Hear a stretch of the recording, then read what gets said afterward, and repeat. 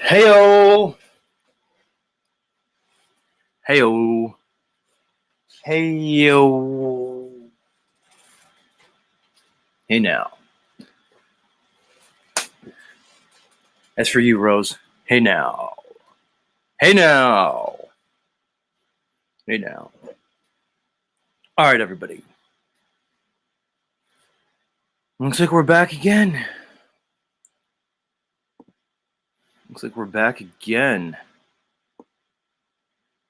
Holly freaking Luya. We're all here. We're all here to greet the dawn of a new day. Well, for me at least. Not for all you British subjects. Hell, it's not morning for me, Z.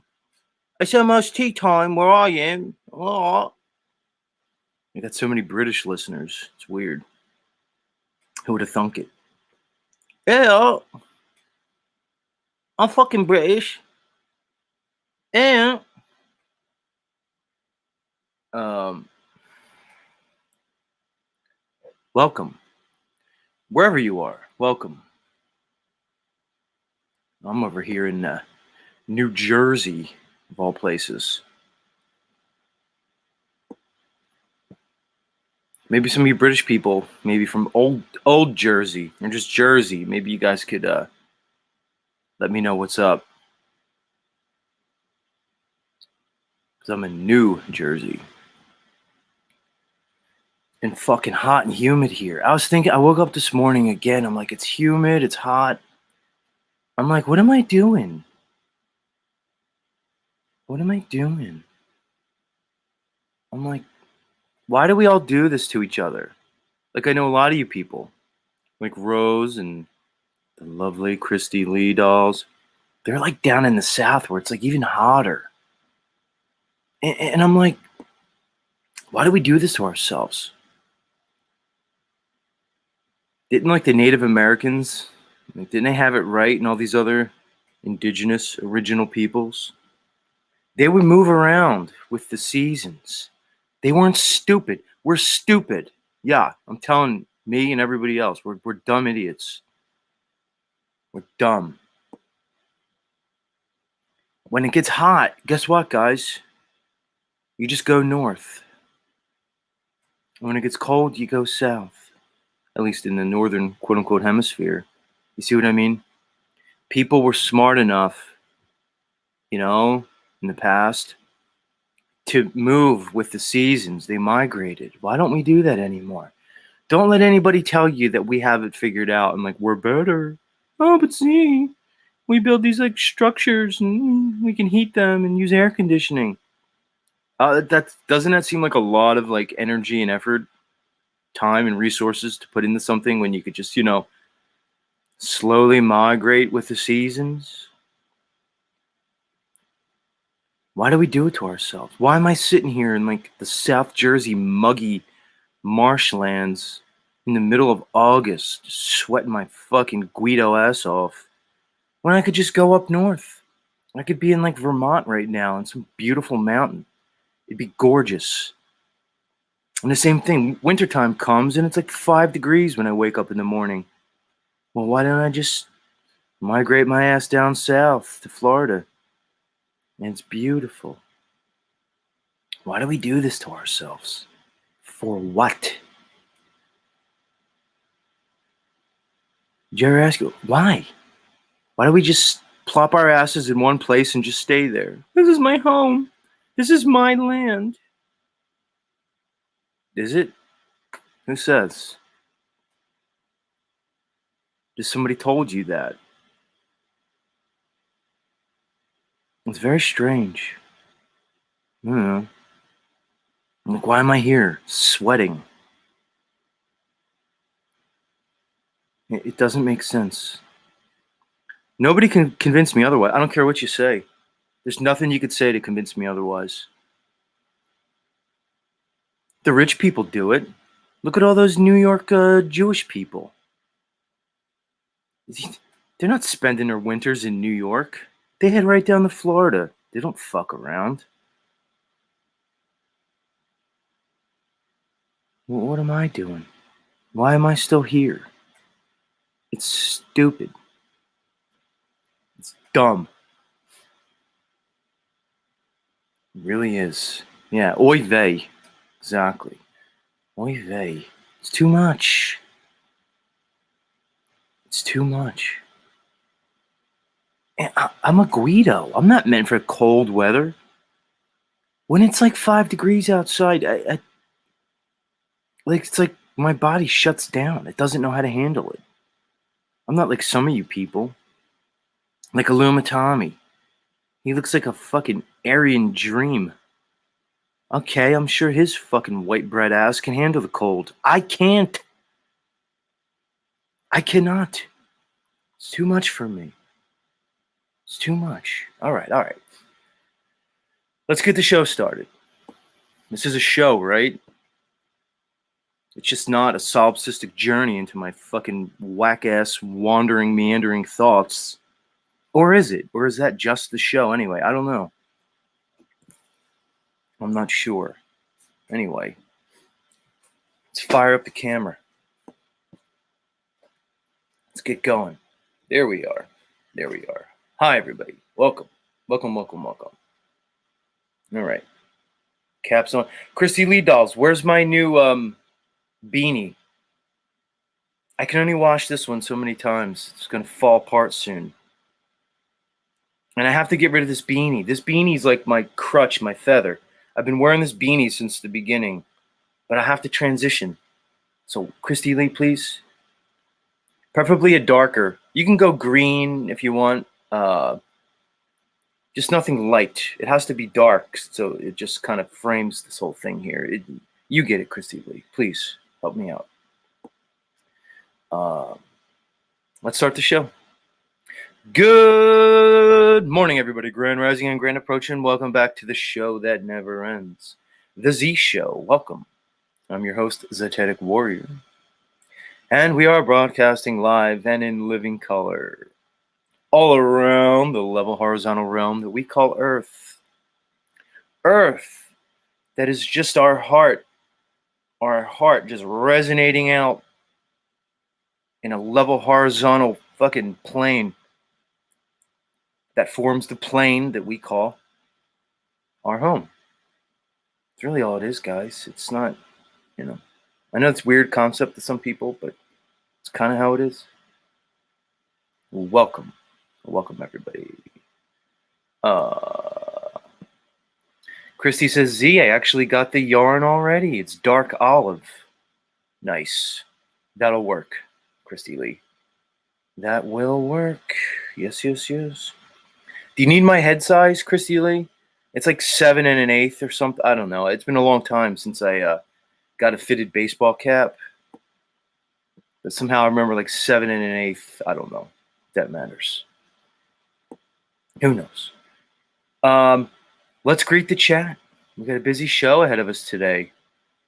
But first, I have to say hi to all you lovely guys and dolls who find your way here each and every morning, even though the sun's barely up. Who's here? Music holds a secret, coming in early with a Beatles quote. Nice. And a John Lennon quote. Much love. Capricorni checking in.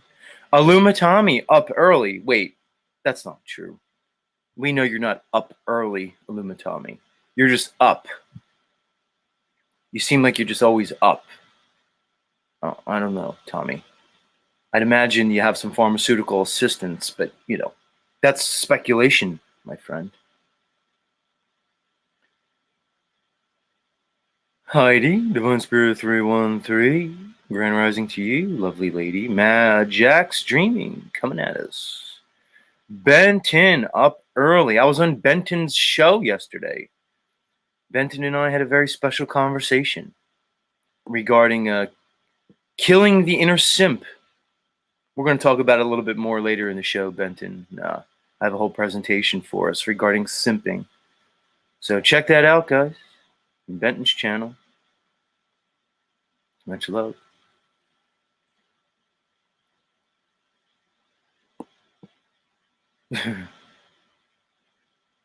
Axis Rap Blood in the house. Axis, stick around, Axis. I might want to talk to you in a little bit. All right, I'll go into it now. Rose, are you still here? I'm going to need help. All right, so I'm going to go on vacation soon, maybe in a few weeks, the beginning of September. And I don't mean I'm literally going anywhere, although I would like to, maybe. I don't know. But I'm going to take a week off from streaming. But the show's going to go on. The show must go on. We're not going to close Z Show down for a week. We're not doing that. So we're going to bring in guest hosts. I'm being serious. This is a serious thing we're doing on Z Show. And I need your help, audience, because I have some ideas on who should host the show when I'm gone. There's going to be 5 days of guest hosting, so we need 5 guest hosts. Now, I'm considering Axis Rap Blood to be a guest host for the day. So, Axis, I'm going to write your name down. You're in consideration. Benton, I'm also considering you for a guest host. And Rose, I'm also considering you. Mitch, Mars Life, I'm strongly considering Mars Life, so I'm going to put a star next to his name. And then there's a 5th spot that's open. But these are all in flux. These can change. These are tentative. You guys can start giving your, your recommendations in the chat. Maybe vote on it, or just let me know who you feel is appropriate to guest host the Z Show. And we're doing this in the style of old-timey TV. Because I grew up on old-timey talk shows. I remember the Johnny Carson show. When I was a young lad, I'd watch Johnny Carson when I was up late with my grandparents. They loved Johnny Carson. I loved Johnny Carson. And occasionally Johnny would go on break and they'd bring in a guest host. Ladies and gentlemen, welcome to Z Show with your guest host, Axis Rap Blood, with special guest, his son, Kofa, and the new head of the of the Church of Satan, Anton LaVey's great-great-granddaughter. Axis, who would you bring in, you don't really need to tell me how you would host the show, but we got to bring people in. So I'm looking for guest hosts, everybody. I'm just looking for it. Let's make it happen. Boom.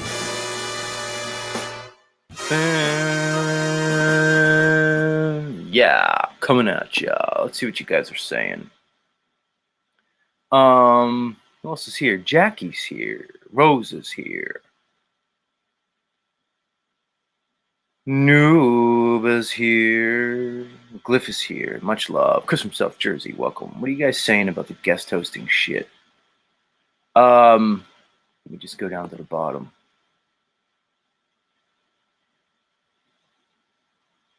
Unindoctrinated wants Lucky up here. Lucky Haskins.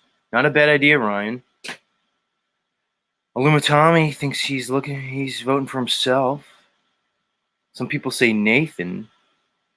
Kirsty Lee Doll's voting for Rose. And Sly Shy. Sly Shy doesn't come here anymore. She got butt hurt. She just ran away. Jay is actually advocating for Illumitami. I'll put his name down, but I don't know, Tom. My gut is going against the Illumitami guest host spot. Morgan. Glyph suggests Morgan. Morgan's a dark. That would be kind of crazy. But fuck, if I'm going to put Rap Blood up here, right, the show must go on somewhere in time.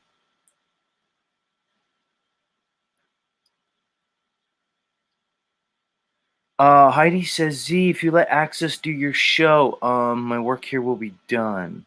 I don't know what you mean, Heidi, but much love. Sovereign says, can hosts set the programming for the day? Yeah, Sovereign it'll be their show. I'm not gonna like produce it. I'm not even gonna give them notes. It'll be their show for the day. Rose says, thank you for the consideration. She says, please let me audition. No, Rose, you won't need to audition. You're beyond that at this point. Christy Lee says, Z, for part of the time you're gone, can we play the clip of your ex on Howard Stern show? Christy Lee, I thought about it. I don't want to do that to her, Christy Lee. I don't know who's watching me. She's fucking topless. Christy Lee, like she takes her top off. Like her little itty bitty titty committee chest is out for the world to see. She's like a mom now, and she's like married and has like a career. This was like, Christy Lee, we're going back to like 2006 or 2007. It's like coming up in like 20 fucking years. That's almost like 17, 18 years. I don't want to show my ex's tits to the world. She might, you know what I'm saying, Christy Lee? Like she might not want the world to see that. Yeah. You know? So Rose says she would love to do it. So I'm going to put a star next to Rose's name. Yeah.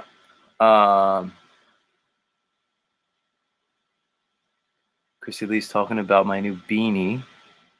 Okay, guys. So, yeah. So anybody who, and guys, feel free, if you're listening on replay, to just, let your voice be heard in the comments section.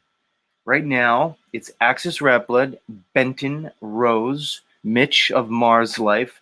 Lucky's not going to do it. I know Lucky's not going to do it. I'm taking Lucky's name off because he already told me he can't wake. He's busy. He doesn't wake up this early. Lucky's off. I'm taking Illumitami out too. Sorry, Tom. And Morgan. 1, 2, 3. But Talcott. What do you guys think? Let me know right now if you're in the chat. What do you think? Talcott? Because Talcott, if he'll do it, he'll wake up early and do it. I know he will if I ask him. I just know he will. Talcott might be, yeah.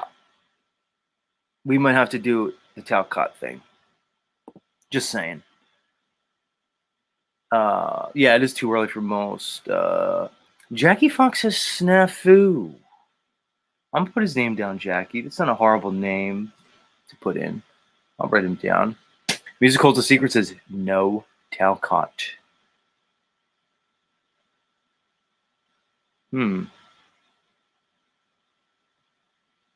Unindoctrinated says James.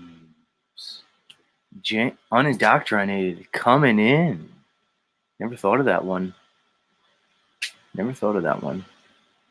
Yeah, itty bitty titty committee. That's right. Yeah.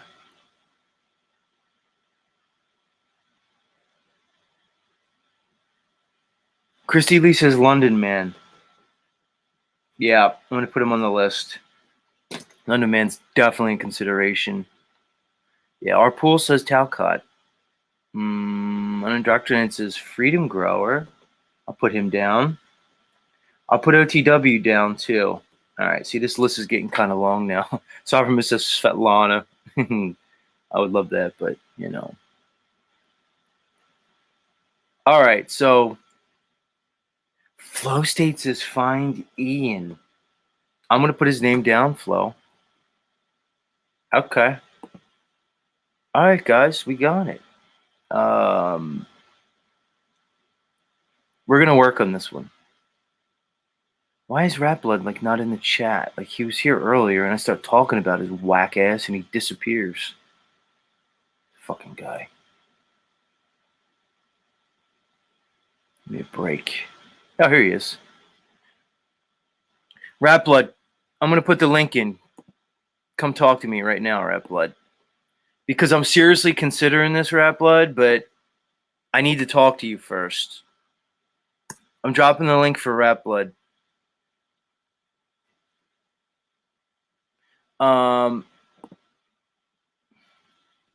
Yeah, come on up, Rat Blood, please.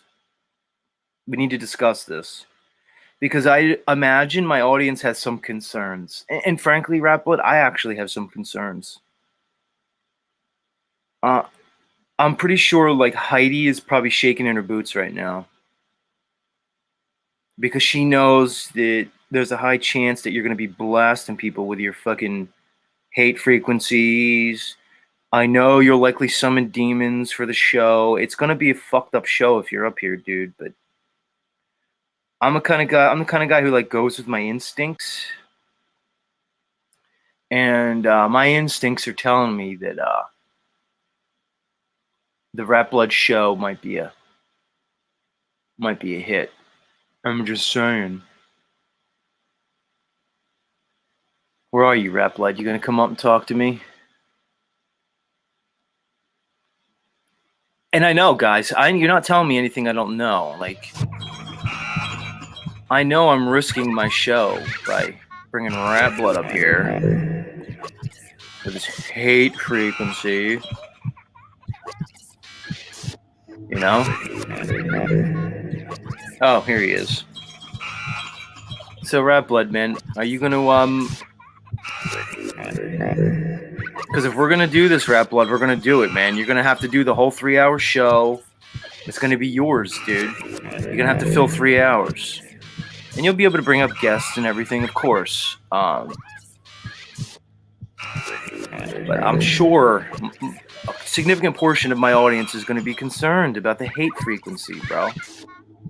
I just know they are. So let's bring up Rat Blood. Rat Blood, welcome back to Z Show.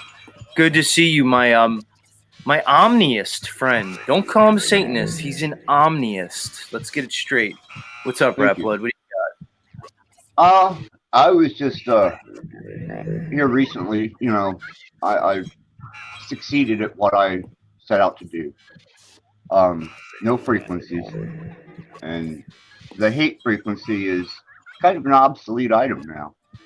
But when kids would come home from school and like want to catch some type of after school cartoon, I was watching Dark Shadows, man, you know?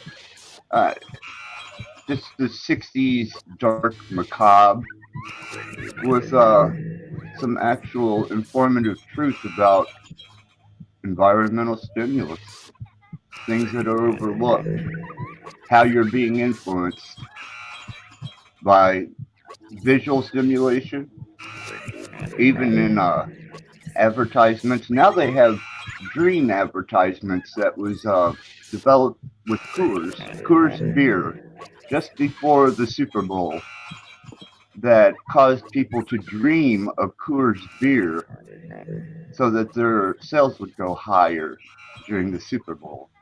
I thought that was fascinating. So I started to research that, and I found out the mechanism they're using, and yeah, it's pretty impressive shit. But that's what I do, man. You know, research, development, understanding environmental frequencies and stimulus. And I am dark. You know, I'm not gonna take that away from myself. But it doesn't mean that dark is always evil. Well, fair enough, Rat Blood. I mean, it seems as though, they started this, broadcasting and this, this mainstream media, whatever it is, seems like they had a purpose from the very beginning. And a lot of it seems to be social control, indoctrination, propaganda, and things like that. And I wouldn't put it past them to have, been employing some kind of subliminal frequency within their their programming, so to speak. They fucking call it programming. Even in the flicker rates of the the TV or the Precisely. films.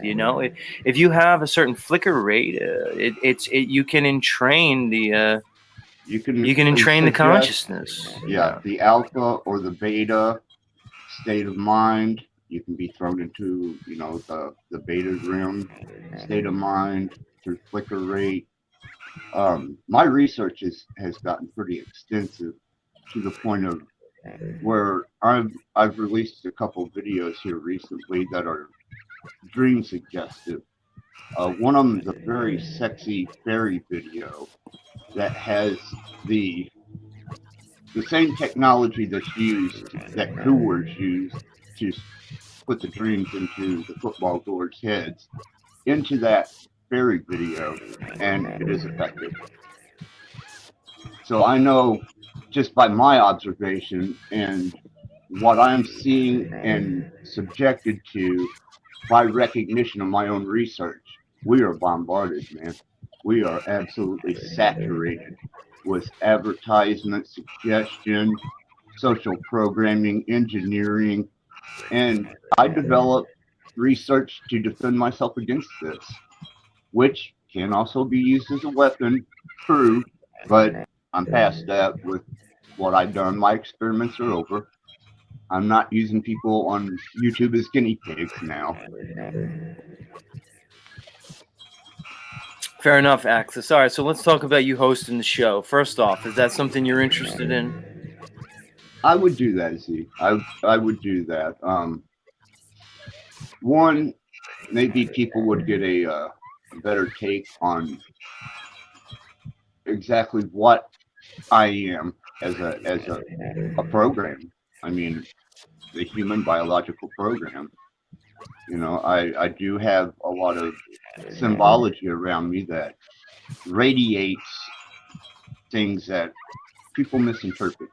People don't necessarily understand the depth and the nature of even just basic symbology. And symbols are a language within themselves, you know that.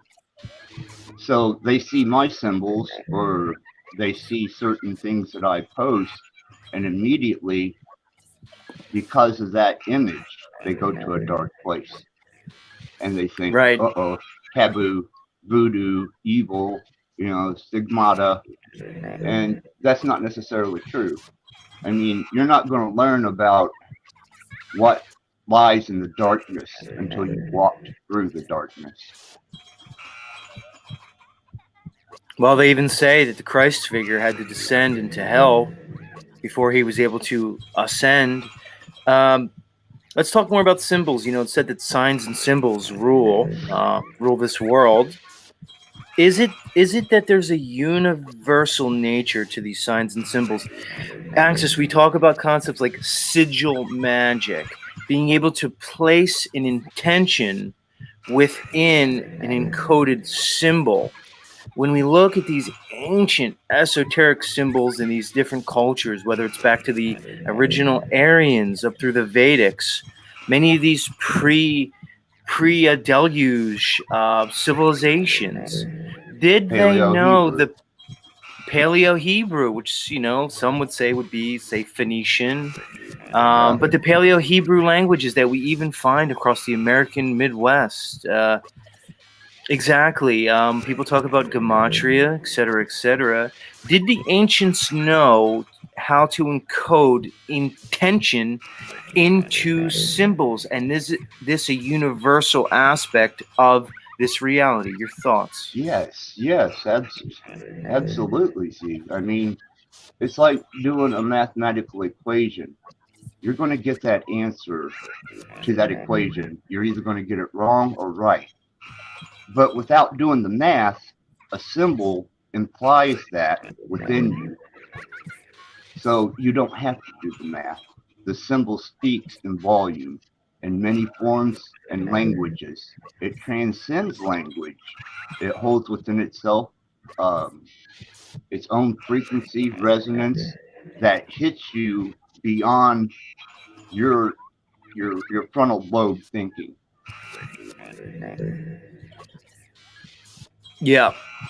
All right. So, Axis, let's get down to business. How do I contact you if indeed you are chosen as a guest host for the day? Again, there's going to be 5 guest hosts. You'll have a whole day. How do I contact you, Axis? Let's talk about logistics here. I did put my email address up. My email address is even on my site, and I can send you my phone number um, through email, and you can keep yours private. I don't mind. No one's going to affect me when it All comes right. to a So phone. wait, what's your site where I could find your email? Are you talking about your YouTube channel, or do you have your own website? I've got my Facebook, my Discord, but YouTube is probably the easiest way. All right, how do we And find you all on of, Facebook? Is it Axis Rap Blood on Facebook? yeah, and the Cult of Axis Rat Blood, and on YouTube, it's just Axis Rat Blood, and it's just axisratblood@gmail.com. Oh, it's just axisrapblood@gmail.com. Gotcha. Yeah, the name is Oh, copyrighted. Yeah, it's corporate. gotcha. All right, Axis, we'll talk and think about what you want to do for the show. Okay. Sounds good, Z. All right, man. You take care, Axis Rap Blood. Yep, you too, Peace. brother. All right. It's Mr. Axis Rap Blood, everyone. Heidi, are you confident now? He said he's done with the hate frequency. He's moved beyond that. I don't know. I'll take him on his word.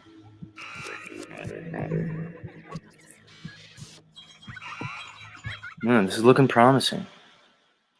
And again, if anybody has any further ideas about guest hosts, we'll go there. We can entertain that. Certainly.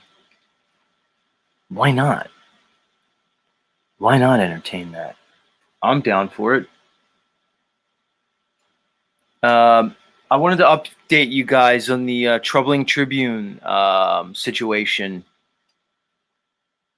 Nuba is here.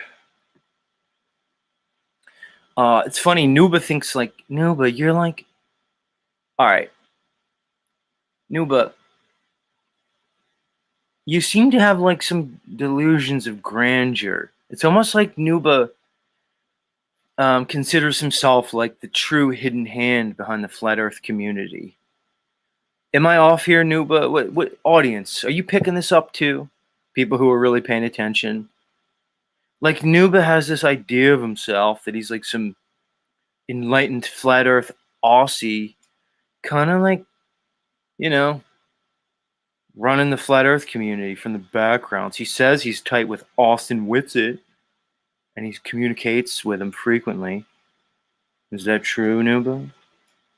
He seems to be like on everybody's channel all the time. He seems to know stuff. He says way off. I don't know. That's my impression, dude. Sovereign says nah. Yeah. Yeah. Jay knows what I'm talking about.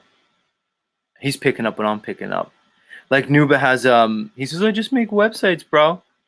I don't know, Nuba. You have like an inflated sense of self-importance. It's weird. But anyway, Nuba's up in the situation. So the latest update on the Troubling Tribune saga. Sexual battery with threat of force. All right. That's what he's charged with. He spent 2 days in jail, and then he was released on a no contact order with the alleged victim. He then violated the no contact order. So we kind of were on it yesterday. This report comes from the inmate profile from the Polk County Sheriff's Office in the state of Florida.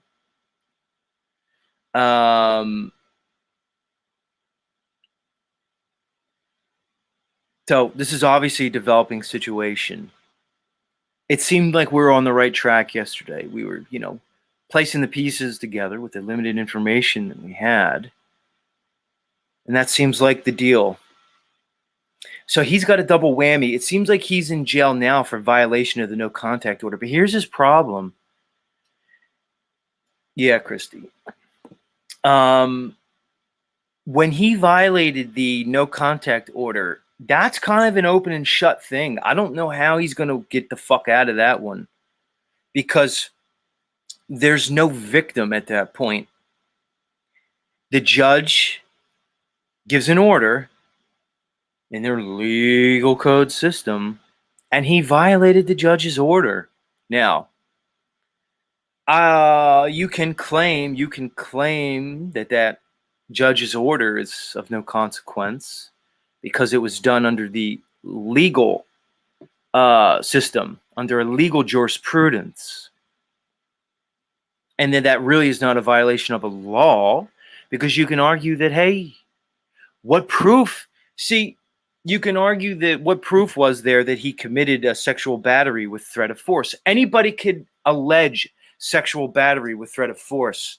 Charges were brought against him, but he's innocent till proven guilty, even in their legal system. He's supposedly innocent till proven guilty. So it begs the question, does the judge have any authority to place a no contact order over this man? And if he does, what lawful weight does it have? So one can argue the violating of this no contact order is a violation, but not unlawful. So therefore, one may argue that he is being unlawfully imprisoned and kidnapped.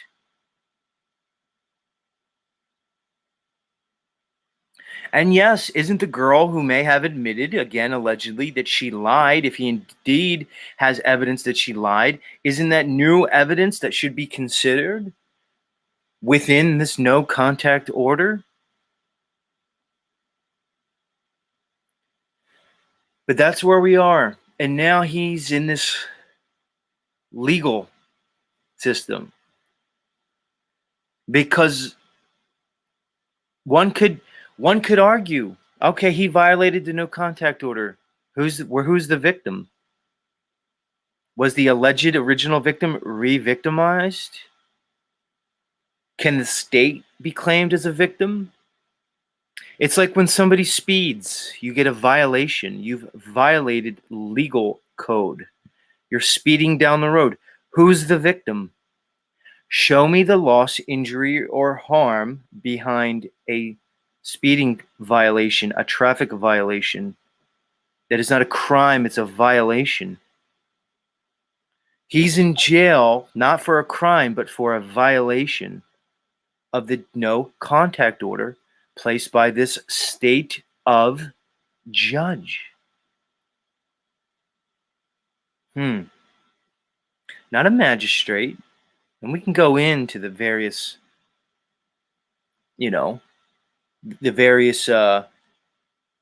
aspects of legal versus lawful. But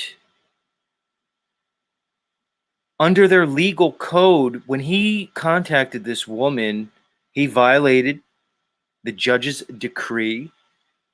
That's what he's facing now, based off this narrative.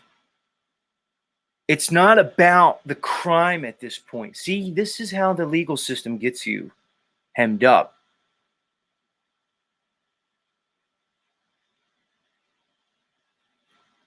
Because he did, as Rose says, he violated the no contact. That's what he's apparently in jail for.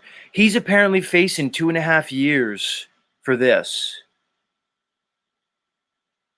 Okay?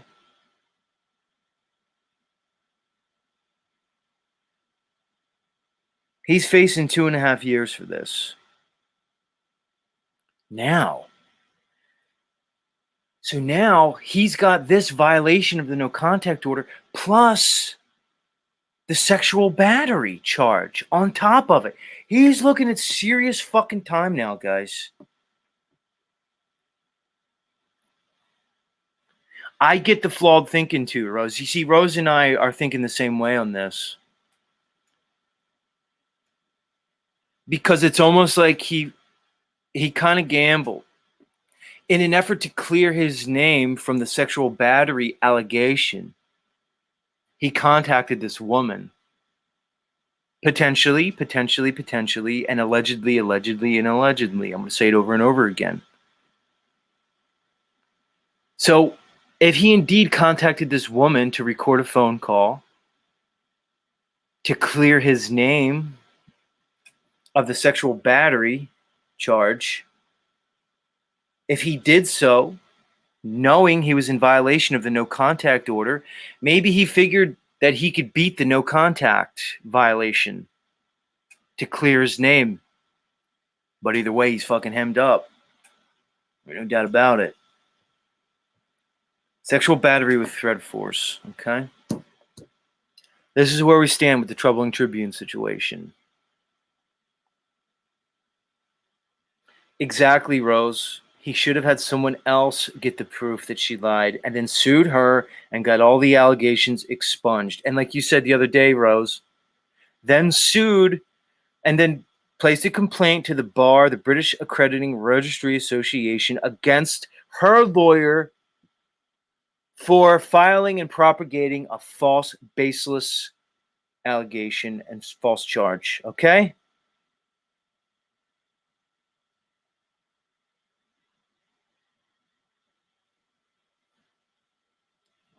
Yeah, this is a tough one, guys.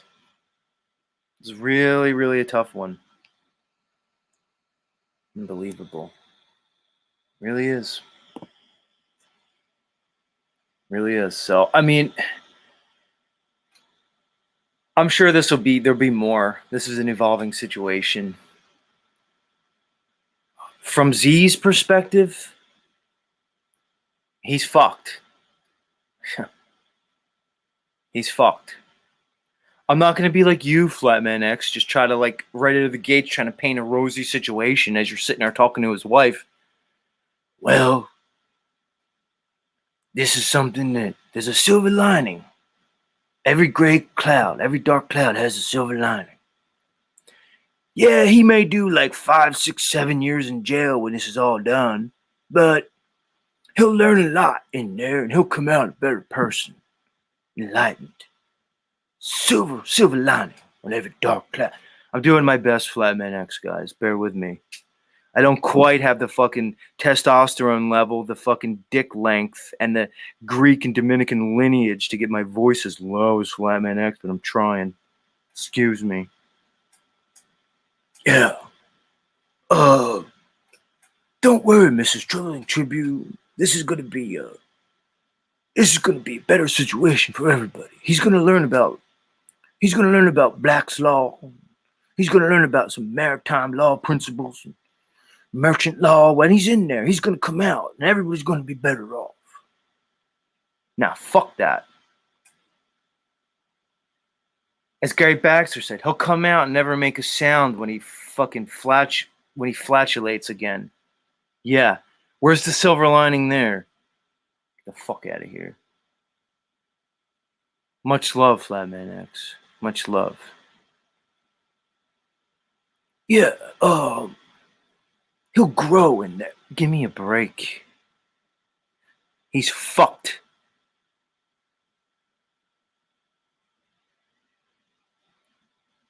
Niall says you can't violate someone else to stop someone from violating you. Fourth Amendment stuff applies. Fair enough. Fair enough.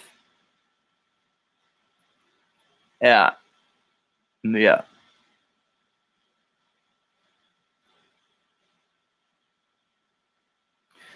What are you saying, Heidi? Said exactly. So the truth is in the middle. Either way, he played a part in this and put his marriage on the line. See, Heidi, this is why. No, all right, Heidi, I'm not gonna go in on you right now. His fucking marriage is not the conversation here, Heidi. It has zero to do with it. Whether or not he cheated on his wife, had an extra none of that fucking matters a lick in this conversation. This is why women have no business, except Rose. For some reason, Rose seems exempt from this. Rose, are you lesbian? Anyway, whatever. I don't know. This is why, I'll put it this way. This is why the female mindset has no business in these conversations.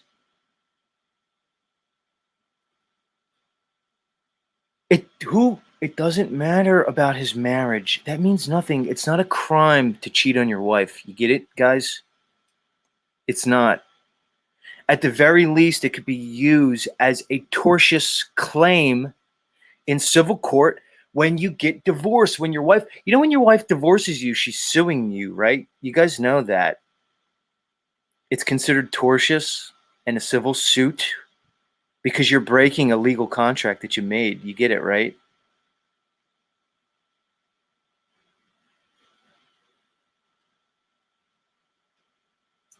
It doesn't matter. Who gives a fuck if he cheated on his wife? That is of no consequences here. Rose says, I'm not a lesbian. I'm furthest from it. I believe that, Rose. Rose, one day you and I are going to talk about your marriage, your former marriage. We're going to have that combo.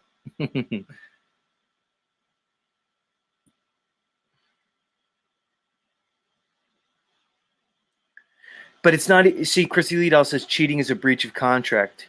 Should be able to sue. Only in some states are you breaching the marital contract when you cheat. In most states now, Chrissy, they got rid of it. You know why? Because all you bitches was out there cheating, much more than the guys, but y'all don't want to hear that, do you? No. So all these ladies who were trying to divorce their husband, and the husband was like, she fucking was cheating on me, bro. They had to get rid of that. So now it's no fault divorce. Now it's irreconcilable differences. Yeah. But in some states, you are breaching the marriage contract if you cheat. And cheating can be considered grounds for divorce. But now it's mostly just, irreconcilable differences. The point is, it doesn't fucking matter if he cheated on his wife. We don't know what his wife was doing. We don't know if she cheated on him first. We don't know anything about their marriage. It's of no consequence. Tired of it. Yeah. So anyway, that's the troubling Tribune situation. That's where we stand on it, guys. And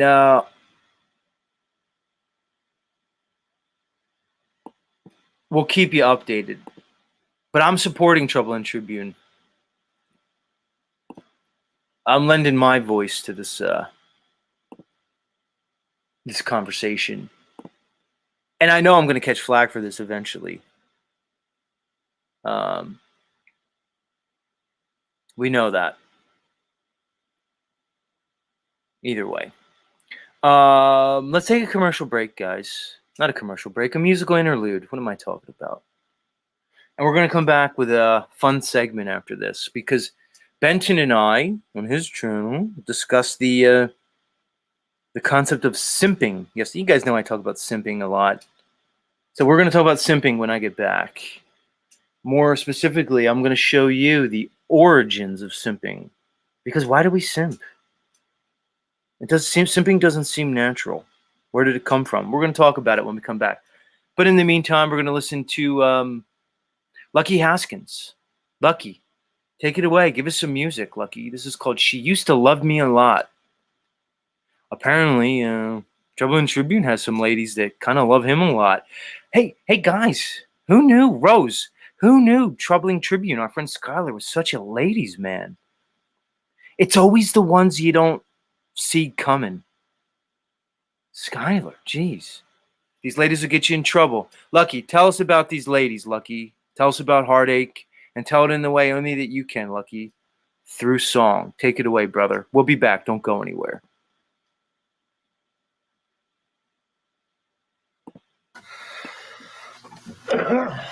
Excuse me.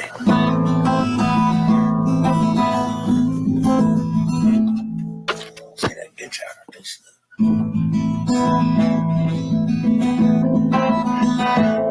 well, I saw her through the window today. She was sitting at Silver Spoon Cafe. And I started to keep going, but something made me stop. She used to love me a lot. She looked lonely and I knew the cure. Those those old memories would win her heart for sure. Well, I thought that I'd go in there and I'd give it my best shot. She used to love me a lot. She used to love me with a love that wouldn't die. Looking at her now, I'm not sure why I said goodbye. It would only take a moment to turn back the clock. She used to love me a lot. I sat down beside her and she smiled. She said, where you been? Hey, it's been a while. And she looked so glad to see me that I could read her thoughts. She used to love me a lot.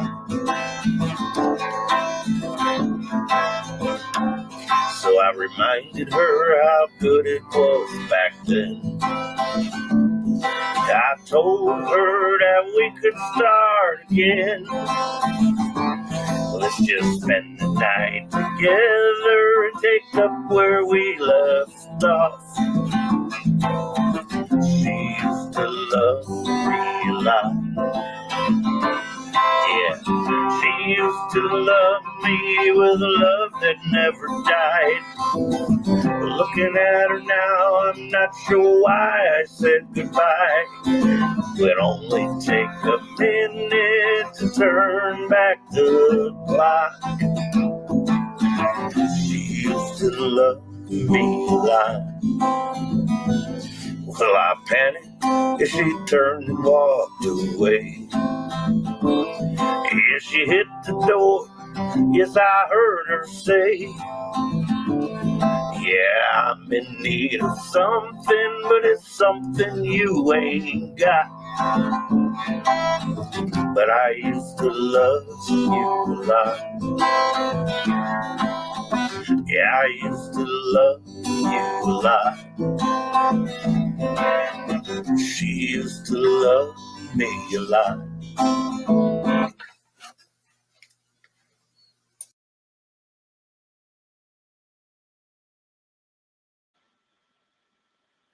My man Lucky Haskins. Talk about a living legend, everybody.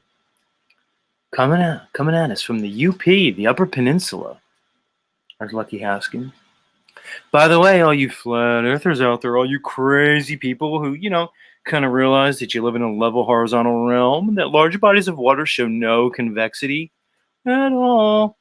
All you guys, Lucky has a what he calls a flat earth lodge up there in the Upper Peninsula of Michigan, which apparently is beautiful, right along Lake Gitchagumi, a great lake. And he has it open for all flat earthers. I'll go over there to Lucky Haskins' channel, and you could drop a comment, and he'll put you in touch. You can get you in touch with Lucky and get you to that flat earth lodge that he has there. I'm sure he will have great rates for flat earthers. Guys, it's got a sauna, camping, and it's not just camping. There's a cabin. It's got a bar. Yeah, Natalie. Hi, Natalie. Lucky is awesome. And he's got a flat earth lodge. You said it had a bar. The bar was fully stocked, but knowing you, Lucky, and you've been working in that lodge for a while, I'm not sure if that bar is like fully stocked anymore. But he's got it, and it's beautiful. Somewhere in Time says, "Let's go." I'd go there with you. Somewhere in Time, I took a gander with you. I think Somewhere in Time, you and I could probably have a nice time up at that lodge. Wink, wink. Anyway. Yeah, Lucky's Flat Earth Lodge. Let me put the link to his fucking channel in here. Where are you, Lucky? Where are you, Lucky? Here's your channel. And when you go to his channel, you make sure you let him know that Zetetic Warrior, his little brother, sent you. I've never been up to the Upper Peninsula of Michigan. I've never been to Michigan. Never thought to go there, but people tell me it's nice. They say it's great. I bet certain times of year it's probably fantastic. I wouldn't want to be up there, like in January or anything, but link to Lucky's channel in the chat, everybody. Link in the chat. Love you, Lucky. Love you, man. We all love you, Lucky. To know Lucky is to love Lucky, everybody. Where are we? Okay, let's get into the next segment. So, as I said, I was on Benton's channel yesterday. Much love, Benton. And we discussed a hot topic. The topic of simping, to simp. Now, some people, especially maybe some of the older listeners, you might not be familiar with the term simping, what it means. But a lot of you guys understand what it means. Simping kind of means when you're like, a guy who's like the nice guy. But even more than the nice guy. You're like kind of like the sucker. You're the guy that kind of goes out of your way for women. You kind of put the pussy on the pedestal. And that kind of guy. That's a simp. You guys you understand what I'm talking about? And Z keeps telling you, simping doesn't work out for you. The woman benefits, not in the long run. It's actually detrimental to her too. So really nobody benefits when men simp. And I've conjectured that simping has now reached epidemic levels. It's epidemic in our society. This simping. And it's a problem. So we're going to go into it a little bit. Maybe I'm going to learn you a little something here this morning.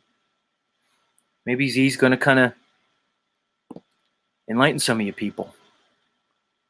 Because, like Benton said, you must kill the inner simp. And I endeavor to do so each and every day.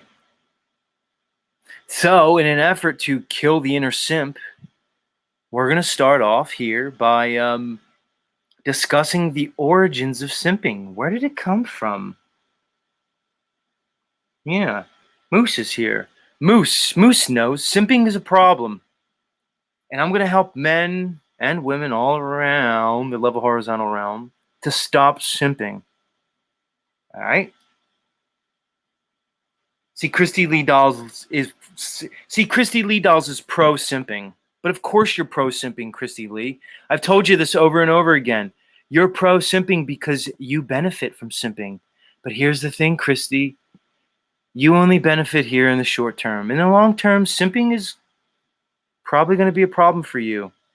And I'm going to explain why as we discuss the segment which Z is calling the origins of simping. Yes, everybody, the origins of simping. Let's get into it. Hold on, let me pull up my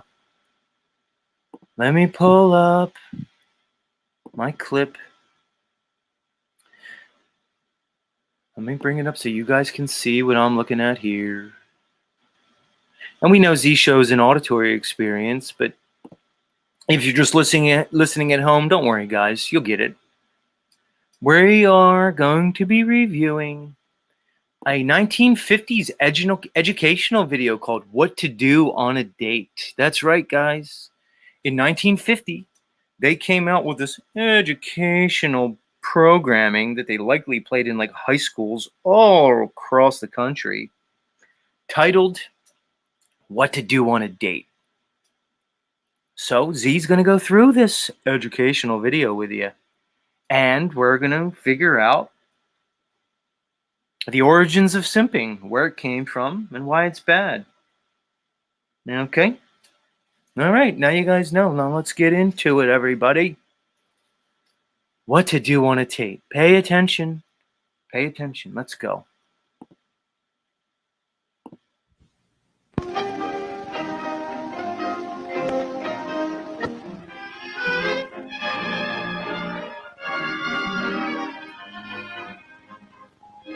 What to do on a date is what it says.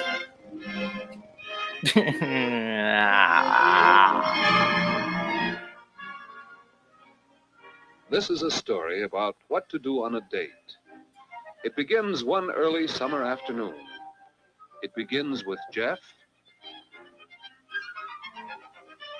and Kay Hi, Jeff. Hi, Kay. and Nick. Oh, Nick. Nick's the simp, by the way. Just so you guys know. Nick's the simp. Nick might as well be me, everybody. Look at him waving and stuff. Let's continue.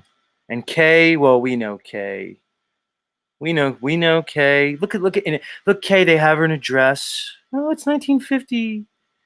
She's wearing a dress. She's going grocery shopping for her family. You know, they're in high school. She's a good girl. Yeah, they're all good girls like you, Christy Lee. Oh, yeah, you're laughing. Christy Lee plays the good girl role. Oh, look at me. I'm just a good girl. Sweet, sweet. Here's my dress. Right. Let's continue. Poor Nick.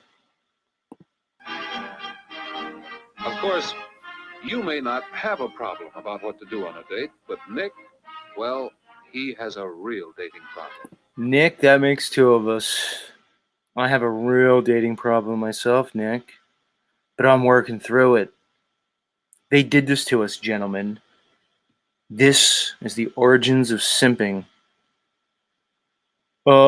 Tavistock, anybody? Social engineering, anybody? I don't know. Let's continue. If he took Kay out on a date, what would they do? Where would they go?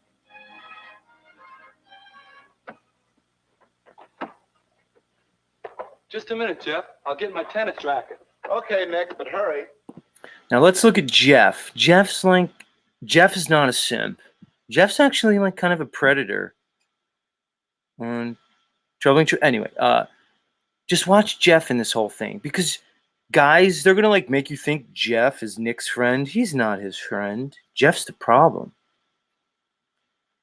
because he knows Nick's a simp. Poor Nick.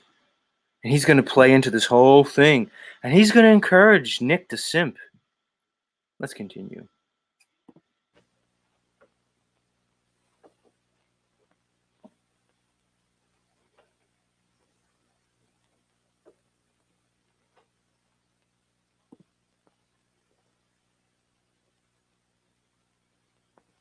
Hey, what about asking Kay to come to the community center with us on Friday to fix up that scavenger sale? We could make it a double date. What? You heard what I said. That's no place to take a girl on a date. Helping to fix up the scavenger sale. Is it? Why not? On a first date? First date? Yeah. Well, Kay's a swell girl. I was gonna. Kay's a swell girl. See? You don't know anything about Kay, Nick. You don't know that Kay has probably been sneaking behind the gymnasium with Jeff there. As you think she's a swell girl, Jeff likely knows better. But not you, Nick. Because you're a simp, Nick. That's why. Let's continue. I was thinking of calling her. Maybe ask her to the show Friday. Good picture. Wagon train. Well, hurry up and call her and let's get going. I still have to get my things yet. Call her now? Sure. You know the number, don't you? Okay.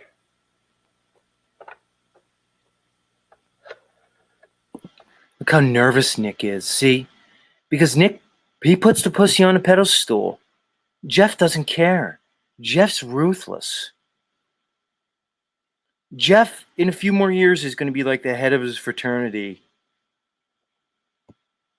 Like, if this is the origins of simping by Nick, Jeff's going to be like the origins of like date raping. But poor Nick, he's so unsuspecting. He's like all nervous. This was me when I was young. This is still me now.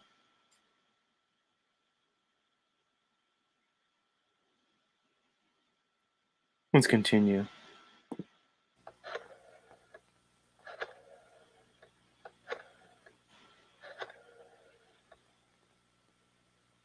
What if she says no? Oh, hello, Kay. This is Nick Baxter. Oh, hello, Nick. How are you? Fine, thanks. Look at that. Oh, hello, Nick. How are you? Like, I've been waiting for you to simp for me. What took you so long? Finally, you're simping just like I knew you would. Yeah, give me a break. Let's continue. Thanks. Say, Kay, next Friday, would you like to see Wagon Train at the movies? Oh, I'm sorry, Nick. I suppose you've got your mind made up to see it? You've seen it? She's already seen it.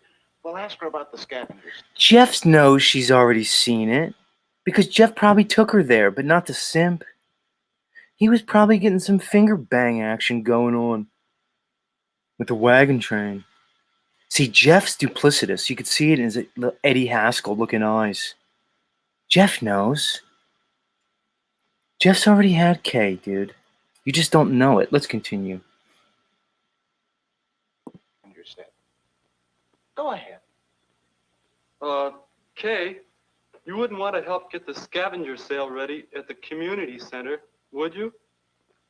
Oh, I've been hearing about that. Yes, I'd like to very much. You would? All right. I'll call for you then. About 7? Bye. I sure didn't think she'd go to a place like that for a date. Where's my racket? Oh, ready? You know, you better think some more, fellow, about what to do on a date. Do you think she'll have a good time? What do you suppose I'll have to do? You know who else?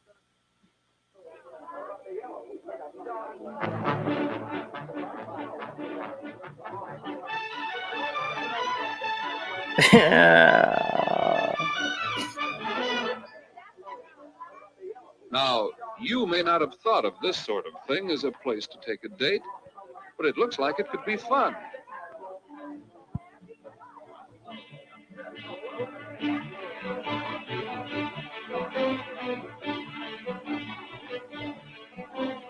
A group doing things together.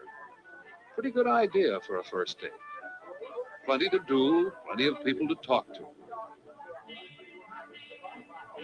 But let's see if Nick and Kay are enjoying it. No amount of work can make this thing look any older. Boy, that is an old timer.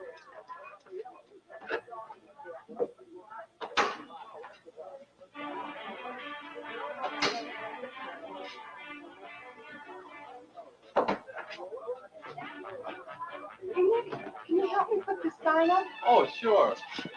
Nick, can you help me put this sign up? You're so masculine. Oh, sure, Kay. Whatever you want. Notice they had him like kneeling in front of her. The subliminal visual there. He was lower than she is. No. Oh, Nick, can you do this for me? I'm so helpless. Please? Why, sure, Kay. I could hang this. The origins of simping, guys. It starts off insidious. 1950. Now we have the situation we're in now. You have guys like Z just simping all over the place. Simping for Christy Lee dolls. She's like, oh, Z. You're so intelligent. Well-spoken and funny. Let's continue. Unbelievable.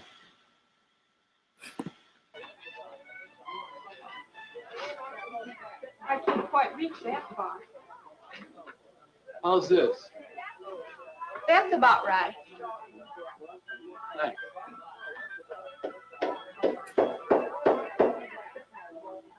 Say, Kay, are you really having a good time?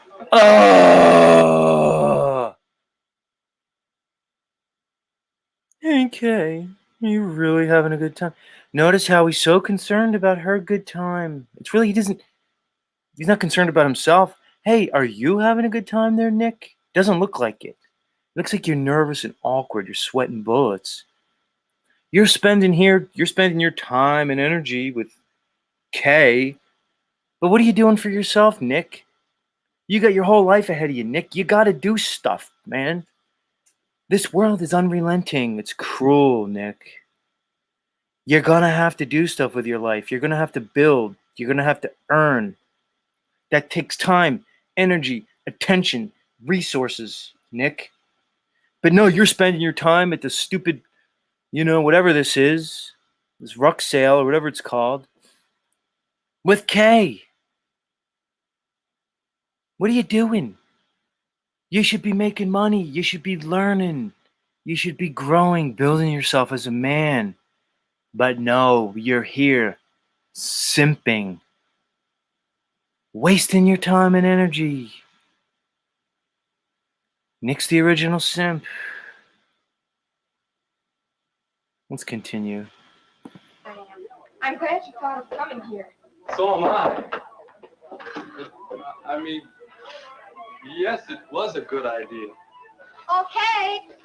How about helping with refreshments for the gang? All right. See you later. Oh, yeah, oh, sure. Got any more tacks? I think they're over there by the door. And Jeff knows he's a simp. He's looking at him like, you see his face right there? He's just like, fucking simp. He knows. Because, like I said, Jeff's already beaten the brakes off Kay. Jeff's already been balls deep in Kay. That's the secret here, guys. They weren't telling you this in his stupid video. He's already done with Kay. He's on to this new broad. Yeah, exactly. Let's continue. Special K's laughing because she knows. She fucking knows. God, it's sad. And this is heartbreaking for me. Because I know what a simp I've been throughout my whole life. I know what simping has done to me. It's led me here with you guys. This is tough. Let's continue. Young men, please pay attention. Christos, are you watching this, Christos? My young listeners, Pineal Power, are you paying attention here? I'm doing this for you guys. All right, let's continue. Yes, it was a good idea to come here. How does Jeff get ideas like that? Hey, what's this? Maybe this is where Jeff gets ideas. A list of coming activities. A bike trip. That could be a lot of fun. A chance to do things with a group, to get acquainted. It does look like a good time, if your partner likes it. Right, so now they went to the rummage sale, to the bike trip. More time and energy that our simp friend Nick has to put in just to try to get a sniff of that lovely Kay. Like I said, meanwhile, she's already getting worked in, and turned out by like half the basketball team. Nick doesn't know that. Jeff knows it, though. And Jeff, his supposed friend, is all too willing to let Nick just fall into his simp-like behaviors, ruining his life forever. Nobody cares about Nick. See, that's the secret, Nick. Nobody really gives a fuck about you. They don't, Nick. Z gives a fuck about you. Let's continue.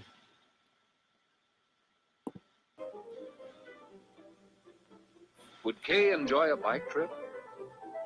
Or a weenie roast? Oh, a weenie roast. Look how they put it in there. They're laughing at you. Weenie roast.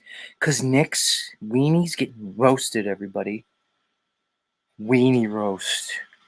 We're watching Nick get his weenie roasted right here in front of us. Yeah, let's continue. Another group date. A chance to learn the give and take of working and playing together. More time and Not energy. much arranging needed, not much expense. And that can be important. Not much expense. Well, you think Kay's paying for those weenies? You think Kay's paying for those buns? No. There's always an expense. Kay's not paying for the weenies. Nick's paying for the weenies. Let's get it straight. Continue. Important. Could be a fine date, if Kay would like it. Wonder if she'd like to go to a baseball game. Oh, so now another date. date Was this the fourth date? You had the rummage sale, then the bike ride, then the weenie roast, now the baseball game. Have you gotten to first base yet, Nick? Has she let you get a little whiff? Did she let you check the oil, maybe? Probably not. You probably haven't felt the boobies. Now it's your fourth date. More time and energy. Oh, it's a baseball game. It's a cheap date. What? The tickets don't cost money? You're not going to have to feed her at the game? Like I said, Kay's not reaching into that little purse of hers. It's all you, Nick. Yeah. Nick's paying for everything. Jeff's not paying for your date, Nick. Jeff's laughing at you. Jeff's not going on all these dates. Jeff's got it locked down. Likely with multiple bitches. But no, Nick, you're the simp. Now you're on your fourth date. How's it going for you, Nick? Let's continue. Date that's not too involved, one you can carry through comfortably. And there are all sorts of other sports events. Inexpensive dates, most of them. Right. Inexpensive, Swimming sure. meets, for example. Oh, fifth date? You can find many good ideas for dates. Sixth date? Your sixth date? How many dates? Because here's the thing, guys. Kay's not just going on dates with Nick. She's going on dates with Bobby. Dates with Joe. But Nick, he's spending all his time and energy on Kay. All his money. Because why? Kay's busy going on all these dates. Nick's got to go to work because he got to pay for all these dates with Kay. So Kay's got Nick and Bobby and Joe and Alex. And hey, it's 1950s, but maybe Tyrone even. Who knows? But here's the point. As Kay's just going on these dates because she needs to find the right man. You paying attention, Christy Lee Dolls, on Bumble? Christy Lee's going on date after date after date to find the right man. Just like Kay. But poor Nick. Nick's just got Kay and his job that he's working to pay for all these dates with Kay. Let's continue, guys. Please, let's continue. Dates that give you a good chance to get acquainted.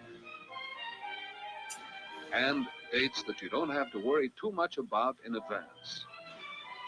It was a... Look, that's the face of a simp. Everybody look at Nick's face right there. You see the dreamy look in his eyes because he's dreaming of a future with Kay. Nick's seeing white picket fences. He's seeing vacations, picnics. He's seeing the family, little ones. He's seeing himself coming home from work through the white picket fence as Kay comes out to greet him. And she has dinner ready on the table. And his beautiful 2.3 children, his beautiful suburban lifestyle. That's what Nick's seeing. What Nick is not seeing is the inevitable divorce. What Nick is not seeing is a new man living in his home, raising his children for him, as Nick pays for it through alimony and child support. That's what Nick doesn't see. Pay attention, folks. You're staring right into the face of the original simp. Nick, let's continue. It was a good deal coming here tonight, double dating with Jeff and Phyllis. When all four are good friends and enjoy the same things, double dates can be lots of fun. Or you can ask Kay to go on dates with you alone, if you plan for what she enjoys. Guess what, guys? Women don't really enjoy much. They're actually very simple and basic. They don't really know what they want. So is this simp propaganda is going to say, try to figure out what she enjoys. Don't worry about what you enjoy, Nick. That's inconsequential. What you really want doesn't matter in life, Nick. It's what she wants. Please, just place the pussy on the pedestal, and it'll all work out for you, Nick. Try to make Kay happy, Nick. Hey, guys, here's a little secret. You can't make women happy. They're never really happy. Ever. Let's continue, please. Hey, you loafer. What are you doing over there? Be right there. Fine thing. As soon as Kay isn't around to supervise, you go off on a vacation. You know, Maestro, I don't think your date ideas are so original. What? About what to do on a date, I mean. But what I'd like to know is, how can you figure out what a girl would like to do? A certain girl, I mean. Well, you might ask her. Oh, Jeff knows what Kay likes to do. He didn't have to ask her. Jeff knows.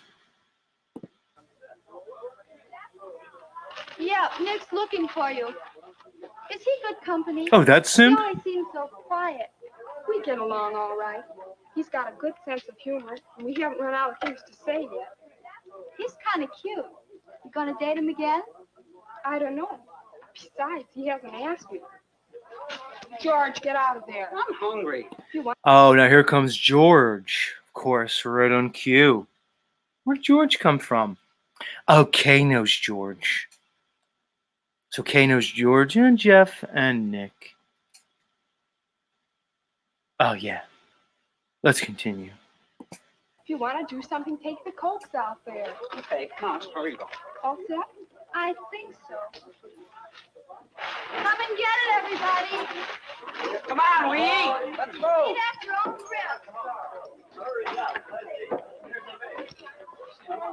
Hi, stranger. I decided to come out of hiding. Say, this looks good. You make the sandwiches? Flattery will get you no place. Boy, this one's for us. Where should we go? Why? How about over here? Oh, Barney.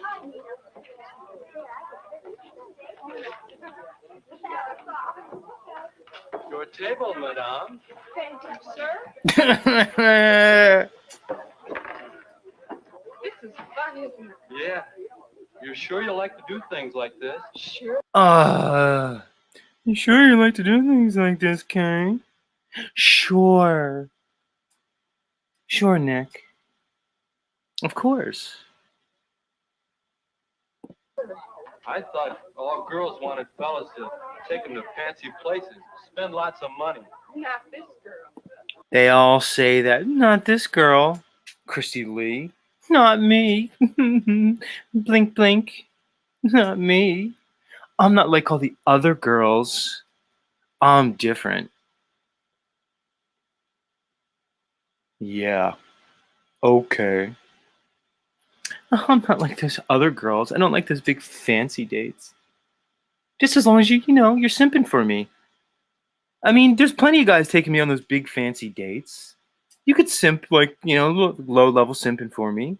I got plenty of high level simps. Let's continue. You know, I sort of like things like this, too. You won't laugh. I like to go on bicycle trips, too. Do you? And miniature golf. You're not bad. Yeah, and weenie roasts and square dancing. And baseball games and taffy pull. I think they're swell.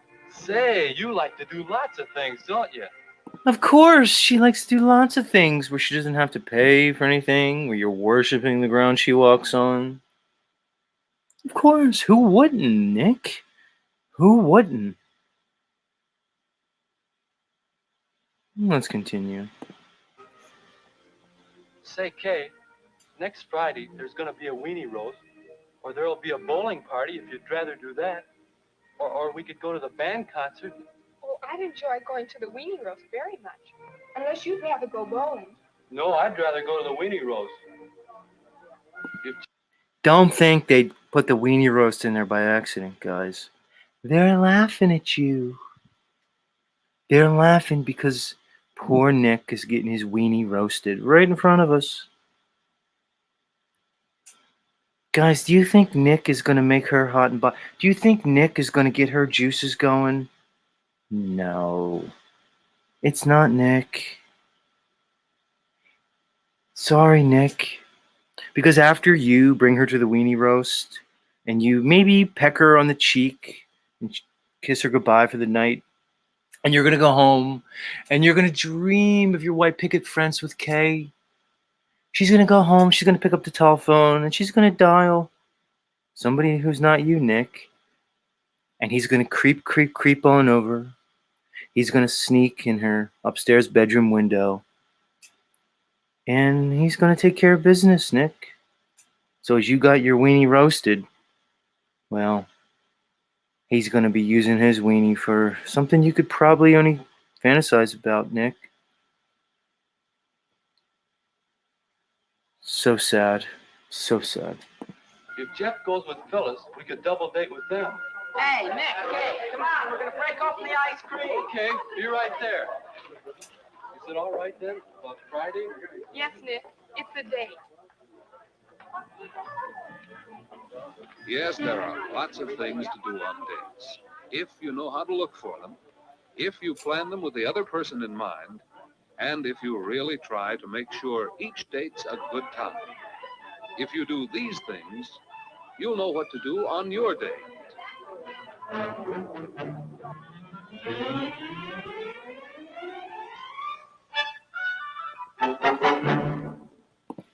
The end. Well, ladies and gentlemen, there you have it.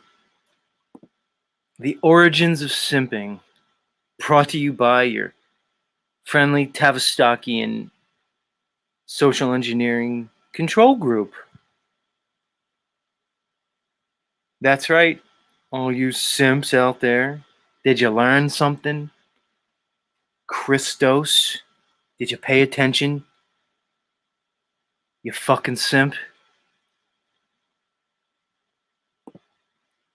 Maybe y'all learned something from that. I did. Yeah, Benton. We're trying to kill the inner simp. Benton's got it right. You have to kill the inner simp. It's a journey. Yeti Life was paying attention. He learned something. At least somebody was. It was serious, D'Angelo. That was a lesson. No longer will we simp. Get it out. Just get it out of your system, everybody. And again, I'm going to go back to Christy Lee Dolls, who's pro-simping. Oh, simping benefits you women when you're like in your 20s and early 30s. Of course you're going to be pro-simping. But as you know, as Mother Nature starts to bless you less and less each day, and Father Time starts to creep on in, do what he does, you'll realize, ladies, that maybe simping wasn't such a good thing for you.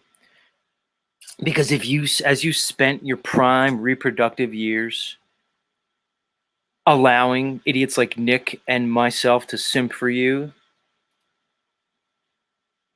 as each egg was dropping away, dripping slowly, one by one, out of your ovaries, as you wasted that short window you have to find a suitable mate, you will realize the perils of simping as you're left with only those fucking simps as your option. And then you say, where are all the good men? Well, there was plenty of good guys, but they were simping for you.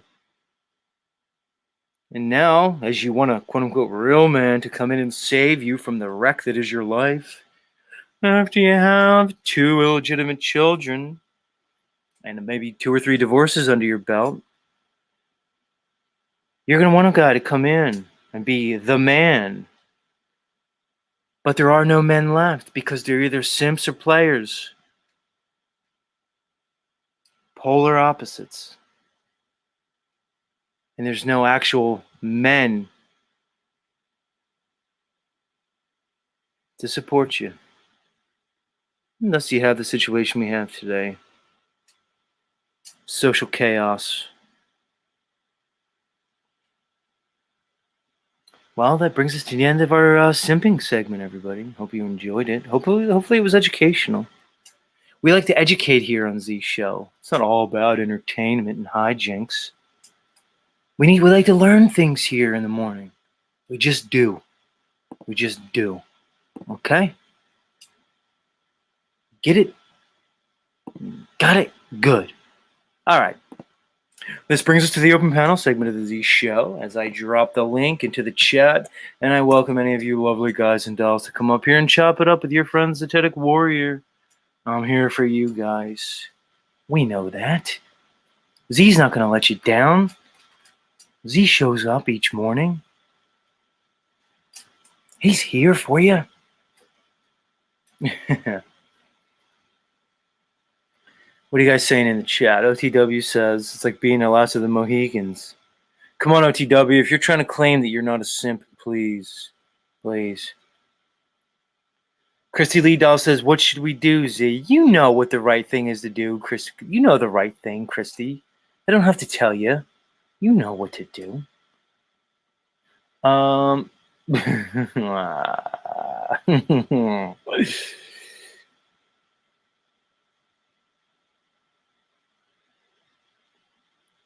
else are you guys saying?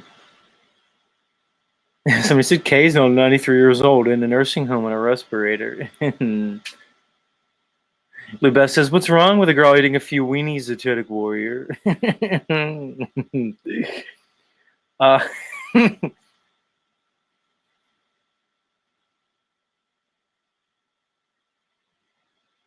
Undocumented says she would have liked him more if he would have just finished eating the sandwich. Well, yeah, that's another thing, guys. You go on these dates with these women, and you're sitting there eating food on a first date. It's just gross. Like chomping away, making all like say, guys, don't bring a woman. Don't date women, guys. It's not good. It's not good. It's just not. Yeah, some people were barfing during that video. Of course, you should have been barfing during that video.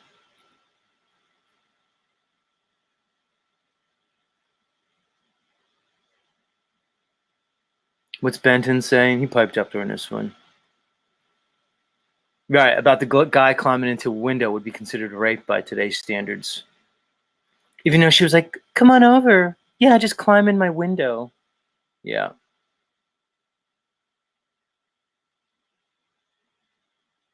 Mm-hmm.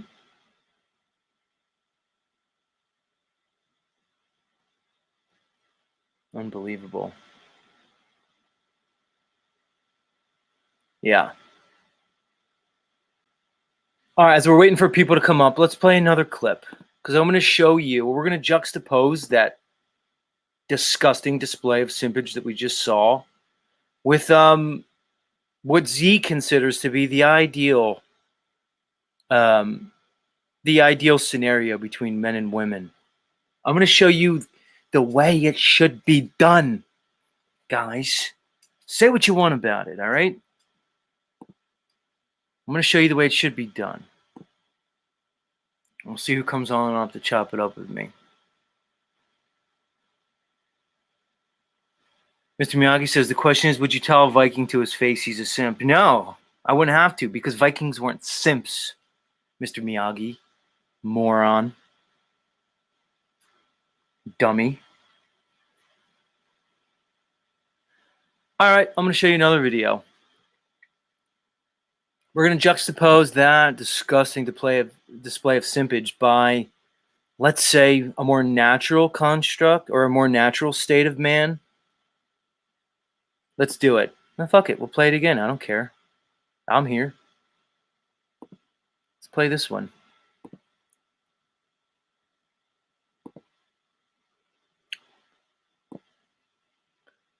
Let's look at what it should be like, guys. And Christy Lee, this is going to trigger you. This is going to trigger Christy Lee dolls.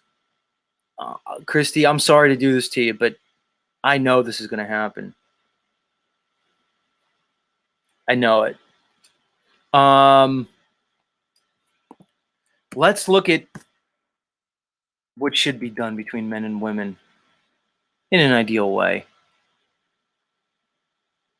And of course, where else would Z go for ultimate truth other than the movie The Godfather. So let's visit Michael Corleone in Sicily. And from Godfather, whichever one this was, Godfather 2. No, Godfather 1. It's Godfather 1. Let's look at it.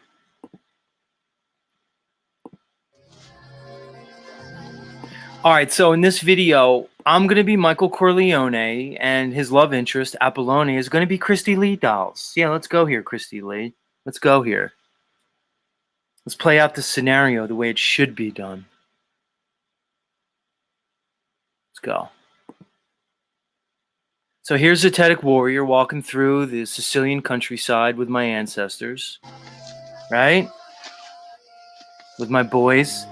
Oh, and there's the lovely Apollonia. I mean, Christy Lee Dolls. Look at her. Ma vado su per la montagna. Oh, look at that face. Chaste, virgin-esque.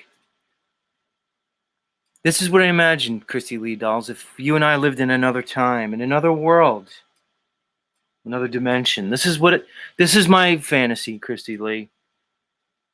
This is how I only dream it would have gone down between you and I, you and me. Your first glimpse at me, you look at me. Our eyes meet across the Sicilian landscape. It's a beautiful day, perfect. Butterflies, beautiful fields of wildflowers. You're dressed modestly, but your beauty shines through. You, Christy Lee, you are the wildflower of my field. Let's continue. Right, natural beauty, Yeti life. Boom, and then she gets hit, and so does he. Their eyes meet. Love at first sight. Apollonia is not dating Christy Lee Dolls. She's not on like some fucking stupid dating app. No. Let's continue. Oh. È che sei rimasto colpito da un fulmine.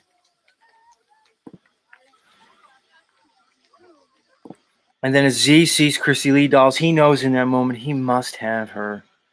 That's it. There's no dating. There's no, let's go to the weenie roast in the baseball game. Let's go, Mike Roddy. What do you want to do, Apollonia? What do you want to do, Apollonia? What do you want to do, Christy Lee? No. Michael Corleone did not simp. Michael Corleone did not simp. He saw what he wanted and he went after it. Like a man. You can act like a man. Michael Corleone does not simp. Pay attention, gentlemen. Pay attention. Michele, lascia perdere. In Sicilia le femmine sono come la lupara.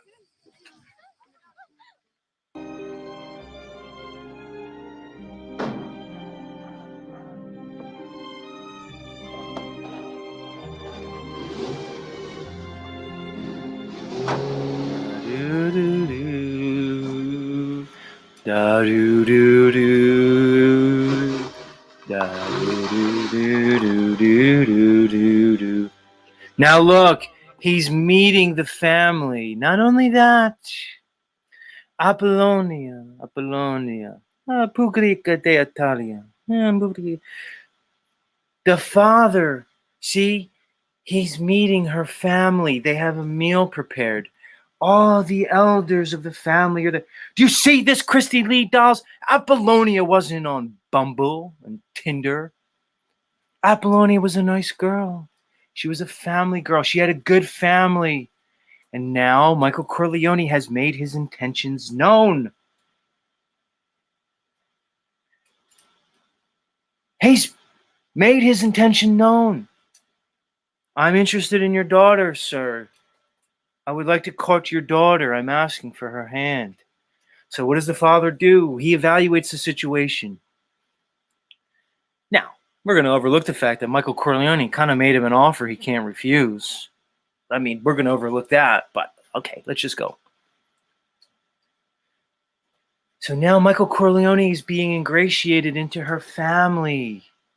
There's tradition. The courtship is embedded in the family, in the communal unit. Z is trying to show you fuck something right now. Are you paying attention? Christy Lee, are you paying attention? Yeti Life, are you paying attention? What about you, Christos? Let's continue.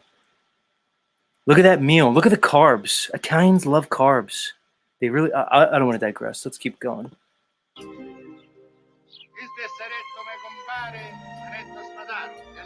Look. Oh, there she is. Then she comes in. She's presented now to him. She's ready. As beautiful as ever.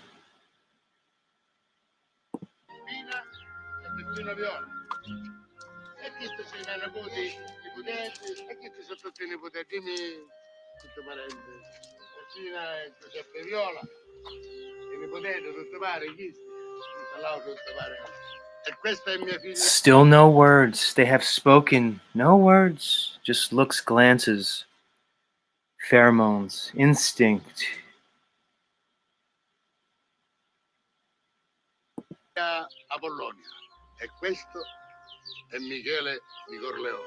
Now they touch, they meet for the first time, and he presents. He displays his wares, his baubles before the fair maiden, showing that he is a provider. He must display his ability for provision and resources to not only her, but more importantly, the family. He must show that he is a man. She glances to her mother for approval. What do I do, Mom? She says, yes. Open the gift. These are our ways.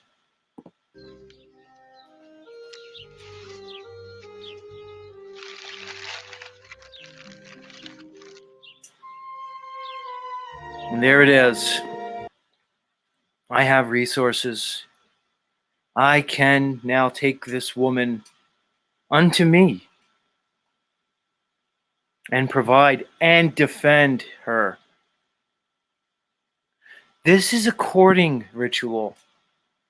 This is mankind at its finest.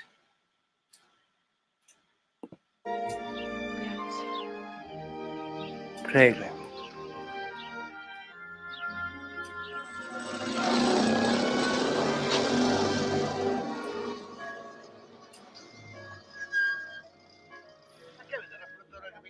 Look, the courting ritual continues over days and weeks.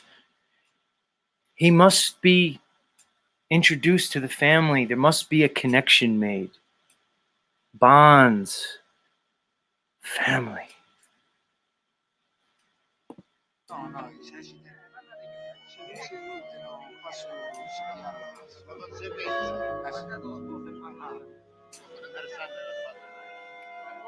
Watch this little subtlety here. He looks at her.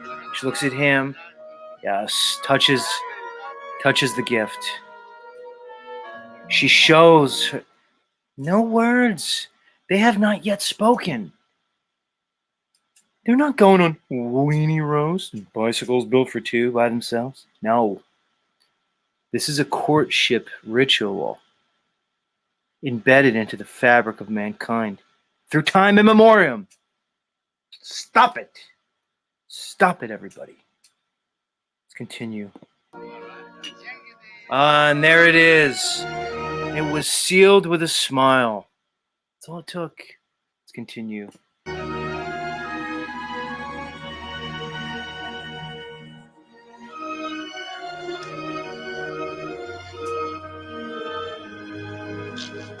Oh, and he's there for her. See that little thing? Now watch, guys. Now they're allowed to be on their own, but not really, somewhat. You see how the mating ritual has progressed? Now they're allowed to speak. Their conversation is private, but supervised. But notice who's there. It started off with the men. They had to get past the men first.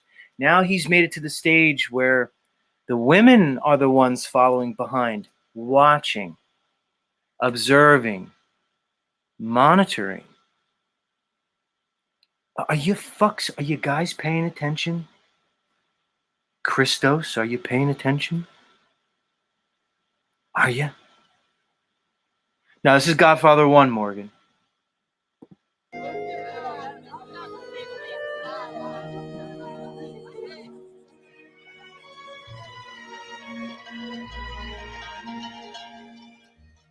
And of course, now we have the marriage ritual.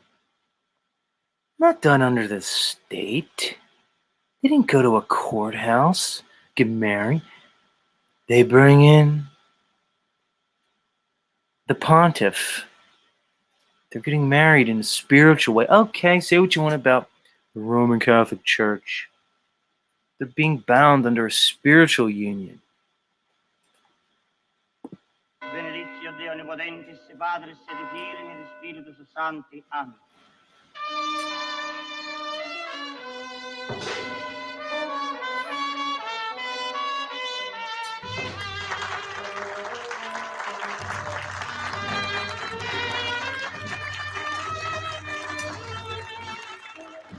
Notice now the whole village is involved. The union has been sanctioned and blessed by the village, by the community, by the family. They are now bonded in matrimony.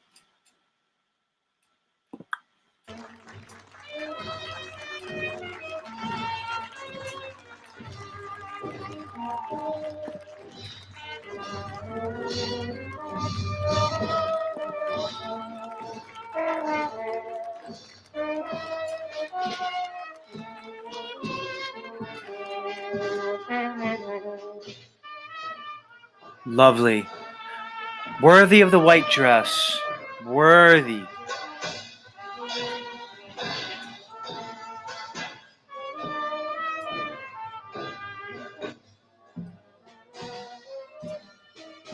Beautiful. Lovely. Do, do, do, do, do. This is ritual, guys. Do you understand? There's a tendency for humans, men and women, for ritual. It's very important. This is culture.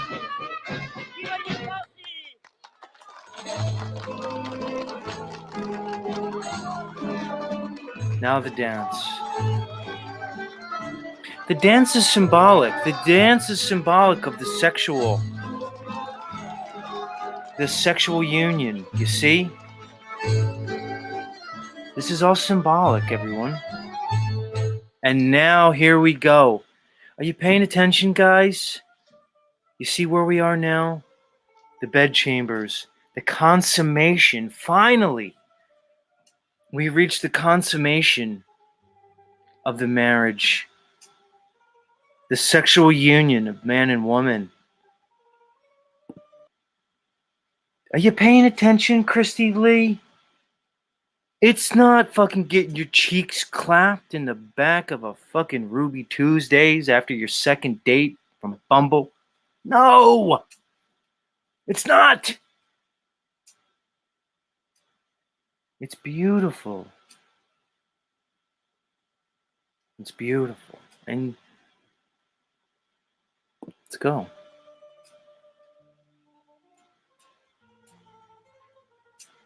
And no, Steve, the head motherfucking in charge, watch what happens. He doesn't lick it before he sticks it. Steve, do you think Michael Corleone's going down on an Apollonia box?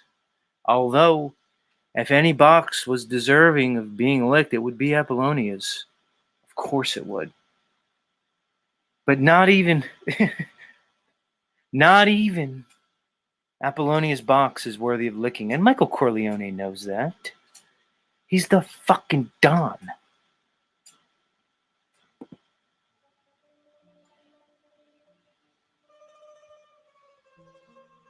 Look, because she's timid. She's nervous. This is man and woman in its ideal, folks. What happened to humanity? What happened to us?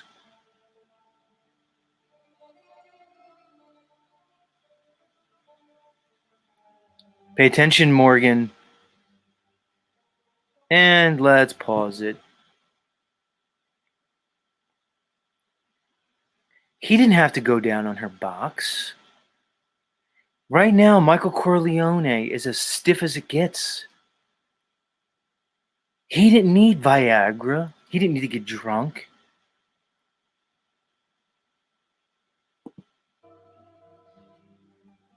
No tan lines. Good point. And there we go. Finally, the consummation. And then, of course, she got blown up in a failed hit attempt against Michael and died. But, you know. But it's gorgeous. It's beautiful. It's wonderful. Morgan, what happened to humanity? What happened to us, Morgan? How did we go from this beauty, this ritual of man and woman's courtship ritual to the situation that we see today with men and women? What the fuck happened, Morgan? This is someone's daughter who is loved. This is someone's sister. This is going to be the mother of his children. And he remembers that. This isn't his whore. This isn't his late night on the side. Tee-hee-hee. Had a few drinks outside the barn dance. This is his wife. But not one that he has a contract on. Oh, this says he must do this, must do that. No, it's the spiritual union, the Adam and Eve. We are joined together because I have touched her, and no other man shall. And her knowing this in her heart, and that it's true, means her mind doesn't have to wander, because it's understood by the whole village. Like when I say, how does Morgan do things? Morgan calmly goes into my town. I speak with the police on the street when they're not in uniform.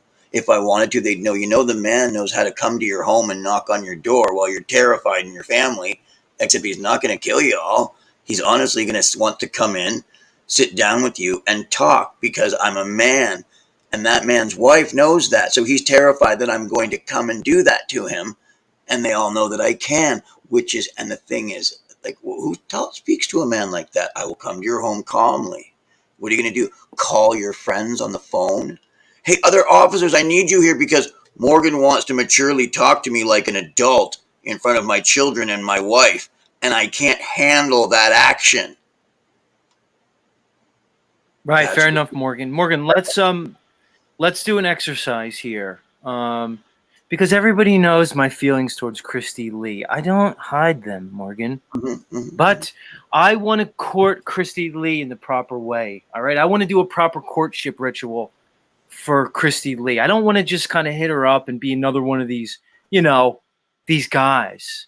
So we're going to do like a little role playing here, Morgan. Okay? You're going to be Christy Lee's father, right? You're going to be her dad. All right. And, you're Italian and stuff, of course. We're just going to make everybody. And I'm going to be like the Don, like Michael, but I'm going to ask for to court Christy Lee, your daughter. All right. My daughter. You ready? All right. Hold on. Ready. Let's, I've been ready my whole life. Hold on, Morgan. Hold on, Morgan. Let's do this.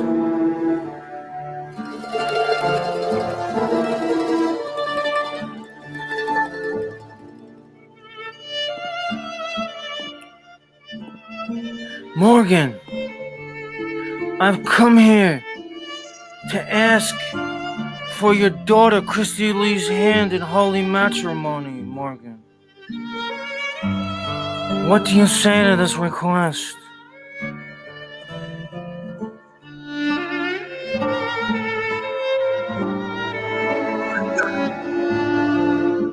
My, What was that, sir? I cannot hear you. you believe you can provide for her? Yes, Make I her will happy? provide. I will do this because I am in love with your daughter, Christy Lee.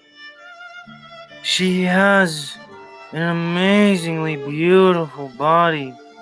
Her face is gorgeous, but beyond that, she is a woman worthy of respect.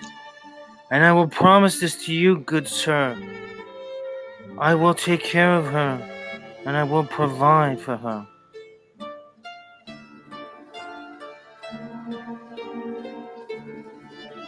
You have shown me respect by coming to me and asking to see my daughter, and so I will allow this, because I think you will show her the same respect you have shown me, for I have no other reason to believe you will not, because of your actions here today. So you do have my permission, sir, and my blessing. Thank you, good sir. Thank you. I will treat her with the proper respect. I will not be like all these other men in her life who were just trying to get between those beautiful ass cheeks. I will not be like all those other men who hit her up on Bumble and say, "Wanna fuck?" I will not, Morgan, be like all these other men in Christy Lee's life who just sent her dick pics. No, Morgan, I will not do that. I will treat her with respect that she deserves. Good. I'm pleased. Thank you. Morgan, you make a good Italian, Morgan. You do it right, man. You get it, dude. I do Russian lobster good too. Let's let up Chris from South Jersey. Hold on, Morgan. I'm gonna put you on ice. Let's talk to Chris from South Jersey. It's been a while since we talked to Chris. Let's bring him up. Yo, what's up, dude? You're muted. Yeah, my bad. What up, bro? What's Been a poppin', minute. man? No, perfect with the. Sorry, I just smoked while I was waiting. The Godfather. I ain't doing no veto, but great men are born. Great men are not born; they're grown. It's a great line from the movie. The Don says it perfect. That's why Michael's Right. a man in the movie. You know what I mean? You know, one of my favorite parts is when he where remember the Frank Sinatra character, Johnny Fontaine.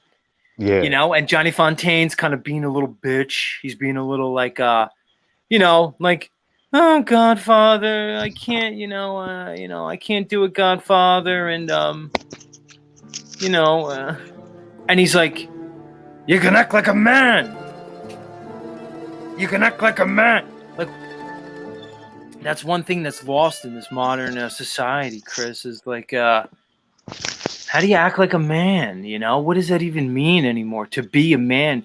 Because they're trying to tell us that being a man is like the complete opposite, dude. Like, to be a man is to be like, the Hallmark version, Hallmark movie, or the rom-com version of a man, That's not what a man is. What is to be a man in your version, Chris? Where are you right now? How do you define a man? Right now, I just find a man that is not distracted by all the bullshit in this world, not spending their time on social media, not spending their time on sports, movies, television, out learning and growing, looking within, not stopping themselves from thinking, because that's like our biology, to not think, just do. But when you start thinking consciously and you're aware of your thoughts, your reactions change. And that's when you find out how to be a man. I was a little bitch my whole life, 44 years, just the last year, I'm really getting my shit together. Like, I spend all my time reading really more now than anything, trying to live like my son's name, Noah Alexander. So if I want to be a man, I gotta look to other great men and learn from them. And that's what I've been doing and putting it in my everyday life. And my life's changing, like, huge. I'm actually having to push people away from me, because the more you produce value, just like Paul says, you're guaranteed that value back. And I'm seeing it in real life. I've really been trying hard, and my life's been changing. So I see the reflection of it. And I feel like more of a man because I'm standing up.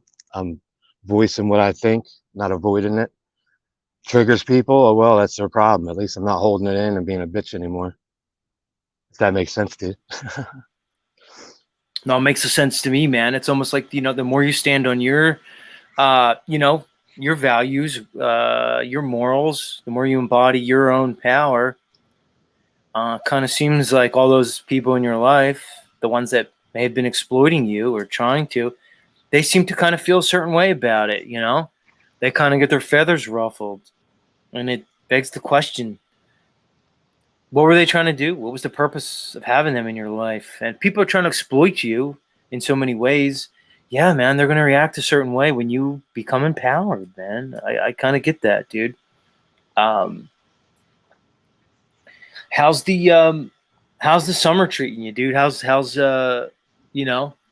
your environment, dude? I want to tell you this because, your name, everyone sees it, is Chris from South Jersey. You guys know I live in South Jersey. I'm tired of this area, dude. I'm over this, summer. I talked earlier in the show that I'm looking to spend my summers up north, my winters down south. And, hey, maybe I'll come back to Jersey for the spring and fall, dude. But I'm kind of, over this, dude. But my life's in a place where I could probably do that. I know you have family. I think you have kids and stuff. How are you? Just, have you accepted your life where you are in your geography, or where are you with that, dude? No, I've been wanting to travel for a minute now, and I'm doing all those things in my life to get myself ready for that. That's what I've been focusing on. Because I'm over Jersey. I haven't moved from Ocean County, bro, in 44 years. So I've been here my whole life, man. Yeah, it's time to travel. But I'm not down with the floating around and stuff. I mean, I am, but going south, nah, I ain't built for the heat. I'm built for lucky, up God's country. I'm built for the hills, man. Like Iron Maiden, run for the hills, man. But I'm ready to grow, put my own roots down somewhere. You know what I mean? Somewhere on the land. That's all I do. It's practice using things, practicing my tools, teaching my son how to use them. So I'm ready to get out of here. This place Jersey's over, man. It's like zombie land here. It kind of is, Chris. I go out about in my neighborhood and I observe things, man. That's kind of where I am in my life.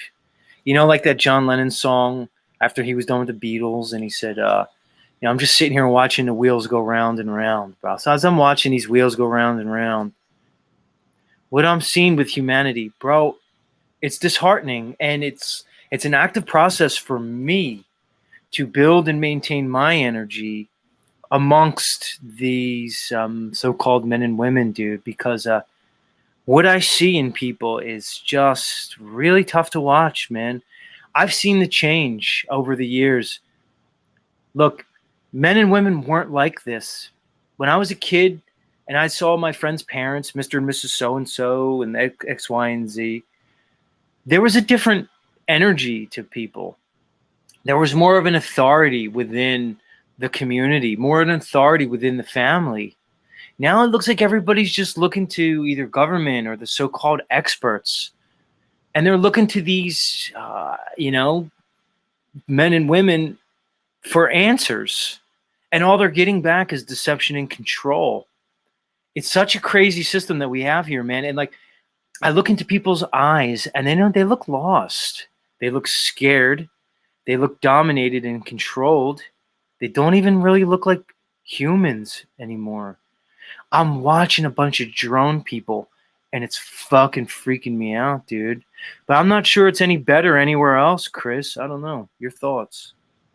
Yeah, no, you're right on that. It's the same everywhere. It's just everywhere you go, to don't go to that area, and then I go there, and everyone just shows me love. So it's it's about how you present yourself, I'm noticing. But they're all dead inside because everyone's lost in their cell phone, in their bullshit of worrying about, I was there, I know, like worrying about what other people think all the time and being so passive with everybody, you know, letting people push me around, even though I like tower over them because I don't want to hurt people. But it's like, now I'm standing up, like, don't push me now, because then you're going to trigger that fucking lion inside me. But I'm learning how to contain that and to use it in a positive way and avoid, like, I could feel their energy almost.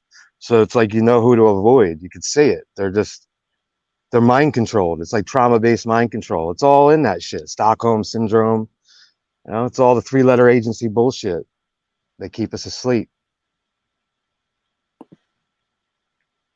Dude, no doubt, man. Chris, there was a time I thought that we were like in some end time period, and we may be. I was, preparing for the cataclysms, the destruction, the war, the famine, the zombie apocalypse. But more and more I'm thinking maybe it's going to be less of a cataclysm and more of a transition, because the cataclysm would probably only come if people were standing up to this system. But as more and more people roll over, I'm just seeing a slow descent into an authoritarian one world order, man. Maybe it's going to be less and less about the world wars and just more about watching people bow and submit to the control matrix, dude. And which kind of makes me think that this is kind of more of like a spiritual battle. Maybe I don't need guns, ammo, seeds. Maybe I need spiritual strength, will. Maybe I should be refining my spirit and less so these worldly things, man. What are your thoughts on that? Yeah, I 100% agree with that, because it wasn't until I started focusing on that I started seeing through the deceptions. And it's true what they tell you in those Bibles, because it's this time separating the wheat and the tares. Like, I never thought I would lose friends when I chose to stop paying attention to sports in November 2019. I never thought I would lose even more when I deleted social media, when I stopped. Like, oh, you want to come over and watch a movie? Like, nah, I'll come chill though. Like, I don't watch Tell Lies to Your Vision. Like, I'm not about that. So it's weird. You hang out with people from 13 to 40, and they don't leave when you're crazy and manic and passive aggressive and punch holes in walls and be a fucking douchebag. But they leave when you say, nah, I don't watch sports. Like, I can't have a conversation with them. It's like, oh, did you see this episode? I'm like, episode of what? The fucking idiots yelling at me because I coughed? I was like, yo, I'm just smoking a joint. Like, chill yourself out. Like, I'm not a leper. Like, go away. And I never thought that would be happening. But now that I started studying that shit and looking into myself, you could see it. Like, they just pull away from you. It's like flipping over your magnet. The evil people that are dead inside, like, it's like was it Scarface? It's in the eyes, Chico. They never lie. Like, you look at someone in the eyes, you could see the dead. Like, was it dead inside? They got the brown, black eyes, yellow skin. They're everywhere. And you try and tell them to turn off the television. We're repeating history. You're not learning from his story. You got to look outside the lines. It's not black and there's more gray areas than you want to know. That's when they run away. So it makes it helpful because the real people come to you. And then hopefully you can get on the land and do something with that. Have a community where people grow together, plant their own seeds all over. Like, you gotta walk away, like, as soon as you're led to. It's a little ramble, but. No, I love what you said there, man, about the, especially like the turning over the magnet and watching people be repelled from you, because I think you nailed it, dude. I think in the end, it's just about energy, man. And I've said this multiple times, Chris, you probably heard me say it a million times, that I think the only force in this realm is electromagnetism. So the magnet analogy is great. When your energy changes, those who are of a different energy resonance, those who are of a different polarity, well, you're going to watch what happens, man. And energies will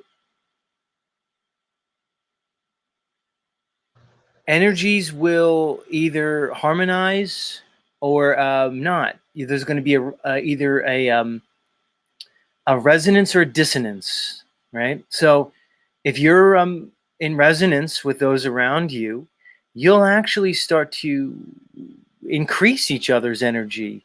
Then it becomes synergy. If you're in dissonance with someone, they'll actually deplete your energy from the dissonance. It really is about energy, man, and about harmony. Harmony versus disharmony. Resonance versus dissonance, dude. You could sum it up there. Like, it's really just about that, dude. Go ahead, man. Your thoughts. No, it really is. Sorry for the little confusion. It started raining outside. I had to come in. So, yeah, I completely agree with that, because that's all I've been really looking into. And it makes sense, like when you look back with the energy, frequency, and vibrations, and how it's like the more I sit in my grass and hug trees and go within and learn things, you see other people for what they truly are. It could be scary at first, because I know I was one of them. I had a lot of bad traits in myself. So I would be repelled by good people back in the day. So it makes sense to me now that I'm seeing it from the other side. Yeah, dude. No doubt, man. Let's bring Morgan back up. Turn that thing fan off. Hey. He's absolutely right, man. You are, by the way, what you just spoke, your words were the words of one who knows the truth naturally. You didn't even have to go, here are my words, I'm going to get them ready, I'm going to say this, this, and this. You just spoke the truth naturally from what you've experienced dealing with your friends, watching them cough. Like when you cough, smoking a doobie, it's like, hey, bud, you guys know smoking weed too, and you know that was just a cough from the good weed. And by the way, when did having a cough ever become anything to worry about? It's not. And it wasn't even during the whole thing. Nobody got sick that anybody knew. And all I remember is everybody going, oh, did blah, blah, positive, but no symptoms, right? No. Oh, great.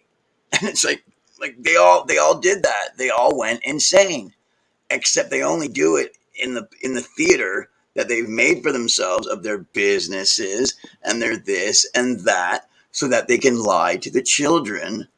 The next group of slaves, we're almost done. They are, as far as our physical energy and what they want from us, we're ugly and old and unattractive. It's the children, and they have them in the schools, locked in the lines. Go here, go there. Put the blinders on them, and they've hooked the machines on them, and they're treating them. They're like little stormtroopers, and not all of them are going to come out completely. But most of them are. And they're making, in California on the 9th, they passed a bill. It's no longer illegal for children to have sex with adults. And that's what they're teaching them in the schools too. This is how you copulate an adult, kids. And they have the people that are into it teaching them, knowing what they're doing. In other words, this is what's going to happen. Just like Z said, it's spiritual. They're going to go ahead and do this in front of everybody. And just see who obeys God and who doesn't. And it doesn't mean killing everybody. It does mean saying it's wrong and leaving, and saying to your neighbor's kids as you leave spiritually, anytime you'd like, you can come over to our home and we will execute anybody who comes and tries to take you. Because in our home we serve the Lord and we have our guns, which we're allowed. And it's time. Everyone's breaking the law right now who isn't busy taking over the government anyway, or who isn't about it. Like when you actually sit down and talk to somebody. So you are consciously trying to take over the government, right? And overthrow it, because if you're not, you're in violation. And those of us who are justified could do whatever we want to you. Right now, the law is you have to be taking over the tyrannical government, or else you're in violation. And the American law says that, meaning constitutionally. Constitutionally, the country is in complete violation. And anyone found by the constitutional deputies and myself not to be about it can be handled in any way that we decide, meaning that the Lord, the truth, decides, and that's what's going to go down. And like I said, it's not a bunch of killing this person, killing that person, killing that person. No, We can take you and house you in a place like a state. You know what I mean? Set up the gate, set up everything, and just be like, keep them in that state. It doesn't take very many troopers to run a whole state of cowards. I'm serious. And that's how I plan on doing it. Morgan. You are good Constitutional soldiers, deputy. sir. Constitutional deputy. I have a job for you, sir. I've already been undercover my whole life. Go down to the corner, St. Clair and Dufferin. Wait for Jimmy. Together, you're going to go see Rodolfo. I got a message for Rodolfo. I can't believe you got the fucking street right, bro. Dufferin. Like our street, we got St. Clair, and Dufferin rides into it. St. Clair goes all the way to Chatham, and Dufferin goes out this way all the way to the island. You know what I'm talking about. That's You know great. what I'm talking about. The only other street That's is funny. King Street, and that's great, man. That's funny. But you know I what? grew up right there. St. Clair and Dufferin. Wild, man. No, Toronto. Downtown Toronto. Oh, I thought you were talking about Toronto. No. So, Lou. What's up, Z? What's up, Lou? Hey, I just wanted to mention something about that the thing you showed, the Godfather scene there.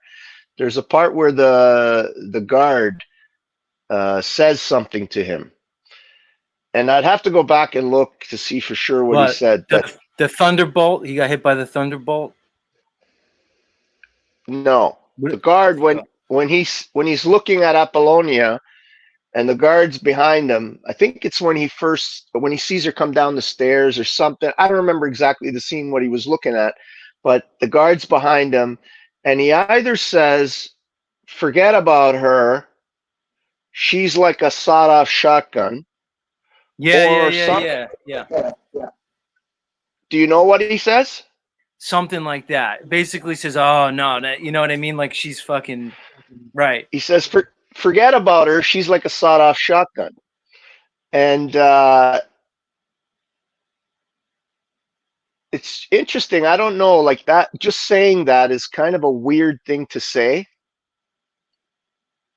And I don't know. Maybe I'm reading something into it. But well, since you're here, Lou, and, you know you're a guinea. It's a weird thing to say. It is weird, but Lou, you're a guinea. You're a guinea. Stupid internet. You're a guinea fuck like me, Lou. So yeah. Let's have this conversation, Lou, because you know that you know, just for anybody who doesn't realize, Lou has 3 beautiful daughters, and one of them's taken, maybe 2 of them, but we know that Juliana's still single, Lou. So I mean, I've been wanting to do this, so I might as well do this now, Lou. Lou, go ahead. You have raised, Lou. You have raised 3 beautiful daughters, beautiful, wonderful examples of women and femininity, Lou. I have seen you have this beautiful daughter named Juliana, or Juliana Baston. We see her on her YouTube channel doing various projects in bikinis. Many of us have seen her beautiful body. She's gorgeous. Because of this, Lou, I come to you on this morning, and I ask you, Lou, may I have your daughter's hand in marriage, Lou? Z, forget about her. She's like a sawed-off shotgun.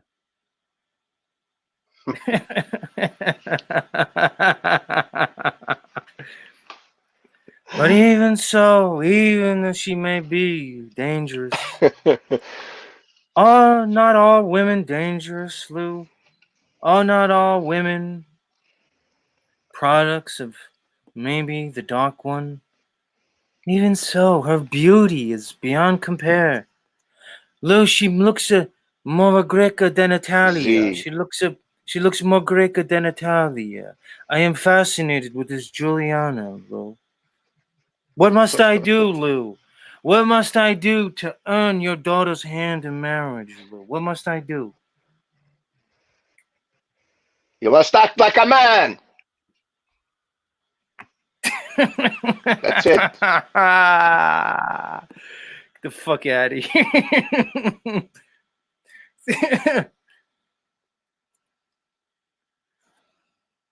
Lubas, even though he lives in the land of Canadia, he has sired 3 wonderful, beautiful daughters. Salutes to you, Lubas. You have done your family well, Lubas. It will not be forgotten, good sir. But alas, my heart is really for the Tricia, your eldest daughter.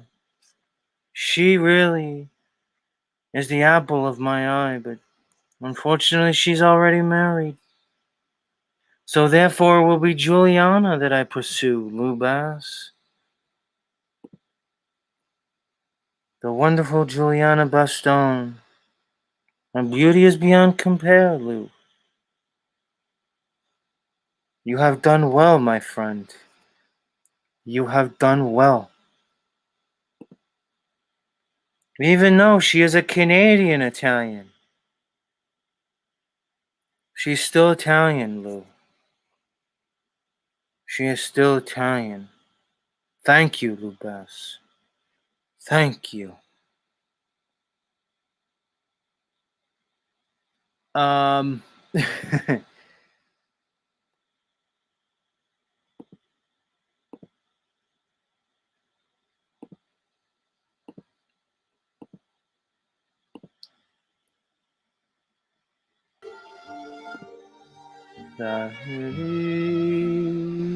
Da da da. Dum bum bum bum bum bum bum bum.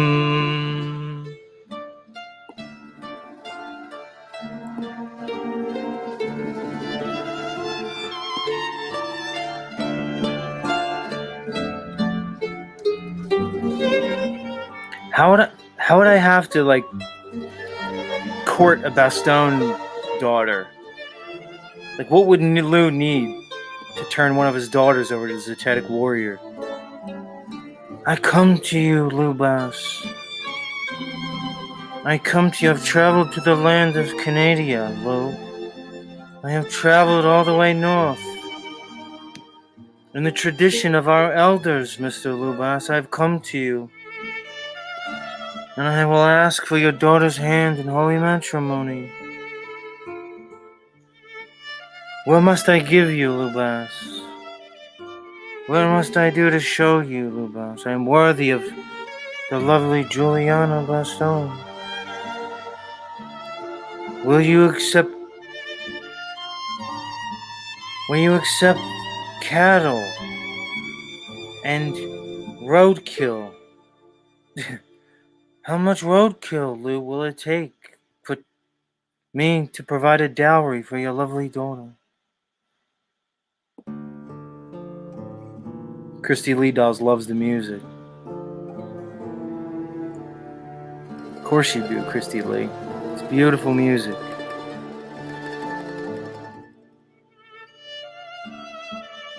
Christy Lee's my Apollonia. Christy Lee, I would have courted you, Christy Lee. I would have come to Louisiana. I would have courted you. I would have done it. Your beauty is beyond comparison. The lovely Christy Lee. We could have had something great. We could have gone, it could have been beautiful.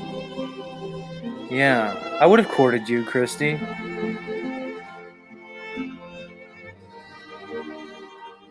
I'm here for the lovely Christy Lee. I'm here for your daughter. I'm gonna make you an offer you can't refuse. I would have, Christy Lee. Oh God, fucking Cage is in the back. Cage always shows up at the most inopportune times. What am I going to do with you, Cage? Cage, I don't know. You might have heard earlier. Axis Rap Blood's going to host one of my shows. Maybe. I'm looking for a guest host for the Z Show. Because if I don't take a week off, I might just go insane, literally. So I'm guessing if Axis Rap Blood hosts the show, we'll probably see Cage up here as a featured guest. I mean, I can only imagine. You guys seem to be close compatriots and stuff. What do you think, Cage? If Rap Blood fucking guest hosts my show, are you going to come on? You going to let him know about all your esoteric knowledge about the Illuminati, the Masons, and all these other groups? What do you fucking think, Cage? Let's let him up. Where are you? How you doing, Z, bud? What's up, Cage? What's up, dude? Yeah, what's up, buddy? I hit the link and I heard fucking heard Lou going off about Dufferin and St. Clair. I didn't know he's from here too. Same with fucking Morgan. Oh yeah, you're all fucking Canadian weirdos. How could you? I thought you guys could sniff each other out, just sense your weird accents. No. I didn't know he's from Toronto though. I thought he was like fucking in a farm or something. Yeah, well, he's on a farm. He's out in the OTW's out in the middle of nowhere too, apparently. Oh no, yeah, to do with this shit. You fucking guy, man. So I don't know if you heard it, man. Rap Blood's. I'm gonna take a week off for reasons, and Rap Blood may indeed be a guest host. Would you join Rap Blood for that? I don't know. It depends what day. It depends what I'm doing that day. Oh, so you wouldn't you couldn't just schedule it in your calendar for whatever, Cage? Like you're so important. Yeah, I could probably deal with it. Well, if you want, why? You want me to? Can you turn off the fucking music and I'll consider it? Just talk, dummy. Some people actually recommended it's not, you. Everyone thinks it's me playing this shit. It's fucking Z doing it every time. Yeah, sure. Oh, yeah. Okay, you're gonna play that like that, bro? So what? You're gonna have access on your blaster at 80 frequencies? Fucking hours. Well, he promised that he would not blast a hate frequency. He said it that he would not. So, you know. Oh yeah, I guess yeah, man, they can't go against his word. Yeah. He can't because he knows it would come back on him. OTW, some people think Cage should fucking guest host for a day instead of Rap Blood. What do you think? Yeah, I think Cage would be a better choice because at least he does have his own broadcast, right? Not that it's successful or anything, but at least he does have a channel and produces content. So I could do not really. I just fucking play shit, just ignore it. But yeah, I could pretty much I could go in on electromagnetic fields for 3 fucking hours if you want. Of course you can.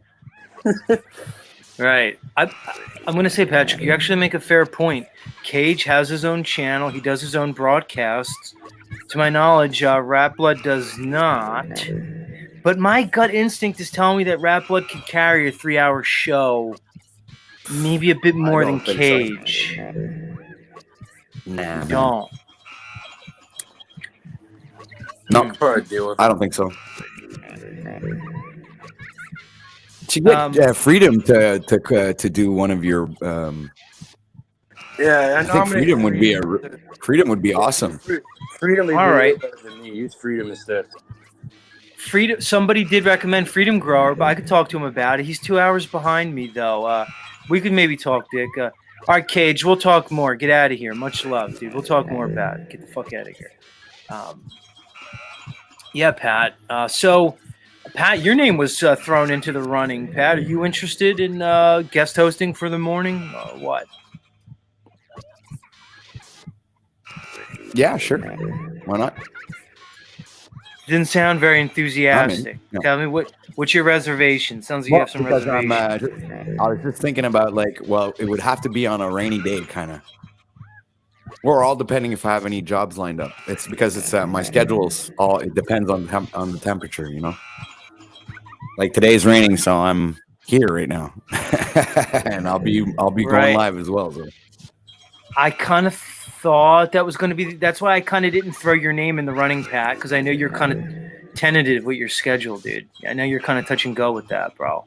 Yeah. So I didn't. All right, I'm going to take you off the running, man, because I need people who are going to be able to lock in. Because for those who missed the beginning of the show, I'm going to take a week off. I have things I need to do, but we're not going to shut the Z show down. So in the interest of the show must go on, we're going to bring in guest hosts. So far, Pat, help me. Then you're going to help me figure this out. All right, so. We're going to do, there's going to be 5 days of guest hosting, all right? Right. So I need 5 guest hosts. Now, well, I need Benson people was a great idea. Okay, so you're saying, I'm going to circle Benton. I got a list going here. You think one of the 5 guest hosts should be Benton. I agree. I think Benton is a top contender. He'll be reliable. So if I say, hey, Benton, on Tuesday, you're going to fucking guest host my show at this time, I can trust Benton will show up. You seem to agree with that, right? Yep. All right. Now, another one would be, okay, go ahead. The next top contender is Rose. Okay, yeah, I agree with that. That sounds good. Now, yeah. Freedom Grower agrees that Benton's going to be a great. I think Benton's in. I think we could, at this point, OTW, say that Benton is going to guest host. We're going to lock him in. All right. Okay. So the next one's right. Rose, and she suggested that she and Nachiketa co-host together. So it would be Rose and Nachiketa, both build together. Rose and Nachiketa. Your thoughts? Agreed. Sounds good. Sounds right. good. Yeah, that would be a good mix. Nachiketa and Rose. Yeah, that's not bad. But, I'm thinking I could maybe just place a day and make sure that I, even if it is nice out or not nice out, I'll just stick to I would like to always go on the shows, but I would also want to have a co-host, honestly. Well, that would you be bring who you interesting. want, dude. Well, here's the thing, Pat. It's, I thought about Wizard Bear Jew. I thought about Wizard. I'm gonna put him on as a tentative. What's your thoughts on Wizard, Pat? I believe Wizard could hold it down. Absolutely. I think he could too. Well, Pat, if indeed you did do a day, so there's only one day left. No, because we're not locked in yet. Because I didn't lock in Wizard. I haven't locked in. Okay, you didn't lock in. All right, you haven't locked in anybody yet, right? The only person that's locked in is Benton, and then Rose is almost locked in. Okay. So we're gonna lock. It's Benton and Rose. They're both locked in. So there's 3 spots open. There's 3 spots open. All right now. All right. So I still vote for Freedom. I still have Freedom on my mind, and but he doesn't have a lot of time too. So I don't know about. But you said you could reach out to him and say I don't know. Who else could be really a good choice? Let me see. All right, so I'm going to give you some other names. Ready? Who are on the list? Okay, go ahead. I have a dark horse. Mars Life. Mitchell.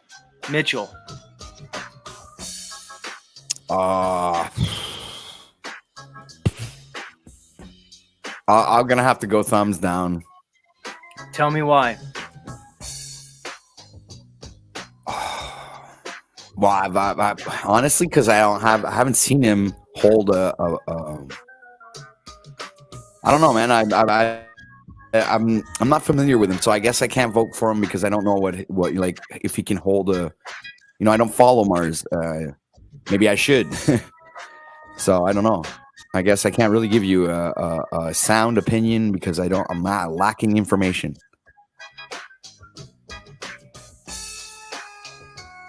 I'm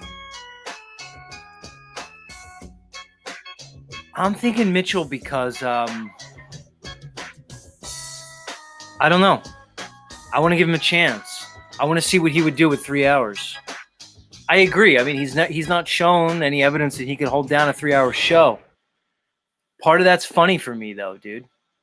Brian O'Shea.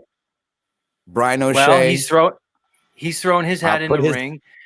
Okay, I'll throw in his name in the hat then. I'll do that. I don't know. particularly, but I have for some funny reason, I think that he would be a better candidate. And don't ask me why. I don't know. It's just like feeling. I'm going with my feelings here. I'm going with like intuition, feelings. No real logical, except for the facts that like I try to hold on to. Do they have any experience? So this is the only thing I latch onto. It's the experience part of the broadcasting thing.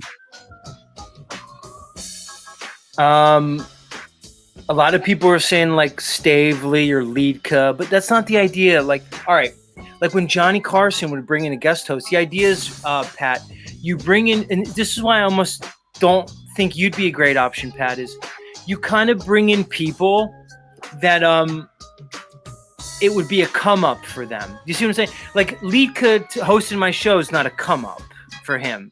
It's a come down. Right. Stavely hosting my show is a come down. Like you hosting my show, it's not a come up for you, Pat. You already have an audience. You already have a show. You get what I'm saying? Yeah, I get it. Like although Rose is big time, but she's only big time in the production category. Rose has her show. She can hold down an audience, but you get what I'm saying? It's like it kind of has to be a little bit of a. You get what I'm saying? Like for Nachiketa, he's great, but he doesn't have his own show. So for Nachiketa to come on here and hold an audience, it's kind. You see what I'm saying, dude? Yeah, so I want you to keep that in mind. Same thing with Paulie. Like it wouldn't be a big thing for Paulie to come host my show. It's not a come up for him. I want you guys to keep that in mind. Here's the next one on my list, Pat. Jack Talcott. Okay. I like it. Sorry if it took so long. Because it would be diverse. During the I'm thinking about the whole week and how, like, if you're looking at things production wise, Jack would be an interesting variety in that week of broadcasting where Jack would maybe like change the whole thing into, I like the Jack idea because of how different it would be compared to the other broadcasters. Right. Dude, the crowd's really pushing for O'Shea, man. Uncle Bear Jews, Uncle Rick's pushing for O'Shea. See, I told you, man. I gotta, I got the nose for these things, man. What about Illumitami? No, I'm already saying no. Biased. You can't ask me that question. You can't ask me that question. I'm biased. It's like it's a straight fucking no, man. Right? It's like a bat out of hell, no. Christy Leedahl says O'Shea. I'm gonna. O'Shea. Okay, O'Shea's in the running. O'Shea's in the. O'Shea, you're in the running. All right, but. Okay, yeah, he's going to be in the running. I'm just going to put O'Shea in the running.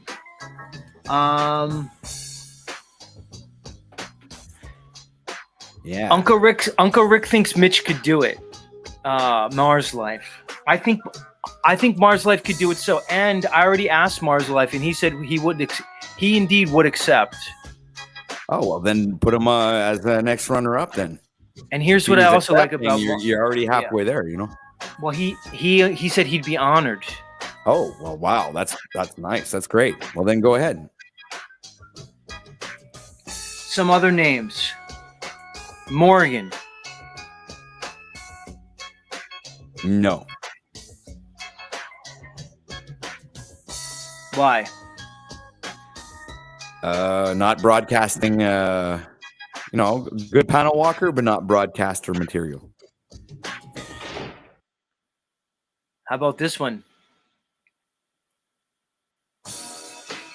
James from Grounded Extracts. Oh, yeah. Fucking right. Top 10 for sure. I think that would be an interesting one, especially juxtaposed with Rose being on that week because we know they're at each other. You should put Rose one day and the next day James. Ooh. For those of you just joining, we're trying to figure out who's going to co-host the Z Show when I go on my break. Here's one for you, Pat. This would be a fucking real long shot.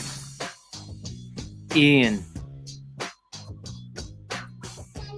He was not going to come back. The answer to well, hold on a second.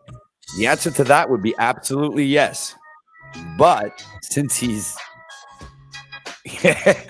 yeah, we don't know what the fuck happened to him. I guess since there's no way to reach him, and there's but it would be a definite yes. But like I said, circumstances would change that. Freedom says Ian will be back eventually. Wow. Okay.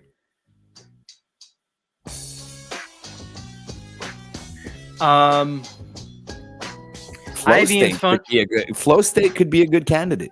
Well, he's on my list. I was going to bring him up. Tell me why you think Flow State would be good. Again, broadcasting experience. I did have you on my list, Flow State, and I agree. He holds a show down. He could, we know he can do 3 hours and stuff, and yeah, exactly. He can do it. He can hold it. I know. Yeah, good one. Thumbs up there.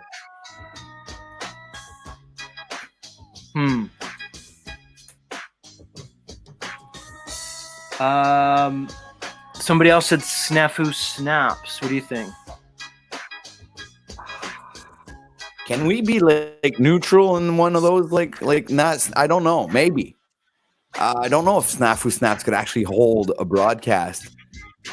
I don't know. Well, I've never actually seen him do it. So there you go. Lack of experience. So I guess I'd have to say no. Yeah, although I like Snafu, my instincts are telling me that that might not be the best move.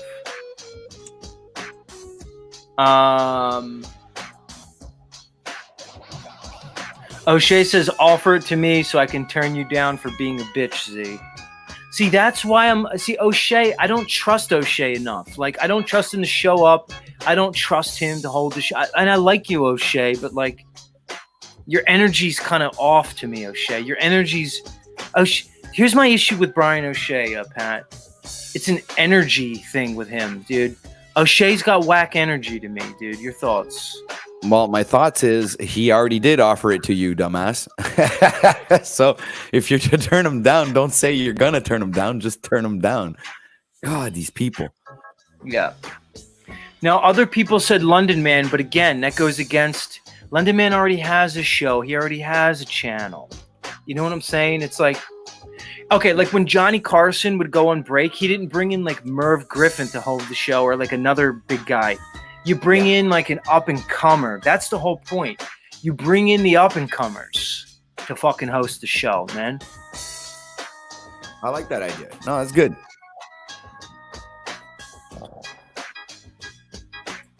Bum, bum, bum, bum, bum, bum.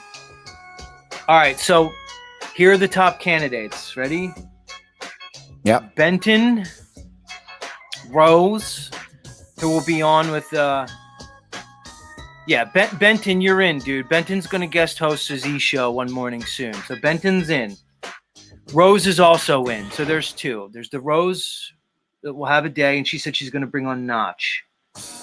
And now there's basically a fight over the final 3 spots between Axis Rap Blood, Mitchell, potentially O'Shea, Wizard, and Talcott.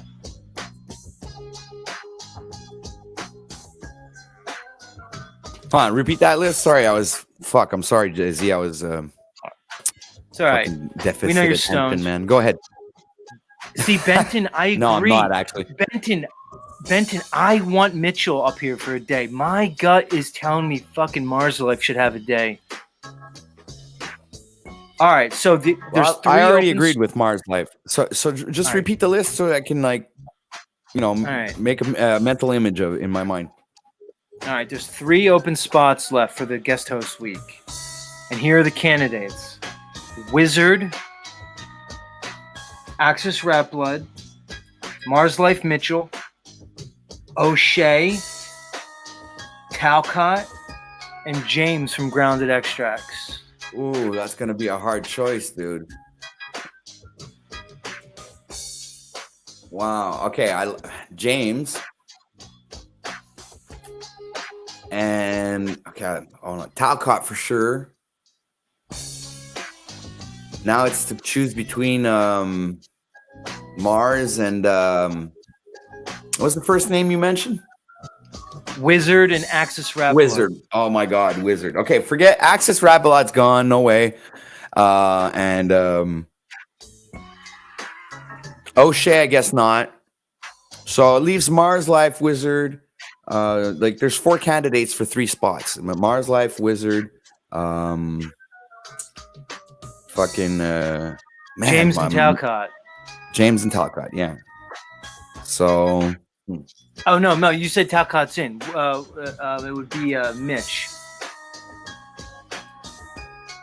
I guess it would have to be, in my opinion, the top 3 from my perspective would have to be Mitch, Wizard, and Talcott. Sorry, James. Mitch, Wizard, and Talcott. Fuck, you're thinking the same, but then part of me wants Rap Blood to fucking host the show. He'll be pissed if I don't give it to him now, dude. I already brought him on. Part of me thinks having fucking Rap Blood host would be like gravy, dude. Tell me why no Rap Blood. Well, it's because of I've never seen him hold a broadcast, honestly.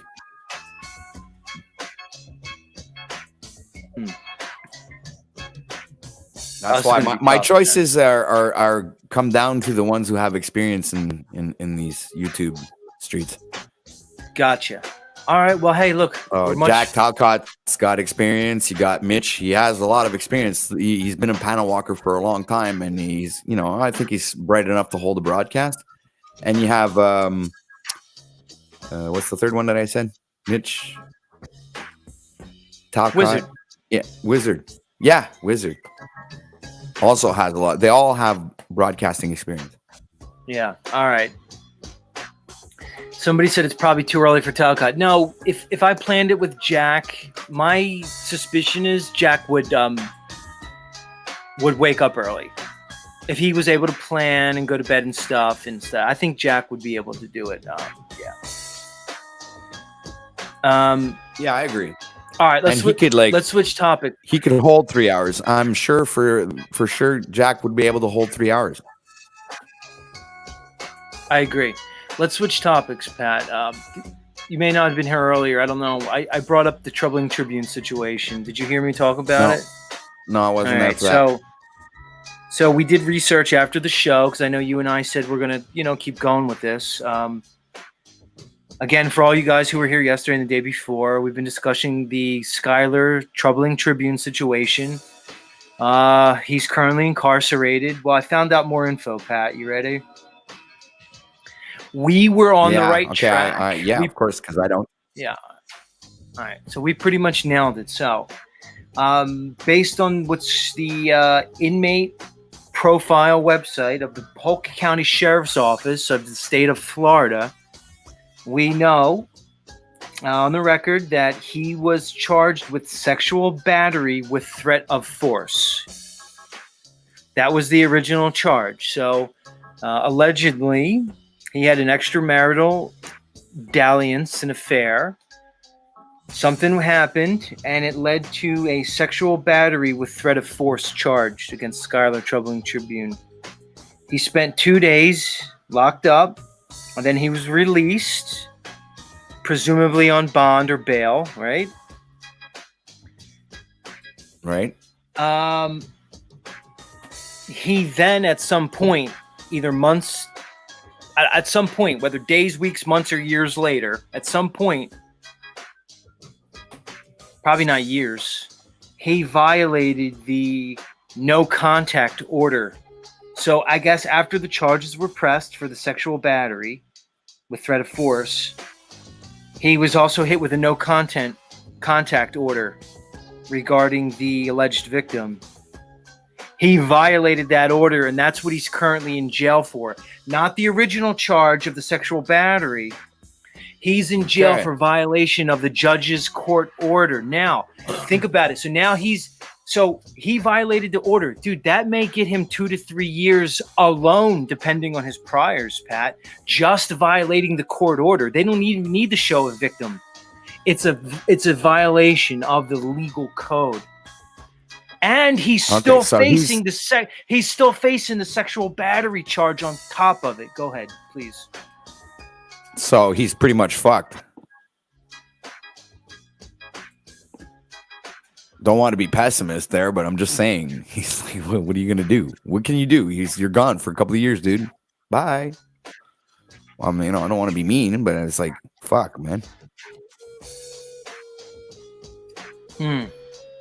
Have a good one, man. See you in a few. It's like, what do you want to do, Z? There's nothing much we can do about it, is there? How are you going to get him out of there if he's literally guilty of what he's been accused of, right? He's going to do the time. Guilty of violating the court order. Yeah, that's what I'm saying. How are you going to get around that? This is how. Is violating a court order that's based on the legal jurisdiction, not lawful, legal jurisdiction. Is violating a court order a crime? Okay, it's a legal violation. It's a policy and code violation, but a violation is not a crime. He committed no crime by violating the court order. You see where I'm coming from, dude? Oh, yeah, I do. Absolutely. So now it's up to him and his lawyers to prove that he did not commit no crime, so he does not deserve the time that I'm skeptical. From what I've been able to discern, again, allegedly, and this is conjecture, he violated the no contact order in an effort to gain exonerating evidence in the sexual battery case. He apparently contacted the woman, this is all alleged, and recorded the conversation in an effort to gain evidence that would prove he's innocent. Was that a mistake on his part? Yes. He should have had someone else. Well, no, that would have violated the court order as well, because you can't have anyone contact the other person either. Through right. It's like people think, like somebody said earlier, that he should have got. Yeah. Somebody said earlier that he should have got like a friend or a family member to do it, but people don't understand. No contact means you can't contact them. Nobody that you know can contact them. It's the same fucking thing, man. Flow State says it was a big gamble, but not a mistake. All third parties are involved. Yeah.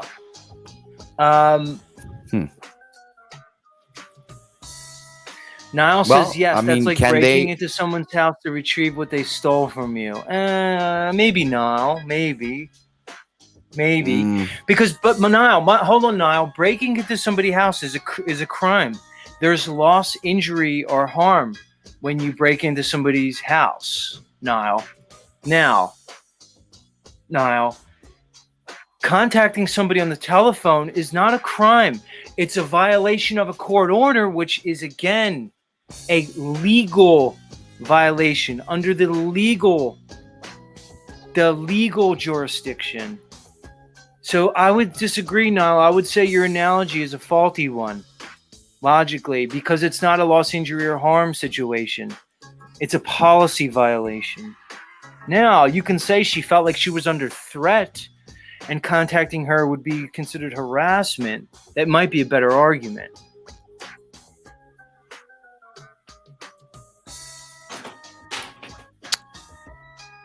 I don't know what to think, man. Yeah. I don't know what to think, man. Have this funny feeling that he literally really screwed himself. You know what I mean? It's like I don't know how he's gonna. You're right, Z. I agree with you, man. You're right with the rights and freedoms, but does he know about that? Is he gonna get around to that? Is anybody gonna go there and help him through that? Is it like, you understand what I'm saying? It's like it's all well and good. We all know about this, but is anybody really gonna do anything about it at that level? You know what I'm saying? It's like the only person I know who would be able to help him at that level would be Paul. Just so you guys know, Mrs. Tribune is here. That's not her, guys. It's going to be a sock account. It's not her. Come on, guys. You don't realize there's sock accounts here all over the place?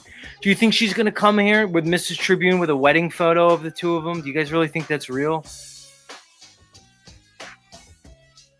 Oh, I don't see that. Hold on a second. And I'll pull it up. She said, "Well, my family has a right to..." Guys, that's not her. She was on at Flatman X channel talking about it.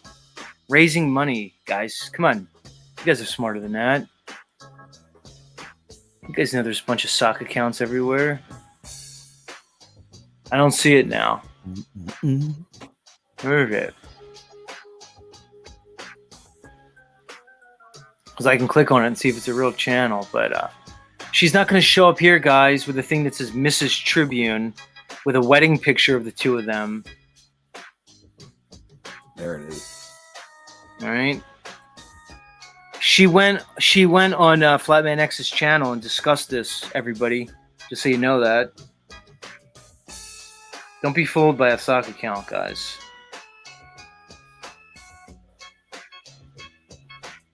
Yeah. But isn't this public information? Didn't you get all this information from public records?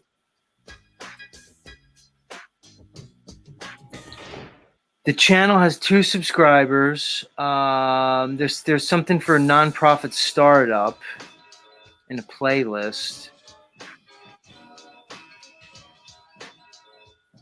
I don't know. This might be her. If this is you, Mrs. Tribune, which I doubt, because you only have 2 subscribers so far, it's not her, dude. It's bullshit. It's a sock account, dude. Come on, it says guys, drop you the know link, better. Z. Drop the link. Drop the link. Drop the link. Links in the chat, everybody.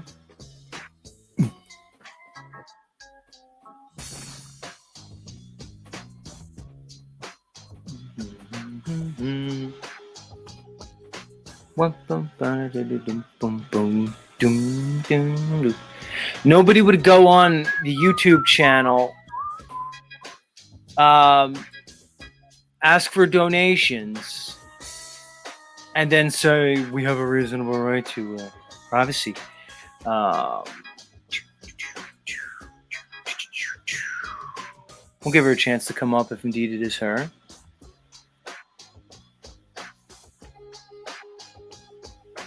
Do do do do do do do do. It's like we're Hey, Pat. waiting patiently. Hey Pat. Yeah. It's her, by the way. It's Yeah. her. Oh, it's her. Yeah. It is her. So do you? You want to? Okay. You want to stay up here for this Oh, one, no, Pat?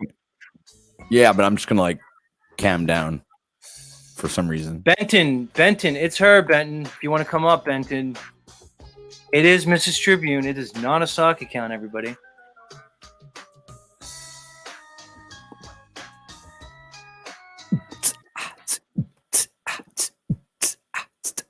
All right, let's let her up. I'm getting ready, Pat. I'll bring you back up, maybe. Ladies and gentlemen, we've been discussing the situation for a few days now. It's ongoing. A lot of you guys are up to date on it. Our friend Troubling Tribune, who was a friend of the show. He's been on Z's show many times. He was a contributor. He's a prominent member of the Flat Earth community. And he's going through a time of trouble right now. Zetetic Warrior, me, did a fundraiser the other day for the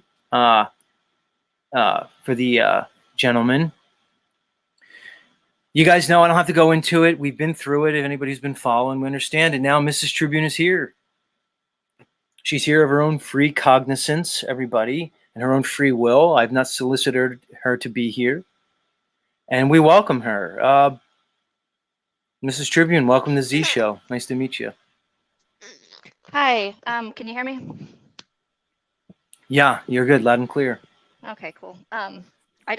This is like my second time on stream that's not on Skylar's.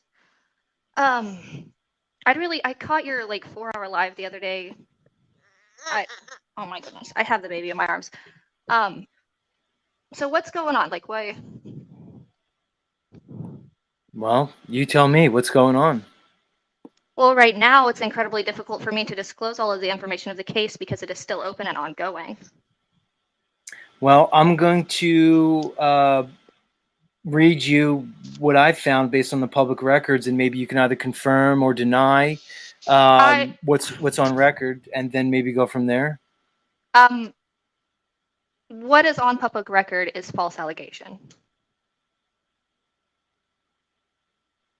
I would rather wait for an appropriate time to have the whole story released in a professional manner on my own stream.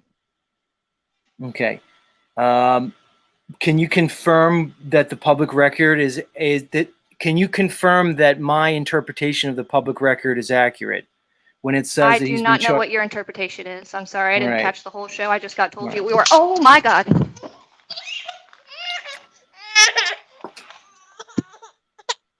Let's put her in the back. You okay? Okay. Let's give her some time, guys. Let's give her some time. I got somebody in the back who's coming up as Whitsit.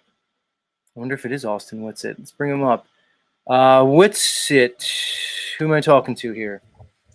Whitsit. Let me hear a little bit more of your voice. What's going on, bro? It is Austin Whitsit, everybody. Welcome to Z Show. What a treat. What a treat. Austin Whitsit, the man, the myth, the legend. What do you got for us? What do you got for us, Austin? I don't know. I just heard we were discussing the case, so I know a bit about it, and I don't know what all's being said, but I think it would be cool if we pump the brakes. But have you looked at the docket yourself? Here's my understanding, Austin. Charge of sexual battery with threat of force, and then released from jail, I'm assuming on bail, and then a violation of a court-ordered no contact decree from the judge, which would be the current reason he would be incarcerated, would be the violation of the judge's order. That's my interpretation of the public record. You could correct me if I'm wrong. Yeah, that's incorrect. So it wasn't a violation of a no contact. That didn't happen. So the charges weren't even filed until after the one contact. Okay, and I'm very intimately aware of all the details of the situation, and it's a false accusation, and the arresting officer says as much.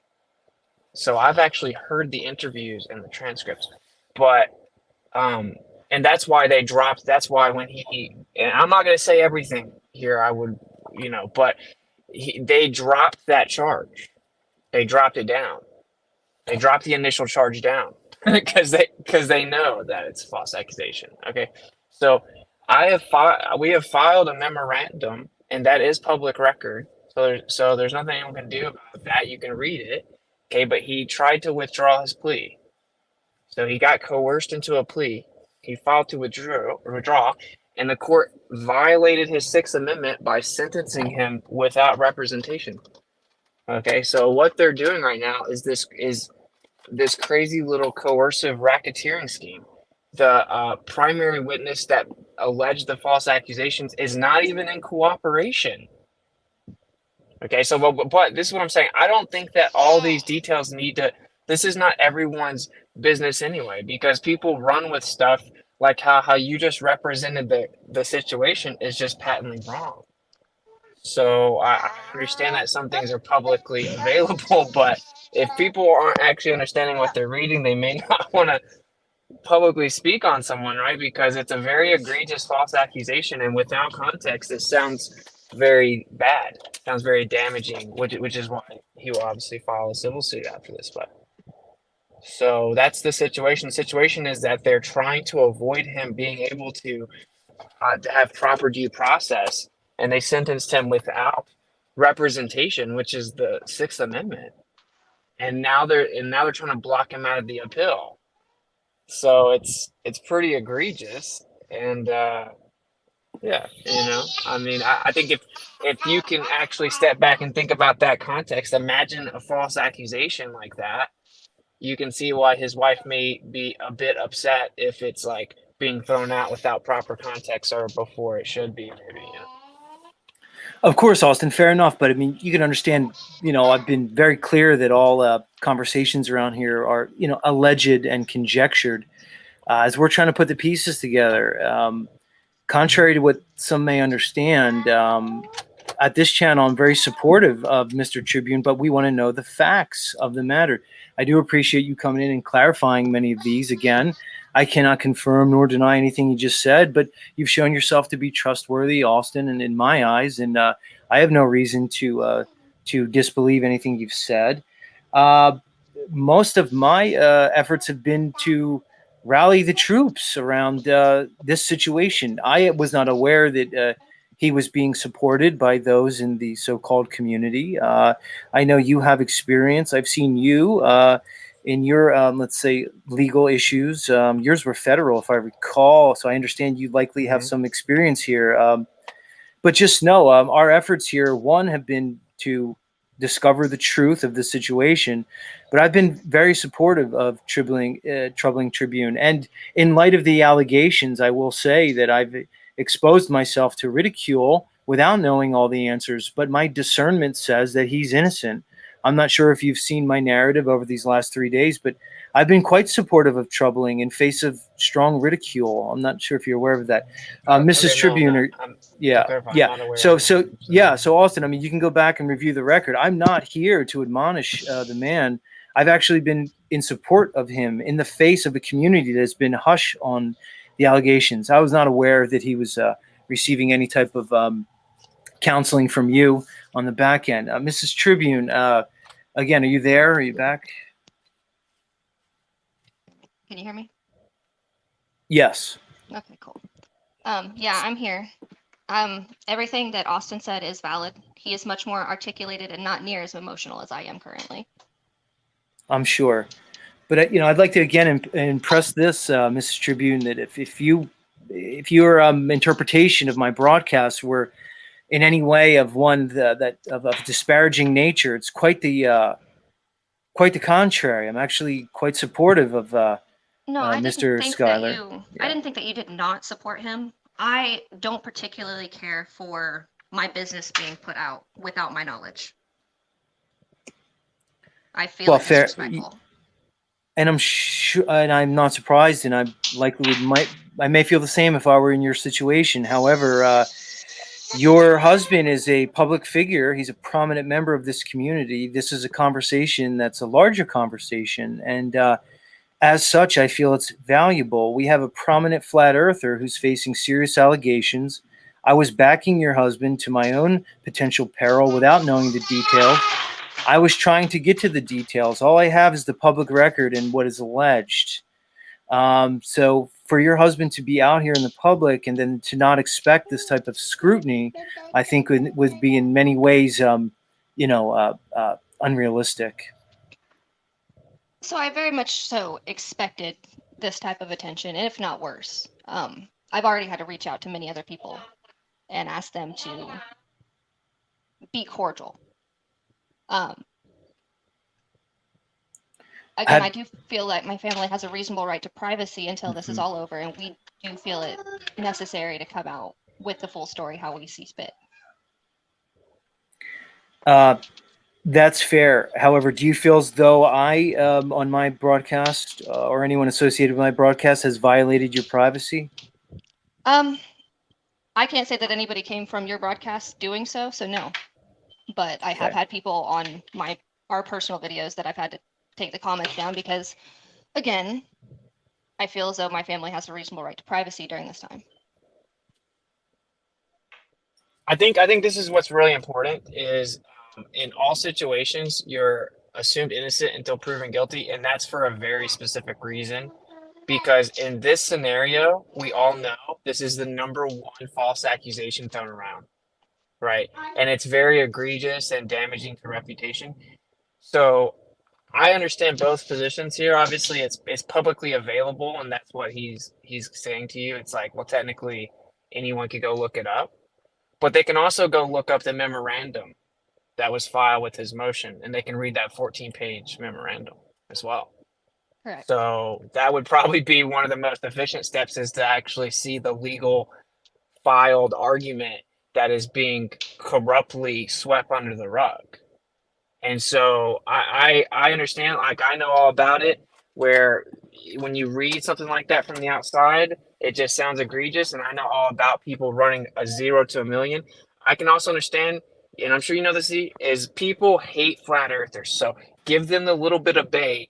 They run 0 to a million miles. You can even Well, read it in Austin, the that's chat why right I'm Austin. This is why I'm doing this, Austin. Austin, you could review the record. I have been in support of Troubling Tribune the whole time. Let's make sure the narrative is correct, and my audience can attest to it. I have been probably his most vocal supporter here on these channels, and the record shows it. I don't have to advocate for myself. Yeah, Rose, I'm not, Rose. I don't have beef with you, bro. I don't know anything you said, and she just said she doesn't feel like you've necessarily done anything. I can just understand. You have to understand her position, and you know it's a pretty sensitive situation. So I also understand that they've been public as well, and they've asked for help, and it is publicly available. So there is a thin line here. I've talked to Skylar. He wants to eventually come out and share all the details. But in this particular stage, it's very difficult because of what they're doing, right? I mean, I will say though, I've also talked to Scott about the possibility of going fully public and putting a ton of attention on this because they violated the Sixth Amendment. So you know, there's a bunch of gray area here. Okay, Austin. Here's the thing, Austin. That's the thing, and Rose and I discussed this the other day. Why not jump out in front of this? Why the silence on Skylar's part? Because due to his silence, we are left here speculating. Yeah, because of the egregious nature of the allegations. So if you just say what they are, that right there is going to be a huge amount of turmoil for his family, because people are degenerates. You can read the chat right now. How many flat earthers is this that's been charged with something sexual? Like, it's just how it goes. It was just his tactical decision because he knows how it all goes down. Was he supposed to give all the details of a very private situation to the whole world? Like, it's easy to say he should, but it's a little bit more nuanced than that, I think. You know. Mrs. Tribune, before I let you go, what would you request from me in plain speech? I just ask that if you choose to bring up any more of my personal matters, to consider reaching out to me first. It's not hard to find me. You can find me on on Troubling Tribune's Telegram, or you can email his email troublingtribune@gmail.com. If anyone has any questions or concerns, I'll be free. I'll be, happy to answer them. But again, it's going to be to my discretion.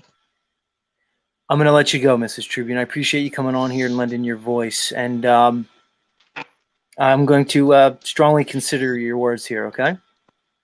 Yep. Thanks for having me on. It's nice to meet you. Hey, you guys got to hand it to her for coming on like this. Austin, you still there? Yeah. Yep. Hey, guys, crowd, what a weird way to get for Austin Whitsitt to come on my show. You have time, Austin, or are you pressed? Yeah, I'm chilling.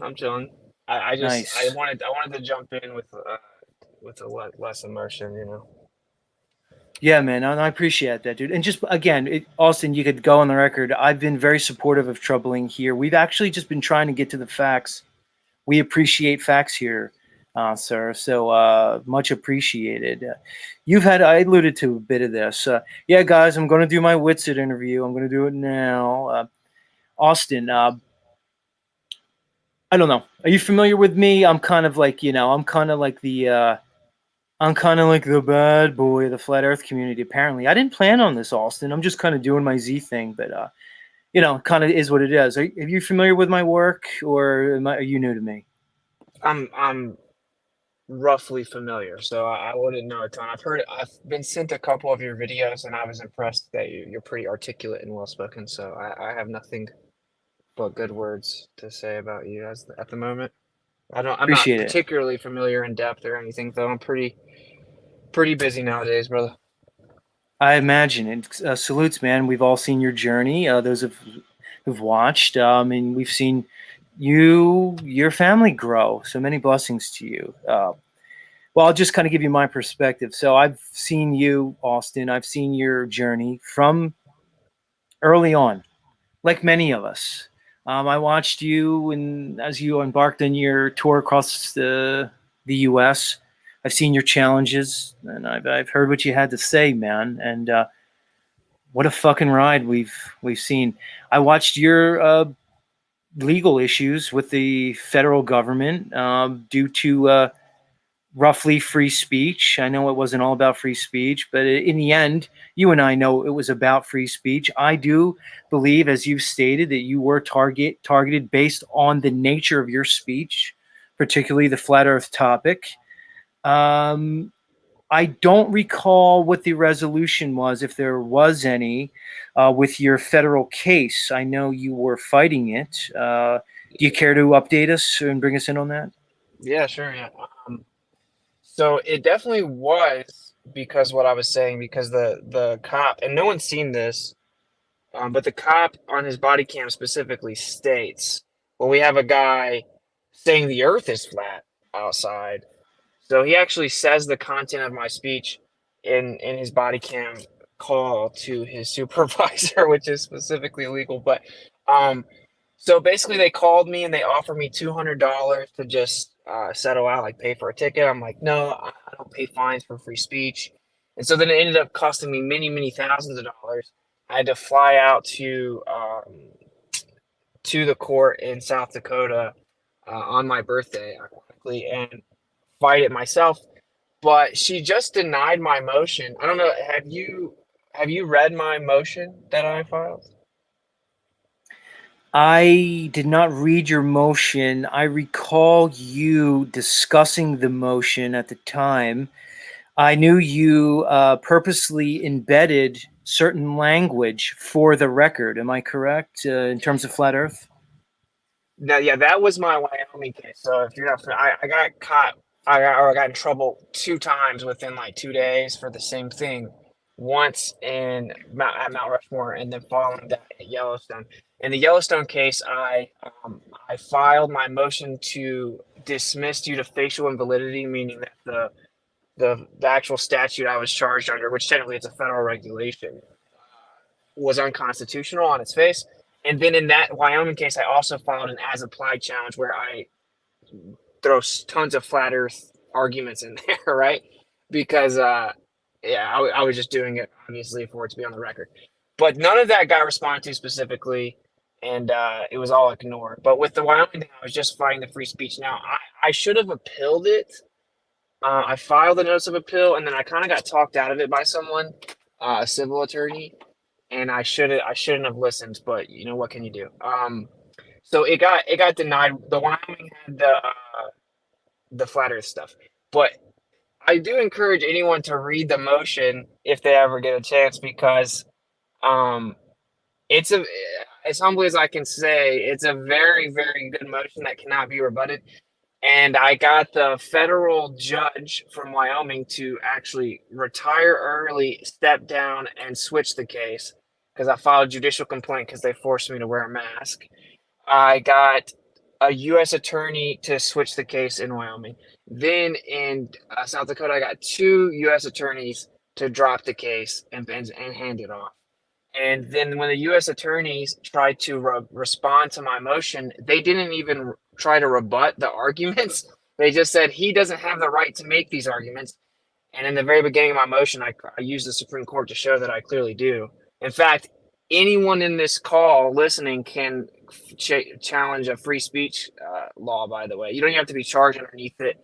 So long story short, they didn't argue against it. The judge is like, well, you're wrong. He showed that you're wrong in his opening paragraph and denied their request to dismiss. But then she just dismissed it by strawmanning one small portion of the of the paper.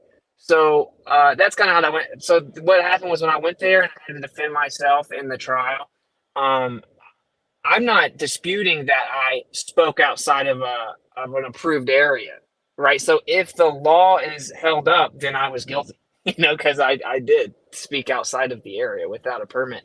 So I was found guilty. It was like open and close. Like I clearly did it. I'm sitting there on camera doing it. So I was found guilty because of that. She just denied the motion. And then she wouldn't let me argue, prosecutor goes first, defense goes second. She wouldn't let me present my case. She didn't even let me present my case because I had further arguments. So that's kind of how that went down.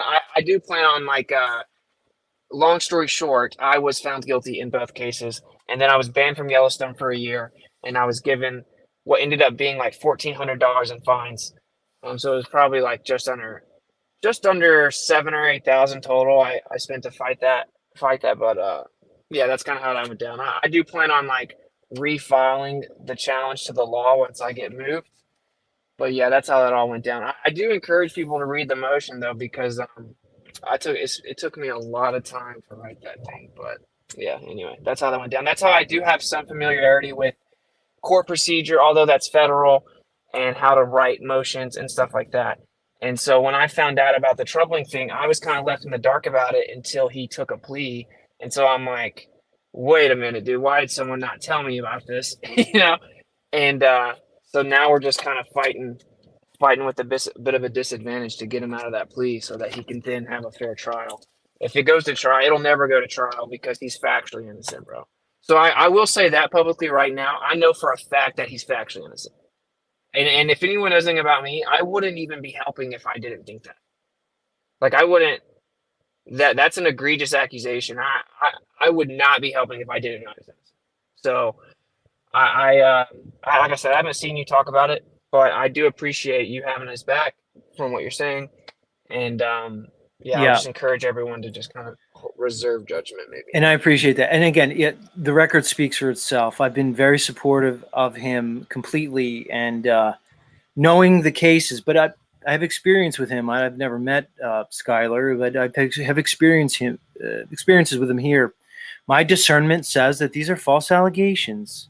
That's my discernment, guys. Look, I've already taken heat on this, Witsit, but I'm sticking to it. My discernment is these are false allegations. I want to thank you for correcting the record here today, but I want to kind of take a left turn with this conversation here. Let's back up to the flat Earth topic in general, if you'll allow me.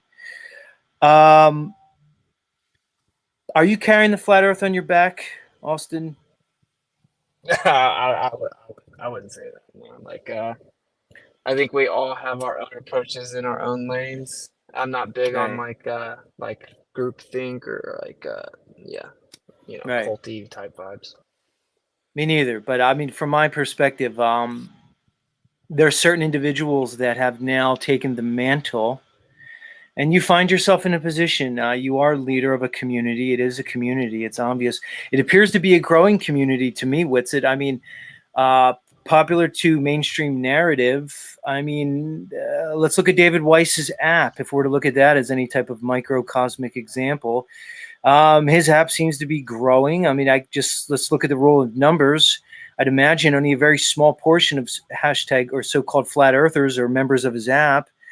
It appears to be growing in some ways. I think it's growing. The awareness of the level horizontal realm, which is demonstrable. Austin, I put it like this with the topic. It's not a topic about belief. And one of the reasons I'm so passionate is because we're talking about applied physical science, really, which if we're to approach any degree of objectivity in this realm, what other tools do we have besides logic, the scientific method, reasoning? These are the things that we can look to try to approach objectivity, and high amongst those is applied applied physical science. Now, people want to make this a debate about beliefs. They want to make it a debate about observations and understandings, but doesn't it really just come down to objective reality and the ability to discern that? What are your thoughts? Yeah, pretty much, man. Yeah, I'm like a broken record with this, but it's very simple. Like, if you were a caveman and you came out from a cave for the first time and you looked at the Earth, you would think the Earth was like a stationary topographical plane. You would think that the water's flat. You would think the sun moves in the sky, blah, blah, blah. So that's like the default position based on all evidence, and any applied science requires that acknowledgement, actually, right? Like anything we do in science, it just starts with the understanding that we're not moving and blah, blah, blah. So the claim that everything is the opposite of that is a wild claim. I mean, you know, they have the burden of proof to substantiate that, and we tested it, and it's not true. It's really kind of that simple. The conversation isn't complicated. To say that the Earth is actually not flat, rather it's a tilted, wobbling, spinning ball, is just a positive claim antithetical to the evidence. I think that the danger of this, and the reason I'm so passionate about it, and I prioritize flat Earth, is what it does is it makes everyone think they can't trust their senses or experience or what observations that they experience every day, and that they actually have to go to an authority figure to explain to them why everything is the opposite of what they see. And that's a very old practice of how to cast spells on people. So I mean, to me it's wild that it's even like this difficult to get people to see it. But yeah, what can you do, man? I mean, hopefully that kind of answered your question. I think it's all around pretty simple, and we get dragged through the weeds with this conversation way too much.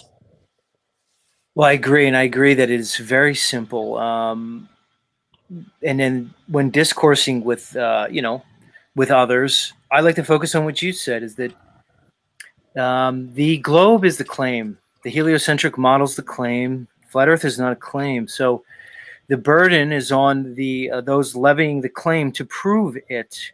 We're under no obligation to disprove the globe, disprove the solar system, the heliocentric model. Their burden is to prove it. Now, if we falsify their supposed proofs, where does that leave us? So I kind of keep it there too, Austin. What are your feelings about the quote-unquote idea of a flat Earth model? We'll be presented with this. Okay, where's the working model? Show me the model. How do you respond to that? Yeah, so actually a lot of people disagree with me on this. So my take is obviously we don't need a model. Models aren't reality. There is no such thing as an Earth model. There's no such thing as a globe Earth model, because what we do is we try to model out different phenomena. So with the globe, for example, they try to model the core. It's called the geodynamo model. They try to model out the magnetic field. It's called the geomagnetic model, right? We model individual phenomena. We don't model the entire Earth as a whole. That's ridiculous. But I don't think that it's useless to try to figure out what's going on. But when people say, where's your working flat Earth model? What they're actually saying is, where's your map? That's all they're saying. They're just talking about the map. If you talk about the magnetic field, it works way better on a plane Earth. If you talk about everything else, works better on a flat Earth. So they're just talking about the map and then how things in the sky appear relative to this map. But obviously we were lied to about the Earth. We can't privately explore the Earth. So to think that we would have a map that's entirely accurate is just ridiculous, and it's just a tactic. But the part that people disagree with me on, because all that's true, we don't have the burden to provide a model. We don't need one. It's falsifications independent of replacement. I coined that phrase a few years ago. But I will say I am interested in kind of like a macro model for purposes of just discovery, right? So I am working on a bit of a model when it comes to the sky and astronomical observations. And I feel that I can explain all the paths of the stuff in the sky. I can explain the red shift. I can explain the occasional blue shift and all this stuff. And I think that I've discovered, although not actually required logically, we are dealing with people that are just under a spell. And if you can start to give them answers to things, it may help break some of their cognitive. So my answer in short is it isn't required. And if someone is logically efficient, they're going to know that. But it seems that's not the case. And I am kind of pursuing a model in a way just so we can kind of start to piece everything together, right? Because I think that we shouldn't just play these games with these people that are like typically atheist degenerates, not always, but like just play these games where it's like we're caught up in the weeds so long, where really we're all here because we're true earthers and we just want to figure out what's really going on and we want to learn. And I think we're being tricked into not figuring out more by like being really rigid and dogmatic about how we approach the conversation. I think we should be much more open to establishing what we can with science and then speculating other things to try to figure out where we truly do live and you know, piece it together. So like I have a bit of a nuanced take on that. People are triggered that I answer a bunch of speculative questions or that I don't shy away from speculation or that I talk about potential model of different parts of the earth, but you know, to each their own, I guess. Fair point, Austin. Is in your opinion, is the Gleason's map the most accurate? No. I think that some of the older maps are more accurate. Like I forgot the Monty map from the 1500s, I think would be more accurate. You're referencing the 1586 Urbano Monti map, which shows land at the North Pole and also shows habitable land around the circumference, which we call Antarctica. What do you think about the land at the North Pole? I think there's definitely something at the North Pole. What it is, I don't know. There may be land, there may be a mountain. I don't really know. From my understanding of magnetism, there is a vortex on the Earth, and all evidence shows this with the measurable ether drift, which has been effectively proven. Right? Whether you call it the ether drift or whatever, the motion of the sky translates down to the Earth, and it changes with altitude. And we've proven that with millimeter precision, with radio wave 2004, and all kinds of things that people don't really know about. But with that So being what you're said, referencing is if you use a laser gyro at altitude, it changes, and it should not if it was globe spin. Am I correct on that? That's correct. That's one of them. And they'll say, well, that's because of the pressure and blah, blah, blah. But it's actually Michelson-Morley test has been replicated outside of a gyro, and it's been done with radio waves. And Dayton Miller replicated Michelson-Morley like over 250,000 times. And what he showed was that the fringe shift from the sky changes with altitude. He said if you want to do Michelson-Morley, you need to go to a mountain, you need to get higher up, and you're going to see the effect is stronger. There should be no fringe shift on a spinning, tilted, wobbling revolving ball, right? But there is, and this has been done with radio waves to millimeter precision in the 21st century. And obviously, no one's going to tell you that unless you hear it from one of us. But so, with all that being said, there's a huge amount of evidence that Dayton Miller's findings have been verified. Einstein himself said if Dayton Miller's positive results are accurate, relativity falls like a house of cards. More specifically, the entire heliocentric model does. And with that being said, that means that there's a drift over top of the Earth, and it's connected to the movement we see in the sky. And from my understanding of magnetism, that means that there's a vortex in the center, like all magnetic fields. And if there's a vortex in the center, in theory, there could be an exit out of this place. I know that sounds crazy, but that's how magnetic fields work. The torus field has a vortex, and it basically opens up in the middle. Austin, do you think the Aurora Borealis evidences your thoughts here? I think it is related to being closer to the vortex. I think that all evidence at the north is super shoddy, bro, because they did this. Most people don't know that they have a northern warning system set up around the 60th north latitude, the 55th north latitude.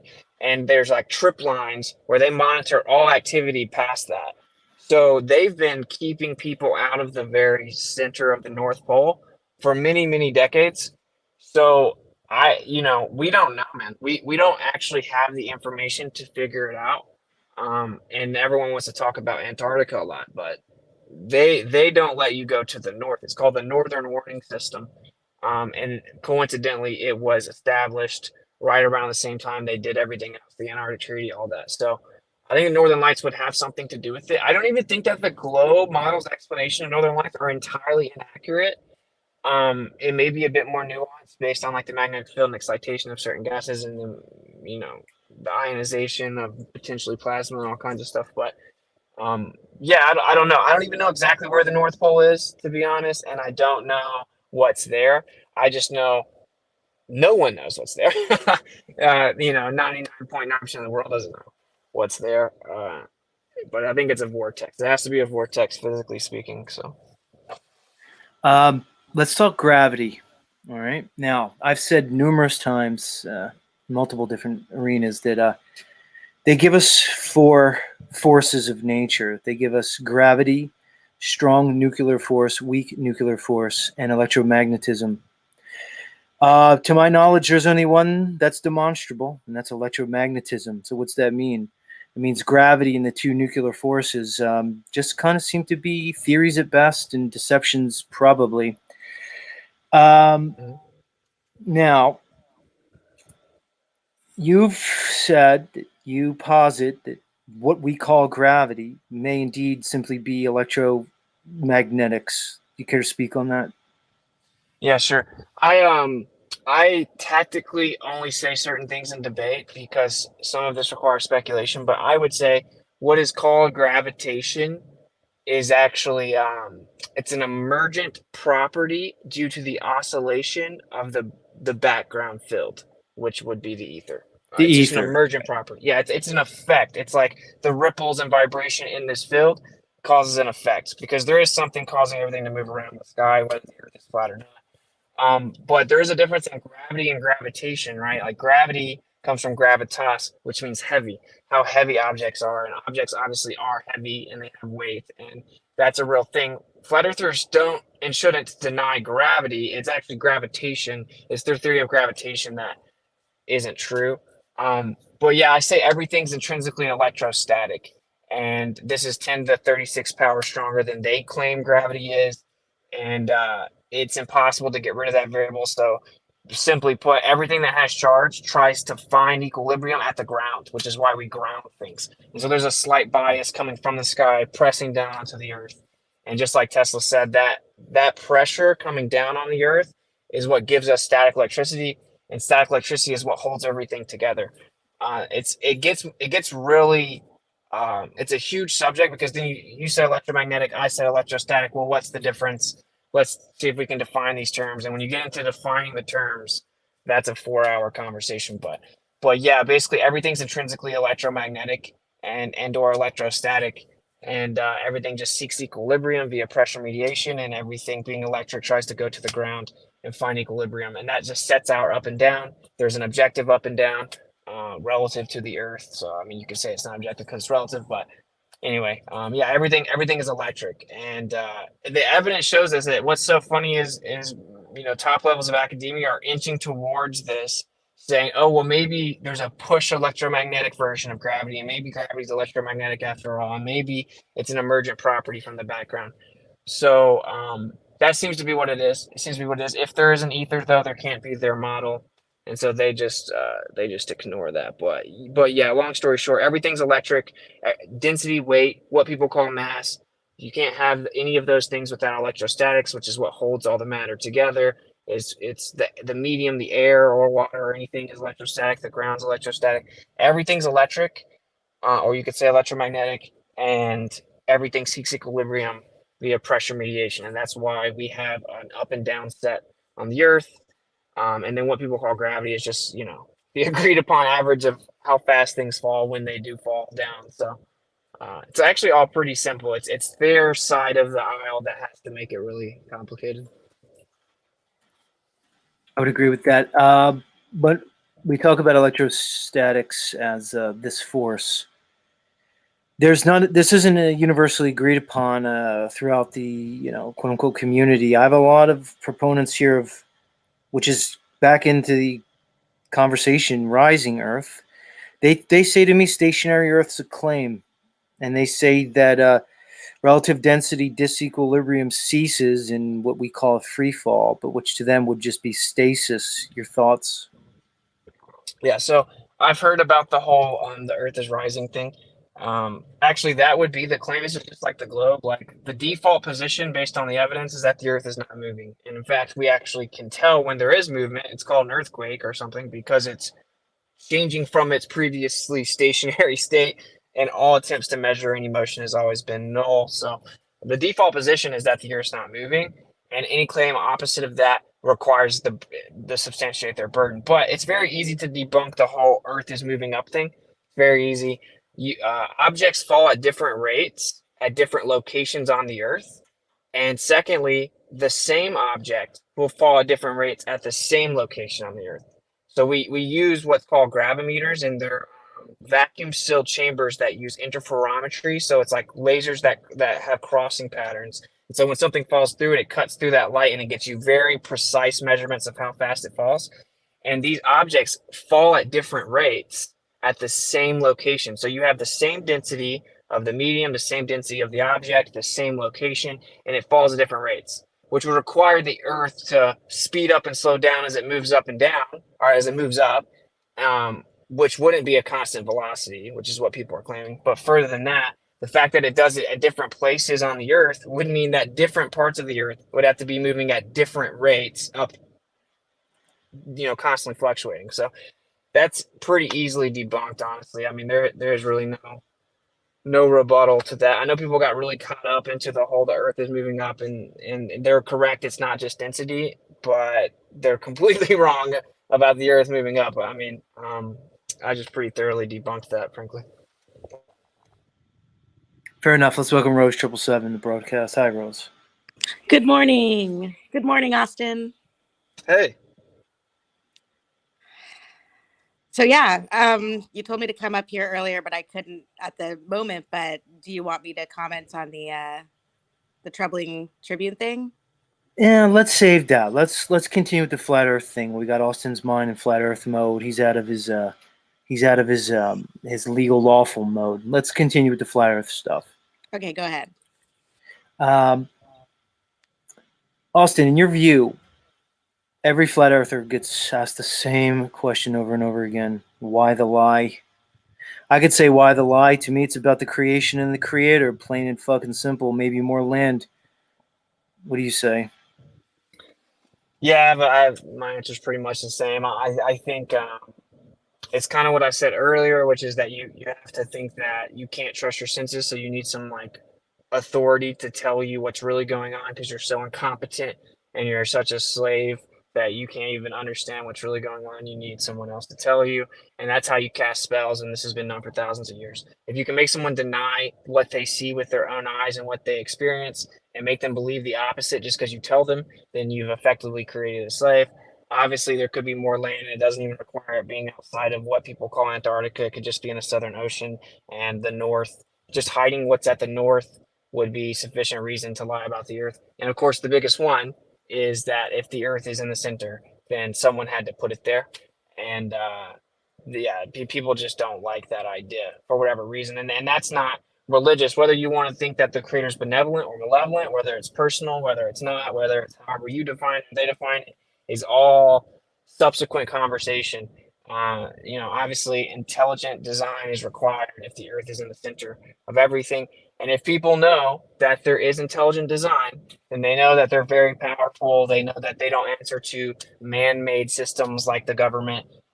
You answer to whatever that creator is, right? And so it makes you much more powerful and less obedient. And obviously nihilism and atheism is like the controller's best friend. So yeah, I think those are the three primary ones. I mean, there's all kinds of reasons, but I would say potentially hiding land, getting you to ignore your senses and believe the opposite, and then to hide the antecedent of creation would be the three primary reasons. Yeah, fair enough. Let's before I let you go, Austin, because I know you're a busy guy and I don't want to keep you here all morning, but let's bring it here, man. I jokingly said that, Austin Whitsitt's carrying the flat Earth community on his back. That's not a super stretch, by the way, anybody who knows.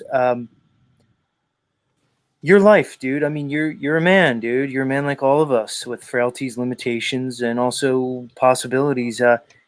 You have a new family. We got to watch your journey. You shared that with us. Why don't you kind of bring us into your world as much as you're comfortable, man? What's it like being Austin Whitsitt, dude? People are looking towards you. People listen to you. You have a lot of sway, and I know you know that by now. It's I'm sure it's obvious. Maybe bring us into what it's like to be Austin Whitsitt, man. Some of the challenges, some of the wonderful things about it, dude. Help, bring us in, man. Okay. Yeah. So I don't know. Anyone that knows me in real life has no like. I don't really like necessarily everyone looking at me or something like that. So it, and I don't want to sound like ungrateful or anything, but it's not really my cup of tea. But I feel like I'm supposed to do it. So it's like it's pros and cons. I don't really like everyone like keeping up with me and staring at me or saying like depending on what I say or whatever. But I do consider it a blessing. I don't want to sound grateful. So overall, it's all good. Bob got me to do it, and here I am, and I'm obviously not going to leave now. So it is what it is, and I do think that I've been kind of putting off really blowing up because I don't like it, but I think it's about the time that I have to just kind of take that and roll with it. So we're going to be on some really big shows in the coming months.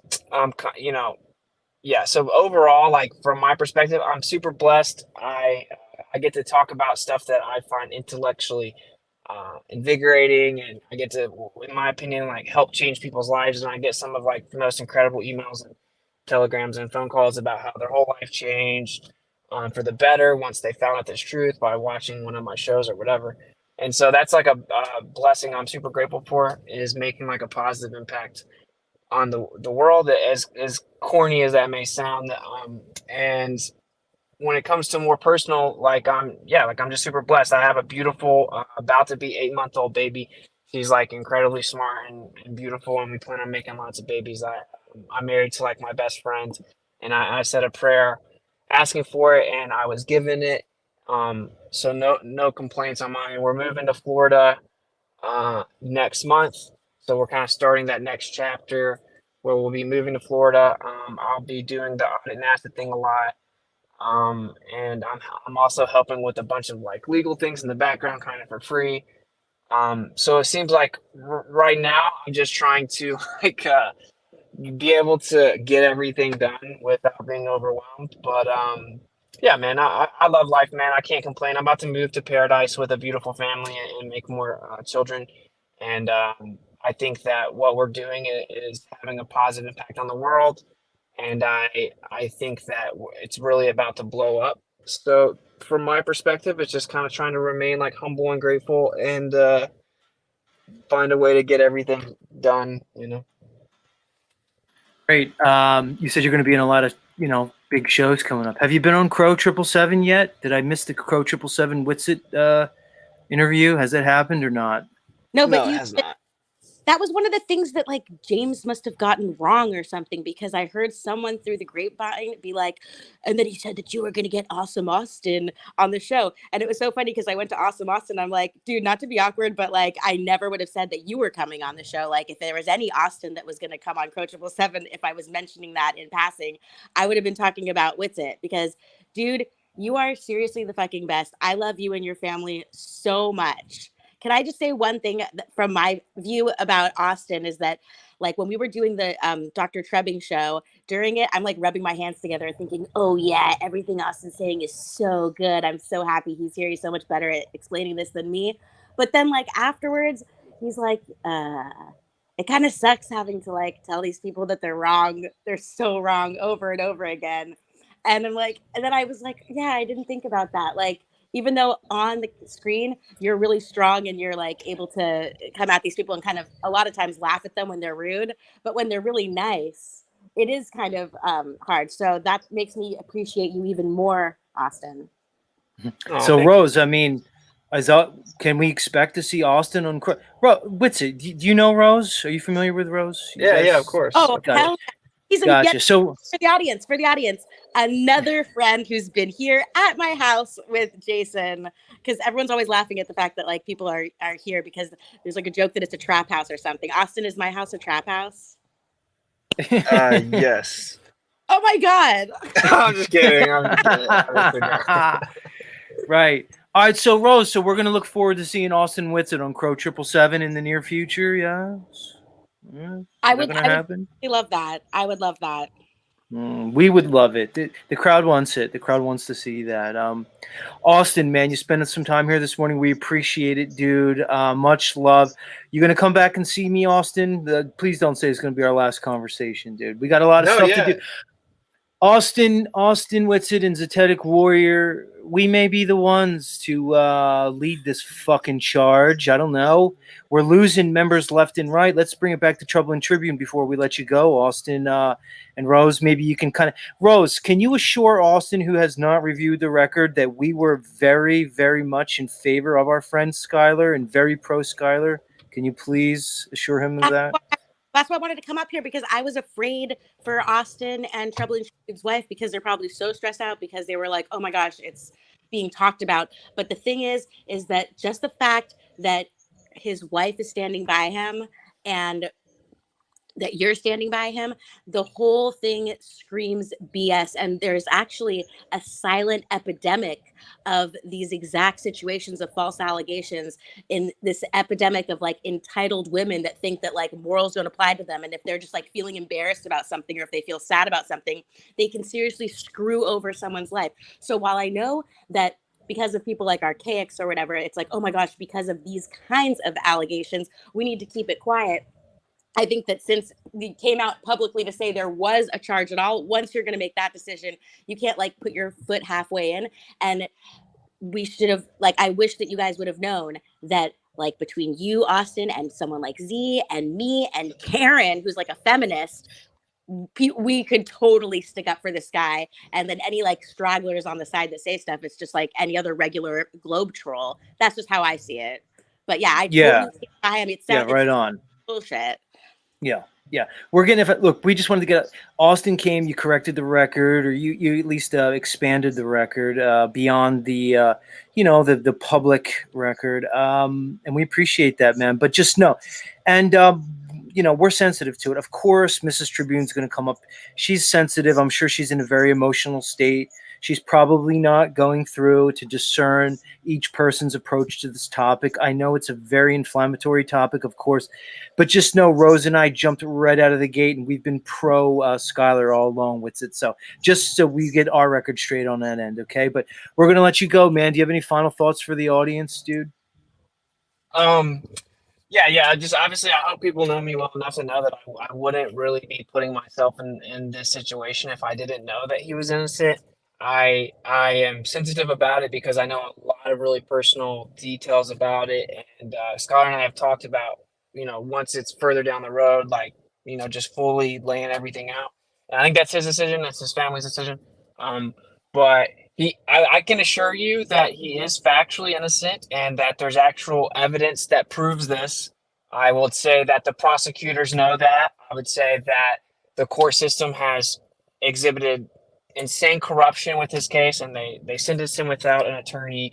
He was supposed to appoint conflict-free counsel if the claim of adversarial relationship was not conclusively refuted by the record, and then have an evidentiary hearing.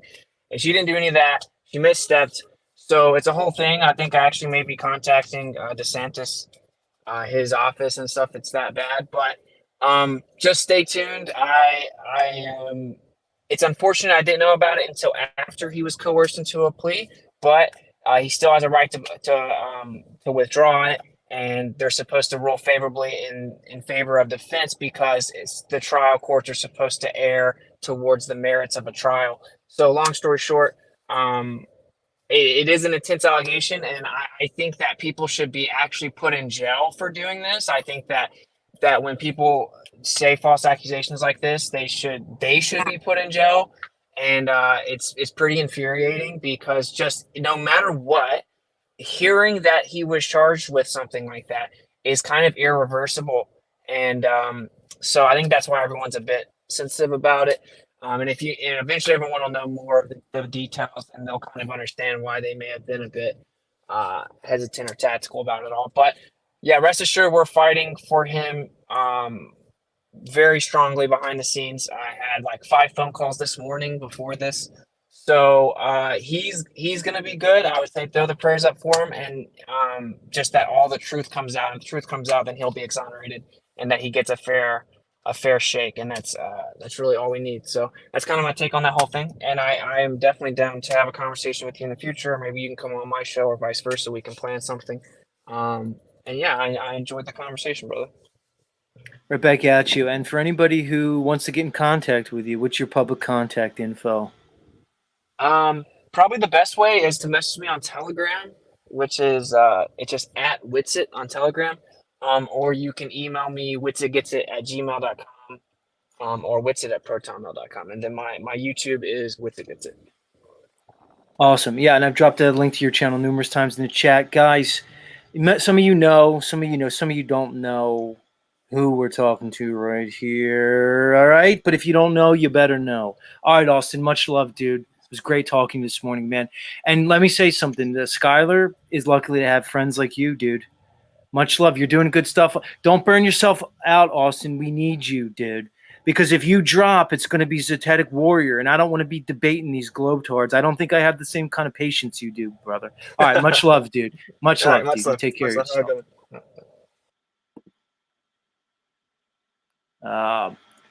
Austin Witsit, everybody. Yeah, guys. Yeah.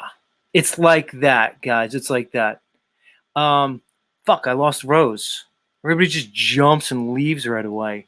I go to talk to Rose and she just leaves. I know you're tired, Rose. Much love. You still there, Rosie Rose? Who do I want to bring up?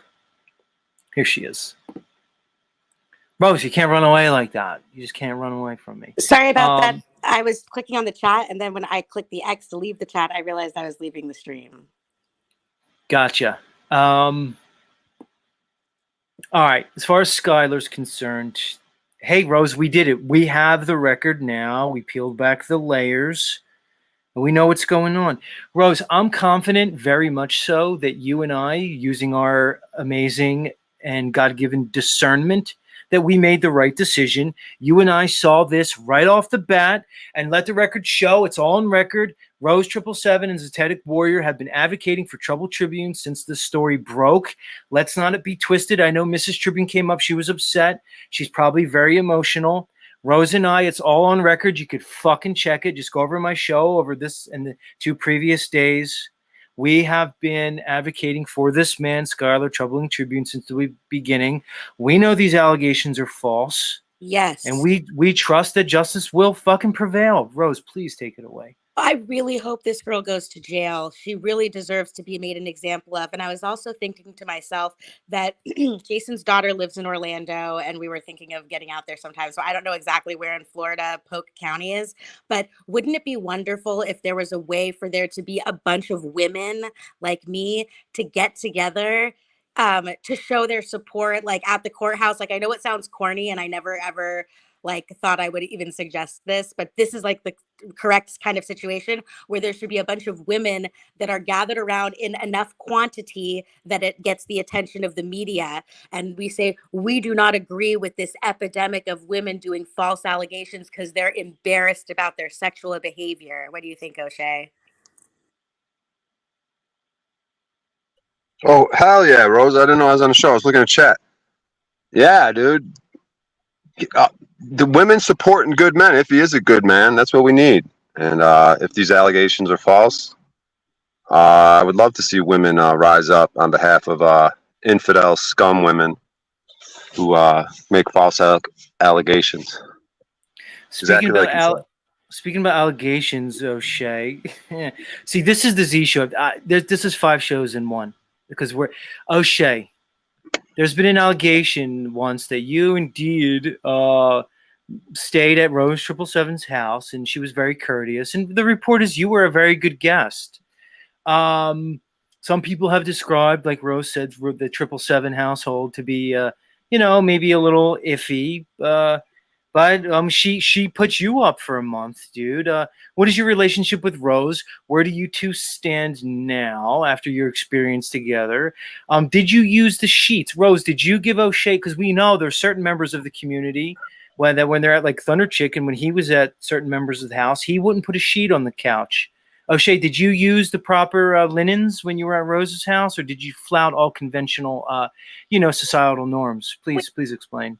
Let me jump in first and just clarify. I don't know if you remember when I originally told the story, but I was the one that originally invited O'Shea. So he wasn't the one that suggested coming here. We were having the hurricane, and I wanted to help him get away from a girl who I didn't think he should be around because she was unvaccinated. And also, we have a guest room, so he had his own room. And Brian, didn't you like clean the room in order to, it looked really nice when you were in there, and you made the bed. So I didn't think that you mistreated the house at all, and you were a great house guest, but I shouldn't have answered for you. Go ahead. Rose, hold time out. Rose, do you see the message on screen? Oh, yeah. Okay. All right. Someone needs to give me your email. I know you said it earlier. I could go back and check, but absolutely. Sure thing. She said it earlier, and apparently she said on Telegram, something about Mr. Tribune. She said it earlier. She said it earlier in the show. Okay, and also mine is at Rose of Crow 777 on Telegram. If you want to message me right now, and I'll just write you back so that we're in touch. I hope you're not mad at me. I'm always so paranoid because this is a touchy subject. I've had 2 felony accounts against me for something that I didn't do. In fact, the thing that I was accused of, I was in the hospital at the time of the crime, and I still I was so dumb. I didn't know what I was doing. So it's really frustrating that he didn't get in touch with Austin until after the plea, because that's how I feel. I wish I had known what I'd known now. But anyway. Let's proceed. Yeah, and I just want to point out, you see, Rose, you see how the alchemy works. You and I, a red flag was, raised in both of our minds and our consciousness. We knew this was a fishy situation.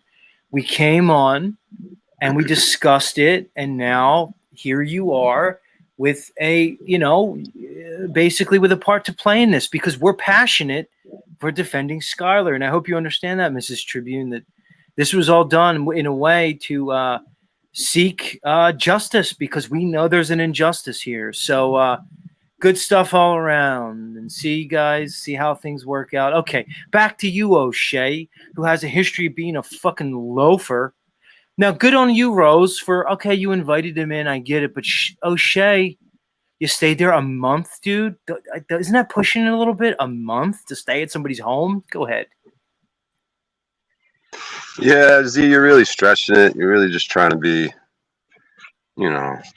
just trying to find anything to slander me.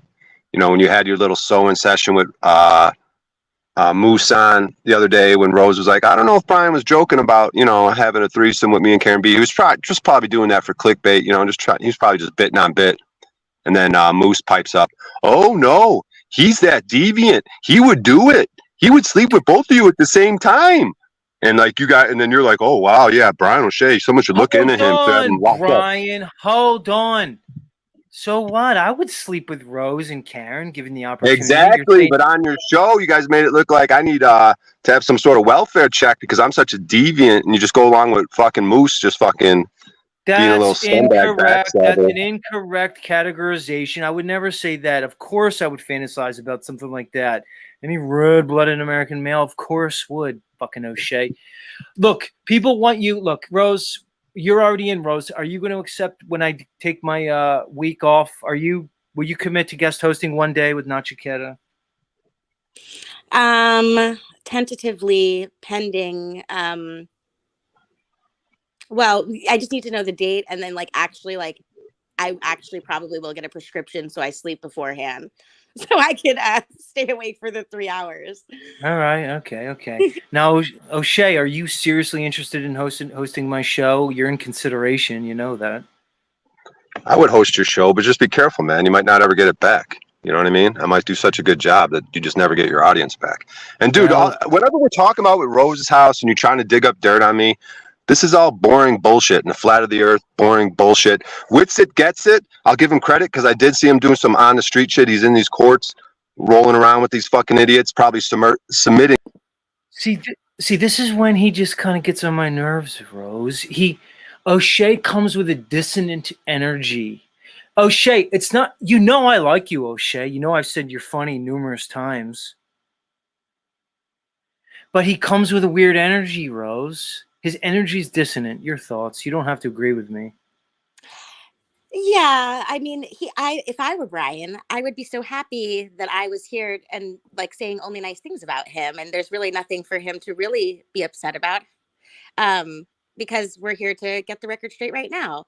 I don't have anything bad to say about the whole situation. So, Brian, you know that anything that they say that is negative is just probably for their own entertainment, and all we can do is just. People say things about me all the time that are untrue, so I'm starting to get used to it as well. Right. For me, it's an energy thing. Flow State, can you address O'Shea, his energy? He comes with a weird energy. Like, O'Shea, like, I wouldn't want to be around him. Like, okay, there's certain people, like Flow State, he and I, we don't agree on everything, and we have our own things, but, like, I could see a circumstance where Flow State and I are hanging out. Maybe we're drinking a beer. I don't know if he drinks. Maybe we're doing a barbecue. I can shoot this shit with Flow State and probably have a nice encounter with him. I don't see the same thing happening with you, Brian. Go ahead. Floor's yours, Flow State. Well, he's got that repressed, out of sync energy. I know what you're talking about. Like his thoughts and behaviors are at odds with each other. I think it has to do with his relationship with his mother, because she was a horrible demon. And Was he? yeah, Brian, wouldn't you agree with me? What is wrong with you people? We're Oh my analyzing God. you. You prefer Host State's energy? The biggest bitch on the internet? You prefer to hang with him on the streets, Z? Yeah, because you come with whack energy, bro. Guys, can I just, all right, let me try to get my energy centered here. Here's the things we need to be talking about. Rose, we had the best episode on Paul and Slave Show yesterday. Thanks to you and your honesty, coming on the show, being willing to do therapeutic session, just like the therapeutic session with Trisha and Lubas, which was the best show before you came on yesterday, Rose.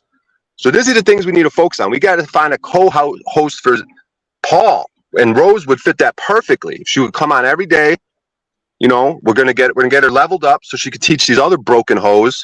Because Rose, is that something you're interested? I mean, is that something Paul's interested that's why I in? did interrupt him. Is that yesterday when I was trying to have the conversation with Paul, it did not feel like a. I didn't feel like I had a chance. Yeah, Rose, welcome to my world. That's why as much as I love Paul is an entity in and of himself. If you get in his orbit, you will be affected by that energy. It's not always pleasant. To be on the Unslaved Ones panel is a crucible. It's a trial by fire. You will be purified and you will be burnt, but you don't stay there. That's not what I don't think Rose is looking for that, O'Shea, just like I'm not looking for it. Paul doesn't need Z or Rose, O'Shea, and he doesn't need you speaking for him, dumb fuck. I did not think it was a productive conversation, and I didn't feel like I got anything out of it. I didn't feel like there was an end to it. I just ended up backing out because I got tired of just sitting there listening to the conversation go in a million different directions. So Z, I think that you do a much better job of like keeping it organized. And it's just a different show, Rose. It doesn't have to be better or worse. It's that Paulie has his show. It is what it is. There's no co-host for Paul. He doesn't fucking need one. And Brian, I don't hear him asking for one. I would just feel comfortable being the Robin here on the Z show instead of the co-host on the Paul and Slave show because I get a chance to finish my sentences. Right. It's just the way Paul runs his show. People get caught up in narratives, man. They get caught up in their little imaginations. Let's let Brian speak. I don't want to just shelf him the whole fucking show. Yeah, they just put Howard and Robin in there. Maybe Paul needs a black woman. Yeah. Because, he needs Rose would be perfect. Rose, it didn't go. I understand you. I have a hard time with Paul every day. The love-hate shit is real. But maybe he needs that counterbalance of an energy like Rose or a female energy of like Z. Either one. You both are pretty much females. You know what I mean? So. See, that's when O'Shea's funny. That's when O'Shea's funny. I could laugh at that. Yeah. So So Rose, you are the shit, dude. Just power through, and maybe you could work with the Jennifer. She seems to be leveling up a lot, being next to Paul all the time. Maybe you could work with her so she could help level you up. All right, I'm gonna put. He's culted up. It's not like I don't like you, Brian. It's your energy. It's the energy you bring to my show. Flow state. It's only I could only describe. It's because I like Brian. I even know he's culted up as fuck. His energy is just.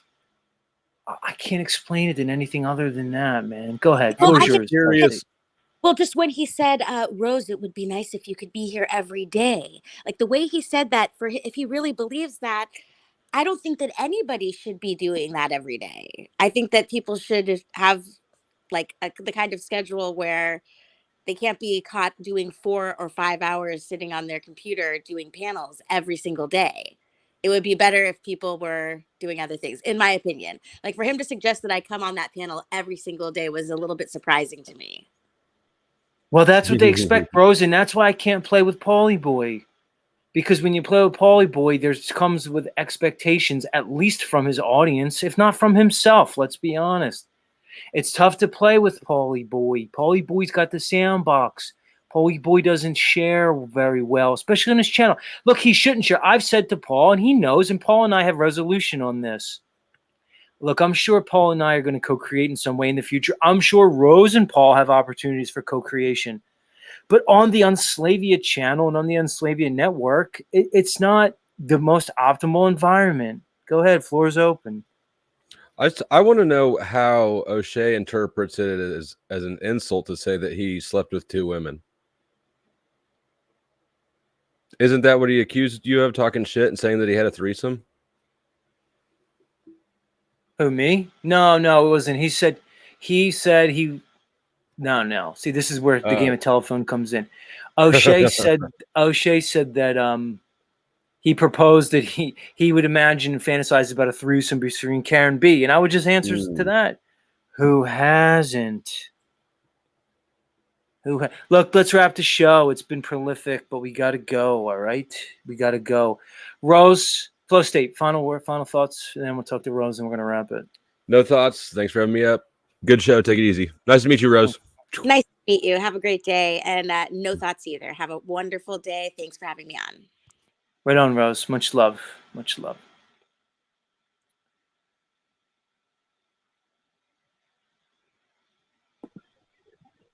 Brian, final thoughts for the listening audience, sir? Z, we're slaves, dude. Why talk about the shape of the earth, man? I'm not even trying to be weird or be a weird energy. Like, don't you see the priority? So how many times are you going to say to me, I'm going to keep talking about the shape of the earth? You're just going to come here and keep saying it over and over and over again? So what? This is what I want to talk about, fuckface. What is your problem? Yeah, but dude, if we're getting bitched up and slaved, like, what the fuck does it matter, dude? Why? It's like shouldn't we be trying to... Bye-bye. You just wasted your final thoughts on that idiotic sentiment like a fucking moron. All right, O'Shea, you're not hosting my show, dude. You just are out of the running now because you showed you're just a dummy. You can't fucking play ball. Get out. I'm kicking you from the back, Brian. You've shown yourself to be unable to have rational discourse. Yeah. So Austin Whitsitt, who probably is going to go down in history as one of the greater minds of a generation, whether you see it or not, comes up here, has a killer interview with yours truly, and then Brian O'Shea comes up and basically says, what does it all matter? What does it all matter? Let's just disregard everything that was said here this morning and just say, what does it all matter? Fucking weird. Unbelievable. Morgan's still in the back, but he appears to have been disappeared. Morgan, are you there? I'm going to give you a chance to say goodbye to everybody. Are you there? Hey. What's up, dude? Did you enjoy today's broadcast? I mean, come on, dude. Get to the part where I was crying, man. Like, that's a heavy that's a heavy rap, man. Not to get back. I'm just saying, like, you know, parts of today's episode. Yeah, I'm had a really great episode, man. It absolutely was. I was gonna write in the chat. It's probably one of the best episodes ever because you had people show up, you know, and you had people reach out. I cannot comprehend how he is feeling right now, being in the same situation. Like, not the same type of charges, but I mean, to be there and know that you've been railroaded there. And I just hope that he's safe, man. Because chances are, like, that I ask right now, Lord Jesus Christ, to protect him. Lord Jesus, let them know that this is one of your children. In your son's name, amen. Well, I've prayed, so now I'm going to have confidence in Christ. And I'm going to thank the Lord for doing it. So other than the Lord, man, which is good enough. So, you know, but yeah, so that's where that's at, okay? Please, everybody, remember to pray, just like I did. Or in your own way. But yeah, man, you chose to speak out. You chose to speak out. That's awesome, man. That's awesome. But yeah, I was crying here. I was sitting here crying. Like, you know what I'm saying? Like, crying and stuff. Because I don't want to not feel his feelings, if you know what I mean. I don't want to run away from the fact. I want to run to it. I don't want to run away from the fear of, oh, but what if they grab me too and they put me in the same situation? Like, no. That's where I am, Lord, right in that cell with him. With the same heart beating in my chest, facing the exact same sentence. Because how can I not want to be right there and still look him in the eye? Right on, Morgan. Good Yeah. words. We love you, brother. We love you. Thanks. We'll talk to you soon. Morgan, everybody. Well, let me get my cam on. We ceremonially have my cam on for the end of the show. So you guys know I'm still here. I'm still wearing my beanie. I'm going to say this to people. If you don't know what I'm doing here, you're just missing it. If you don't have the eyes to see, the ears to hear, you're missing it.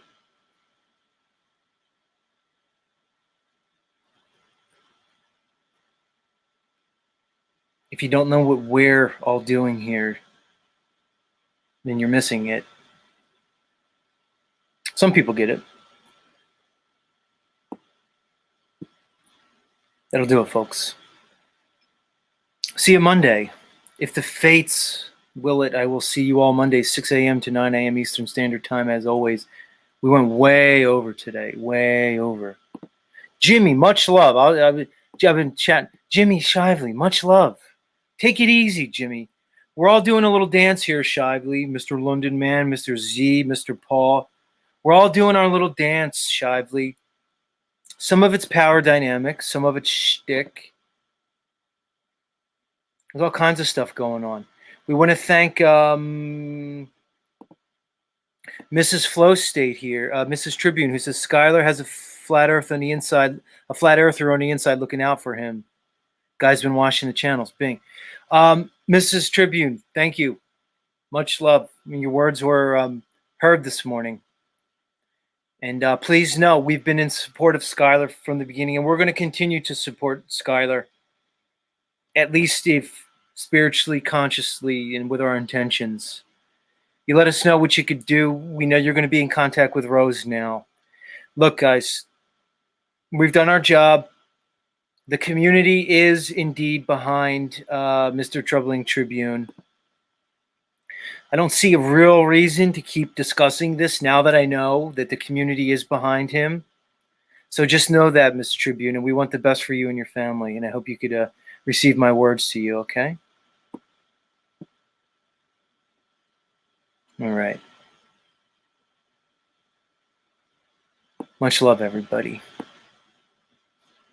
We'll see you Monday.